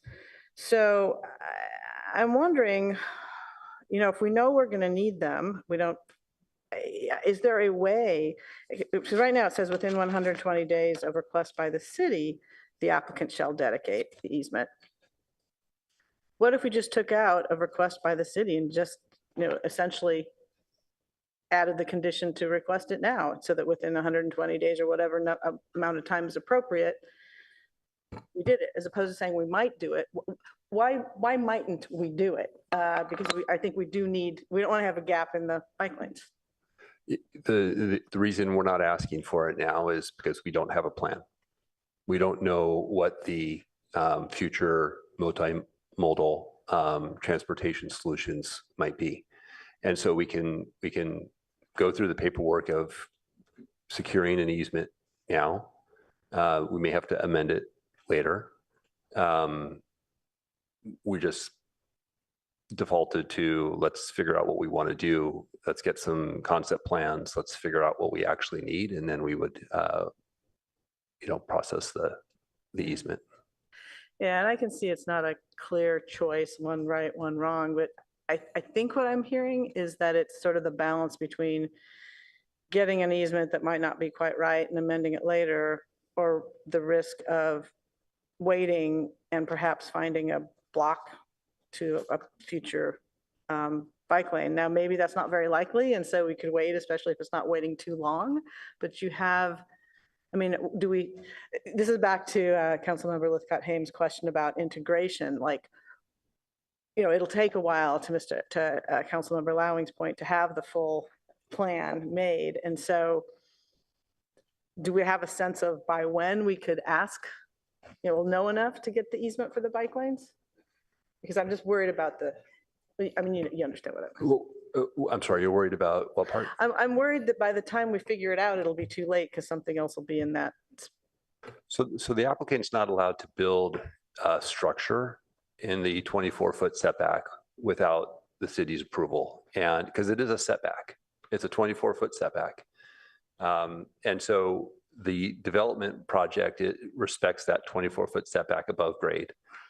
And the site improvements and the comment that you mentioned. Yeah, I guess that's what I'd like to know. What are the site improvements are like flat work. It's paving. It's non-structural sort of improvements, a walkway to access the front door from the street. I mean, these are things that could be changed or modified if we needed to acquire more space than anticipated.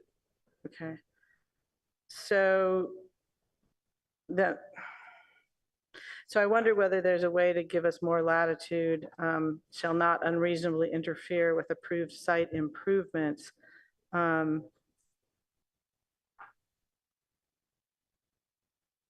guess the devil's in the unreasonable. What is reasonable and unreasonable in this instance? True. I think what we're saying is that if we don't need to acquire more, to be judicious in the land that we acquire and avoid having to impose upon the property owner the need to unnecessarily modify their front yard, hardscape, and landscaping. And so that's what the condition does. It doesn't say that we can't, like if we needed more, if we needed 18 feet, the condition allows for us to place an easement for 18 feet. Yeah.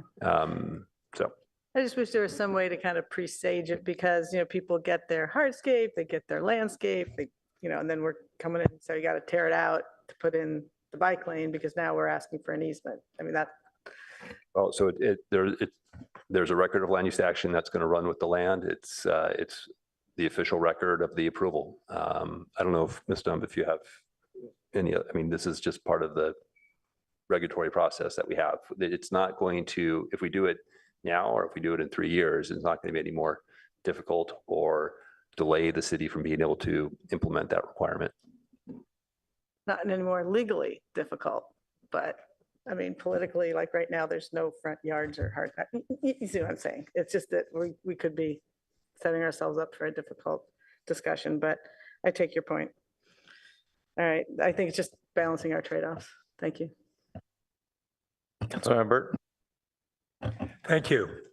So first I want to say that I'm really pleased with the project having not only 20% affordable housing, but they're a mix of AMI, including very low income and low income. And that's really great, in addition to being the mix of sizes that we heard. I did want to touch on that. That basically, as my understanding is, we were able to achieve that to a good extent because this is a PHZ, and it's not the HIP.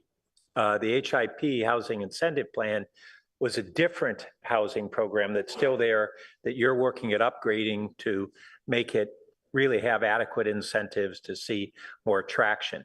But we have broad latitude that you were able to negotiate under the PHC, and looks like it's a project that works for the developer, has a lot of great elements for the community, including, I just want to note that I'm pleased with the balconies, which are individual outdoor private open space that a lot of complexes don't have today. And I did want to ask about on the area plan, is it intended to have a nexus study so that we may look at impact fees directly related to the impacts of the projects on this corridor for transportation or otherwise?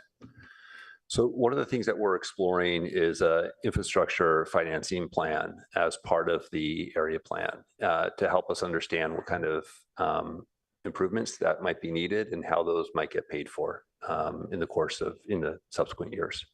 Okay, and I'm really pleased that the plan, the area plan is now going to incorporate the canopy. I do want to note that we need to make a distinction. It's that what was cited is a difference in canopy in the south, not number of trees. It's the total kind of breadth of the canopy.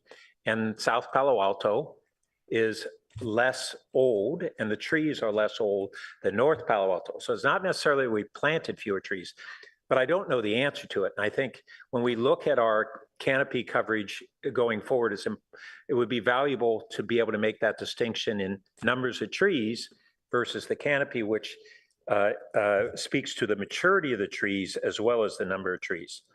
And then I want to speak to the park. The staff report noted that it's really, our ordinance says that we'd have land rather than in lieu fees above 50 units. But in reality, that's often hard to do, and as in this case. But the report goes on to say that we really, because we want neighborhood parks, and this would only be 0.63 acres or something like that, that would be park land, that we wouldn't be able to do that. But I want to emphasize that two things. We will rarely have an opportunity to have a 2-acre neighborhood park from a single development. So by that principle, we're saying we will almost never have neighborhood parks that would be directly resulting from this requirement. We'd always get the fees. And that omits the prospect of mini parks. And in more urban settings like this, mini parks are something that we should really be looking at. And they're not as ideal as a neighborhood park, but they can be on smaller sizes and have real value to folks in these denser developments to have something very nearby that they can walk to in a quarter mile versus, a mile away for whenever we might get a neighborhood park, or we don't even get it. We just accept the impact fees and use them for other park development purposes. So I think we really want to look at that going forward. I also, on the easement for future active transportation on the corridor, first I want to remind everybody that in September, actually September 25th, we will electrify Caltrain, which means the San Antonio station will have 3 trains per day during the peak hours and 2 from 5:30 in the morning till after midnight. And that makes this corridor really a viable transit Caltrain route where it isn't today because the infrequency of service. And therefore, getting to and from the station becomes critical. And we have our current circumstance, we've talked about additional people, but we actually have a change in the need and the ability to have this corridor be a feeder system into Caltrain. And so it's an additional importance of that. But I believe that when there was a project nearby that was approved on September 2019, I was told that the EIR basically embraced Sharrows on San Antonio as a good bike safety measure. And that seems very flawed for San Antonio. It is the best we could get when we didn't have any opportunity for an off-road path, but it's not good. That's not a good route for that. And so if that's the case, I think we need to revisit that EIR and update it. Otherwise, it could reflect elsewhere. The other thing is that this being a PHC, is it correct that that's why we can, right now, require this easement for biking, whereas another development that was within zoning or the HIP or whatever, we don't yet have the mechanism to necessarily require it? Well, I think the PHC certainly helps. And without weighing in definitively on the other part of your question, it does make it easier for this particular project. Okay. And I suspect it not only helps, it may, we are maybe handcuffed right now from imposing this on other projects that may be in the pipeline, and all the more reason that we've got to come up. Do we have to wait until we have the area plan to be able to enact a requirement that projects in this corridor set aside the easement so we don't lose any other developments that would lack that bike easement? Councilmember, I think that's a legal question that I'd like to sort of take offline and explore that further before giving an answer this evening. Okay. I'm good with hearing it offline, and hopefully my colleagues share my concern, because I think it's a real important issue. We're rapidly getting these projects coming forward, and the reason that we aren't trying to build in that easement right now is there's no point. First, we don't know the design of what we're going to have, and second, you don't want a bike path that starts and stops. It's kind of tough. Solving that, I think, is really critical as these projects are going forward on this corridor.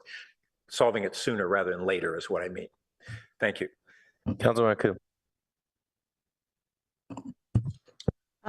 Thank you for the presentation tonight to all parties.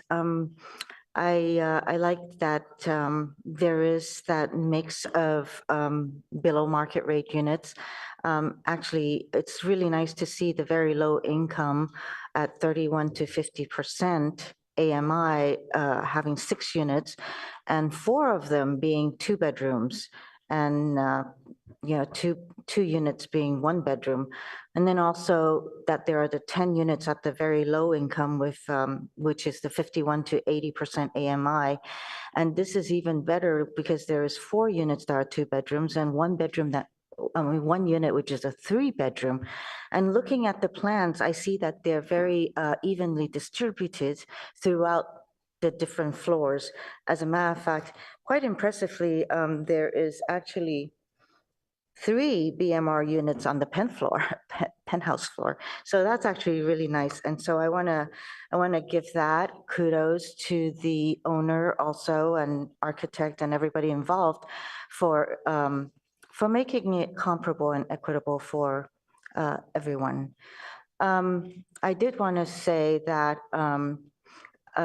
how many of the parking spaces for the BMR units are actually mechanical lift parking? Because there is a large number of mechanical lift parking in there, right?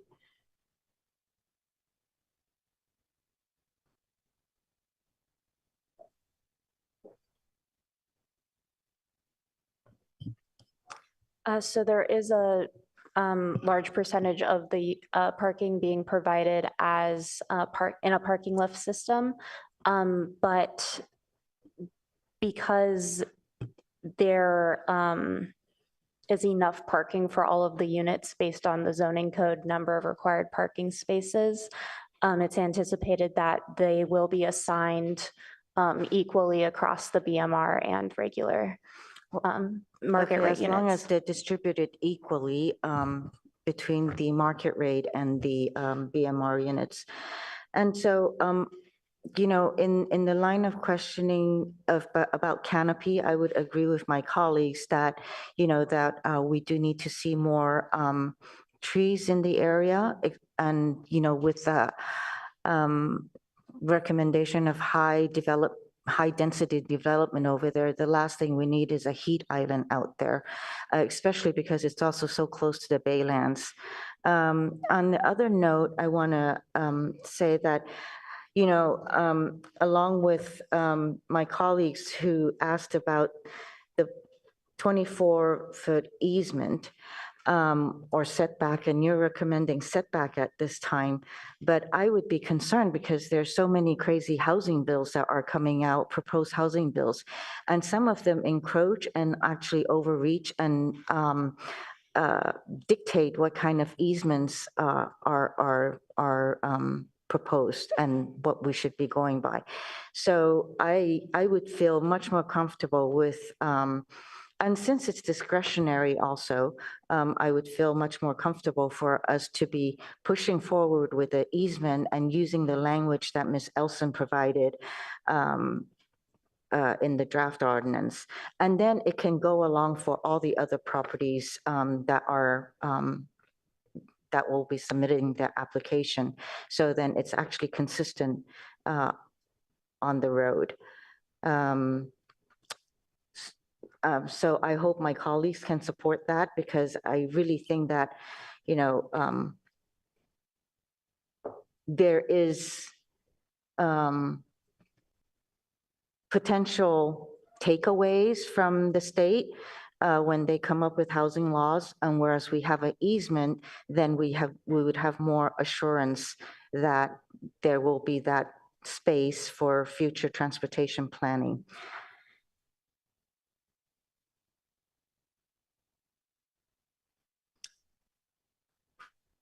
If there's a comment or not, if there's no comment, then I would. Yeah, I just might note that one distinction on this particular application is because it's a PHC application, it's a legislative project, and it's a development plan that's being approved by the city. And so I think that would have precedence over a future, you know, I hear what you're saying about the state coming up with different regulations, but this is a development agreement, or not development, it's a development plan that's being approved through the planned community process. And so these are the rules by which the development will be bound to. So. Yeah, I understand that. It's just that I think that in our development, once we have this ordinance language in there, then it can be held and put into all the languages as more applications come through. And sorry, Councilmember, that may not, I mean, I don't know that that's the case. That relates to a prior conversation that we were just having a moment ago. Okay, in that case, then it's even more prudent that we really consider, for the applications that you have in hand, it has to be processed.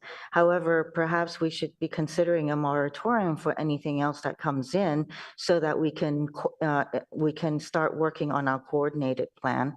And then we can decide that area more thoroughly and thoughtfully, so that it will contain all the things that we want, rather than ad hoc in terms of what developers come in with, and then we're going to have to try to balance it out in the future. That's what happened for MVCAP. You know, we did have a coordinated plan, but then developers were coming in with different things. And now a key part of it, you know, has been negotiated away. So I don't even know what the MVCAP is going to look like. I don't want this for San Antonio Road, given its constraints on its road as it is. It's already a high traffic area that has a bottleneck at the ramp. So I do think that we need to kind of consider this a little bit more carefully. So maybe it makes sense just to say a little bit about this issue. Planning is certainly important. And I understand the plan will have strategies for financing.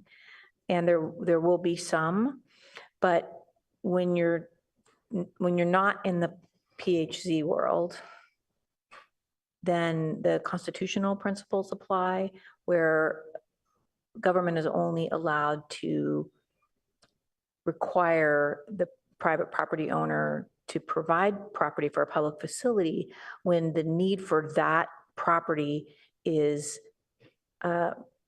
has a connection to that specific development and is roughly proportional to the impact of that development.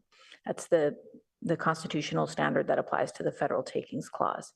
So that may create more limitations in terms of simply planning and imposing. There might be a different strategy that the staff has to recommend to fund needed facilities that require public property. Well, I think that there's been the FAR is beyond. I know this is a PHZ, but there's a lot of things. I mean, we're not taking the trees, instead taking the in lieu fee, replacement fee. And then there's the park. We don't have they don't have the area for it, so we're taking it in lieu fee. So there's quite a few things that, we have that are benefits for the developer. So if nothing, we should be planning their area correctly. And if it's an easement, I think we should definitely be pushing for that. As for not being able to plan the area out properly with the coordinated area plan as developers start producing their applications, I do have concerns, that we're not going to be doing it correctly again, and we're going to miss out on our opportunity. I went over my time. I'm sorry. Thank you. Okay. I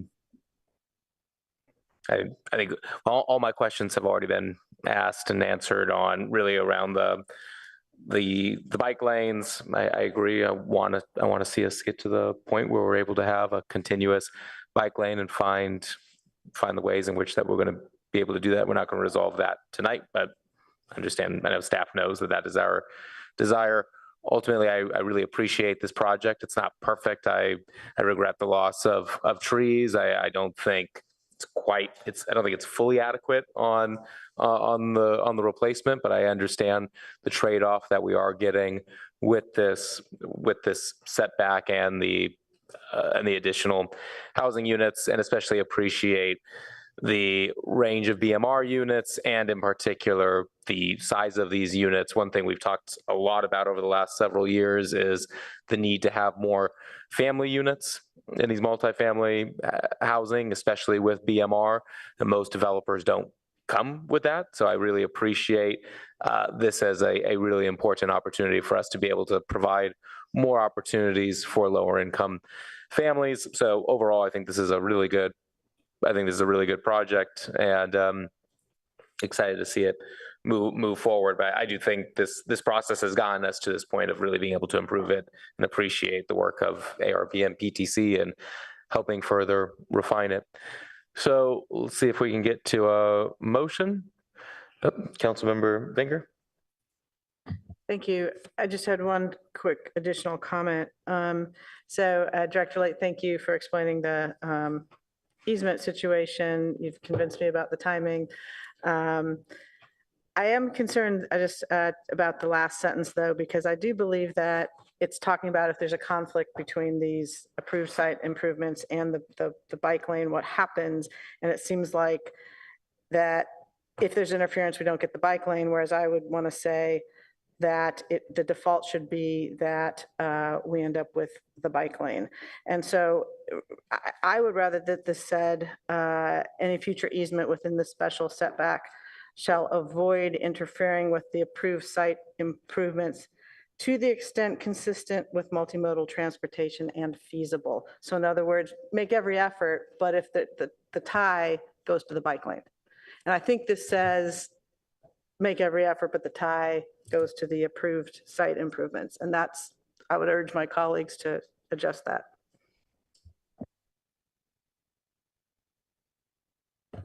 I could make a motion to approve the project with that amendment. So I could move the staff recommendation with that amendment to the supplemental condition of approval. Second.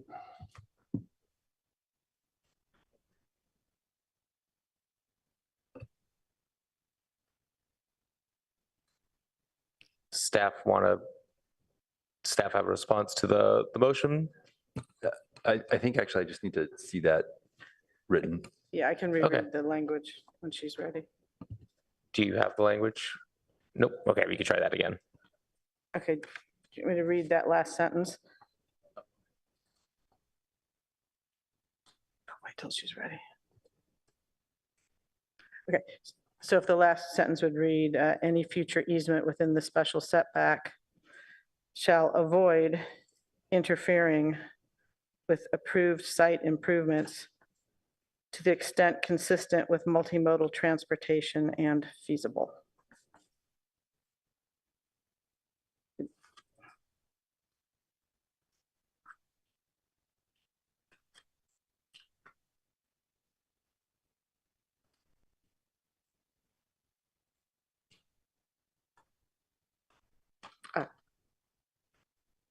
Multimodal transportation and feasible, period.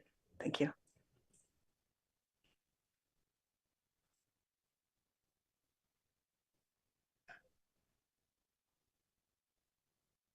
And while staff is discussing amongst themselves, would you like to speak to your motion? Mostly it's been said tonight. I think that we are in need of projects like this. We are appreciative of the affordability and other attributes, and I would like to see it move forward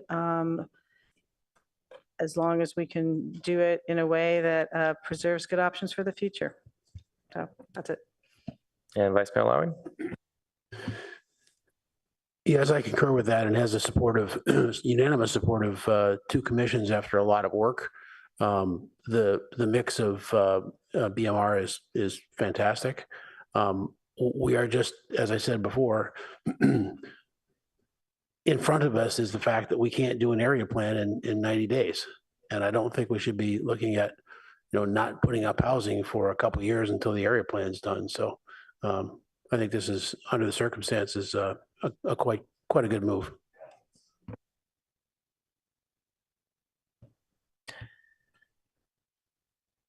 Staff need more time on the, okay. Any other council comments or discussion on the motion?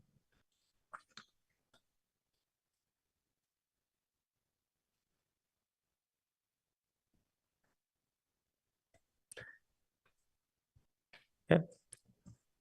Seeing none, we'll wait until staff is prepared with the response.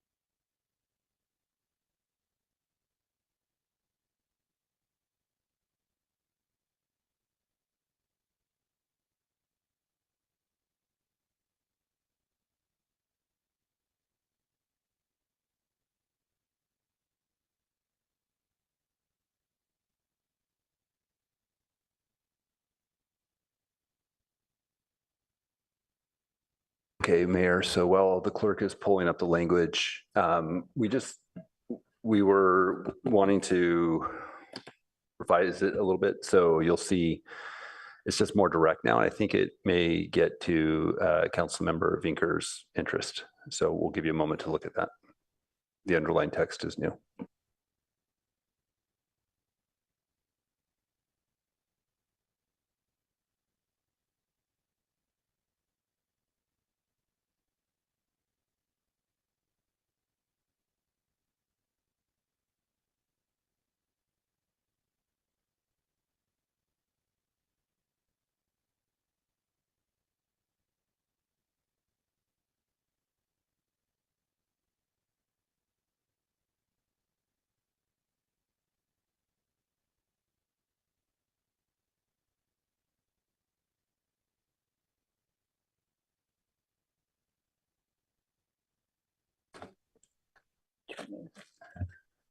Thank you for the language. If anything, it's broader. Thanks. Okay, so then this is, and we heard from the owner's representative just a moment ago that the concern is not within the 24-foot setback. There's not the concern, obviously. We're not talking about going beyond the special setback. And this would not affect the subterranean portion of the garage that does encroach into the special setback. That would not be expected to be altered in any way. Sorry, what? There's how much does the subterranean garage?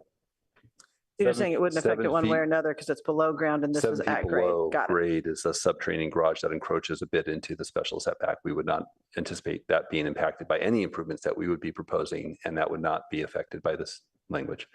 So, Clerk, if we can actually make this paragraph number 4 to add this condition to the record of land use action, since it was a part of the supplemental memo. And if the maker of the motion and seconder would, you might want to just accept that, or.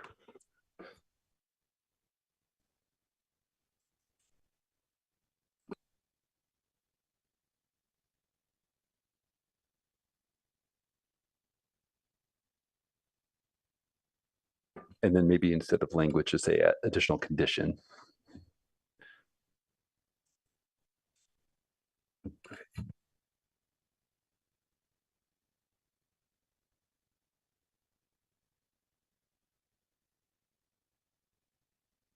Okay, great. Any further discussion? Seeing no lights, if the clerk can call the vote.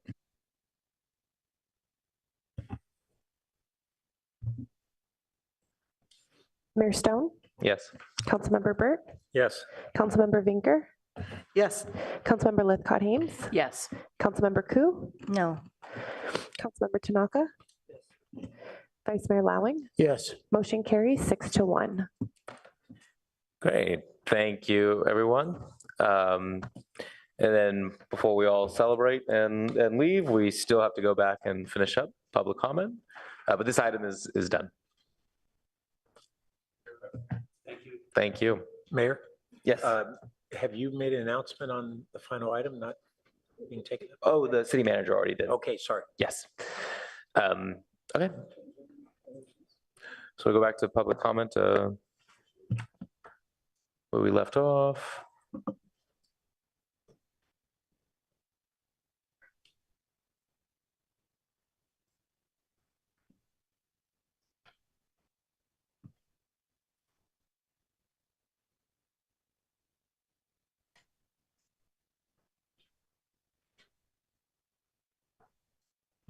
All right, our speaker for general public comment on items on the agenda, Liz G.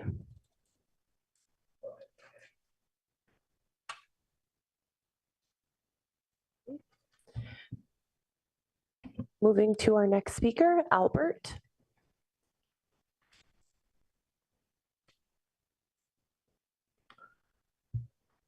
Our next speaker, Jonathan E.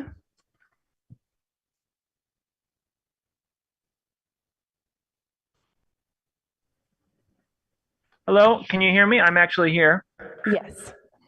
Yeah, I wanted to speak speak early. I was gonna, speak earlier and tell everybody that they should come and see, Music Man at Palo Alto Players this weekend. Also because after that, the theater is going to be closed for a while for taking out the seats and various other stuff. But now I want to complain. There were only a few people left on public comments, already reduced to 1 minute, and the mayor suddenly said, "Oh, we're running a little late, so we'll hear them all at the end of the meeting." What is the advantage of that? 11 o'clock at night, you really expect people to just throw aside their whole schedules and speak, wait, 7, 8, 9, 10, wait 4 hours so they can get their 60 seconds worth. If the meeting is running long, why don't you just, speak for less time? Why don't you take a presentation that's supposed to be 60 minutes and make it 20 minutes? If we're expected to do this, it seems ridiculous that you would do that for 5 minutes of public comment or so. Your time is up.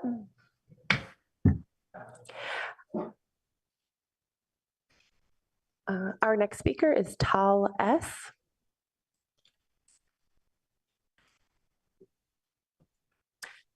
Moving to our next speaker, Dr. D.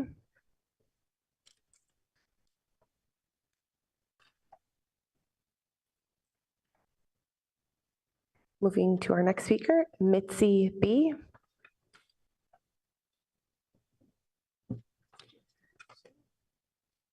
All right, and there are no further requests to speak, and that concludes public comment on items not on the agenda. Thank you. With that, we're adjourned.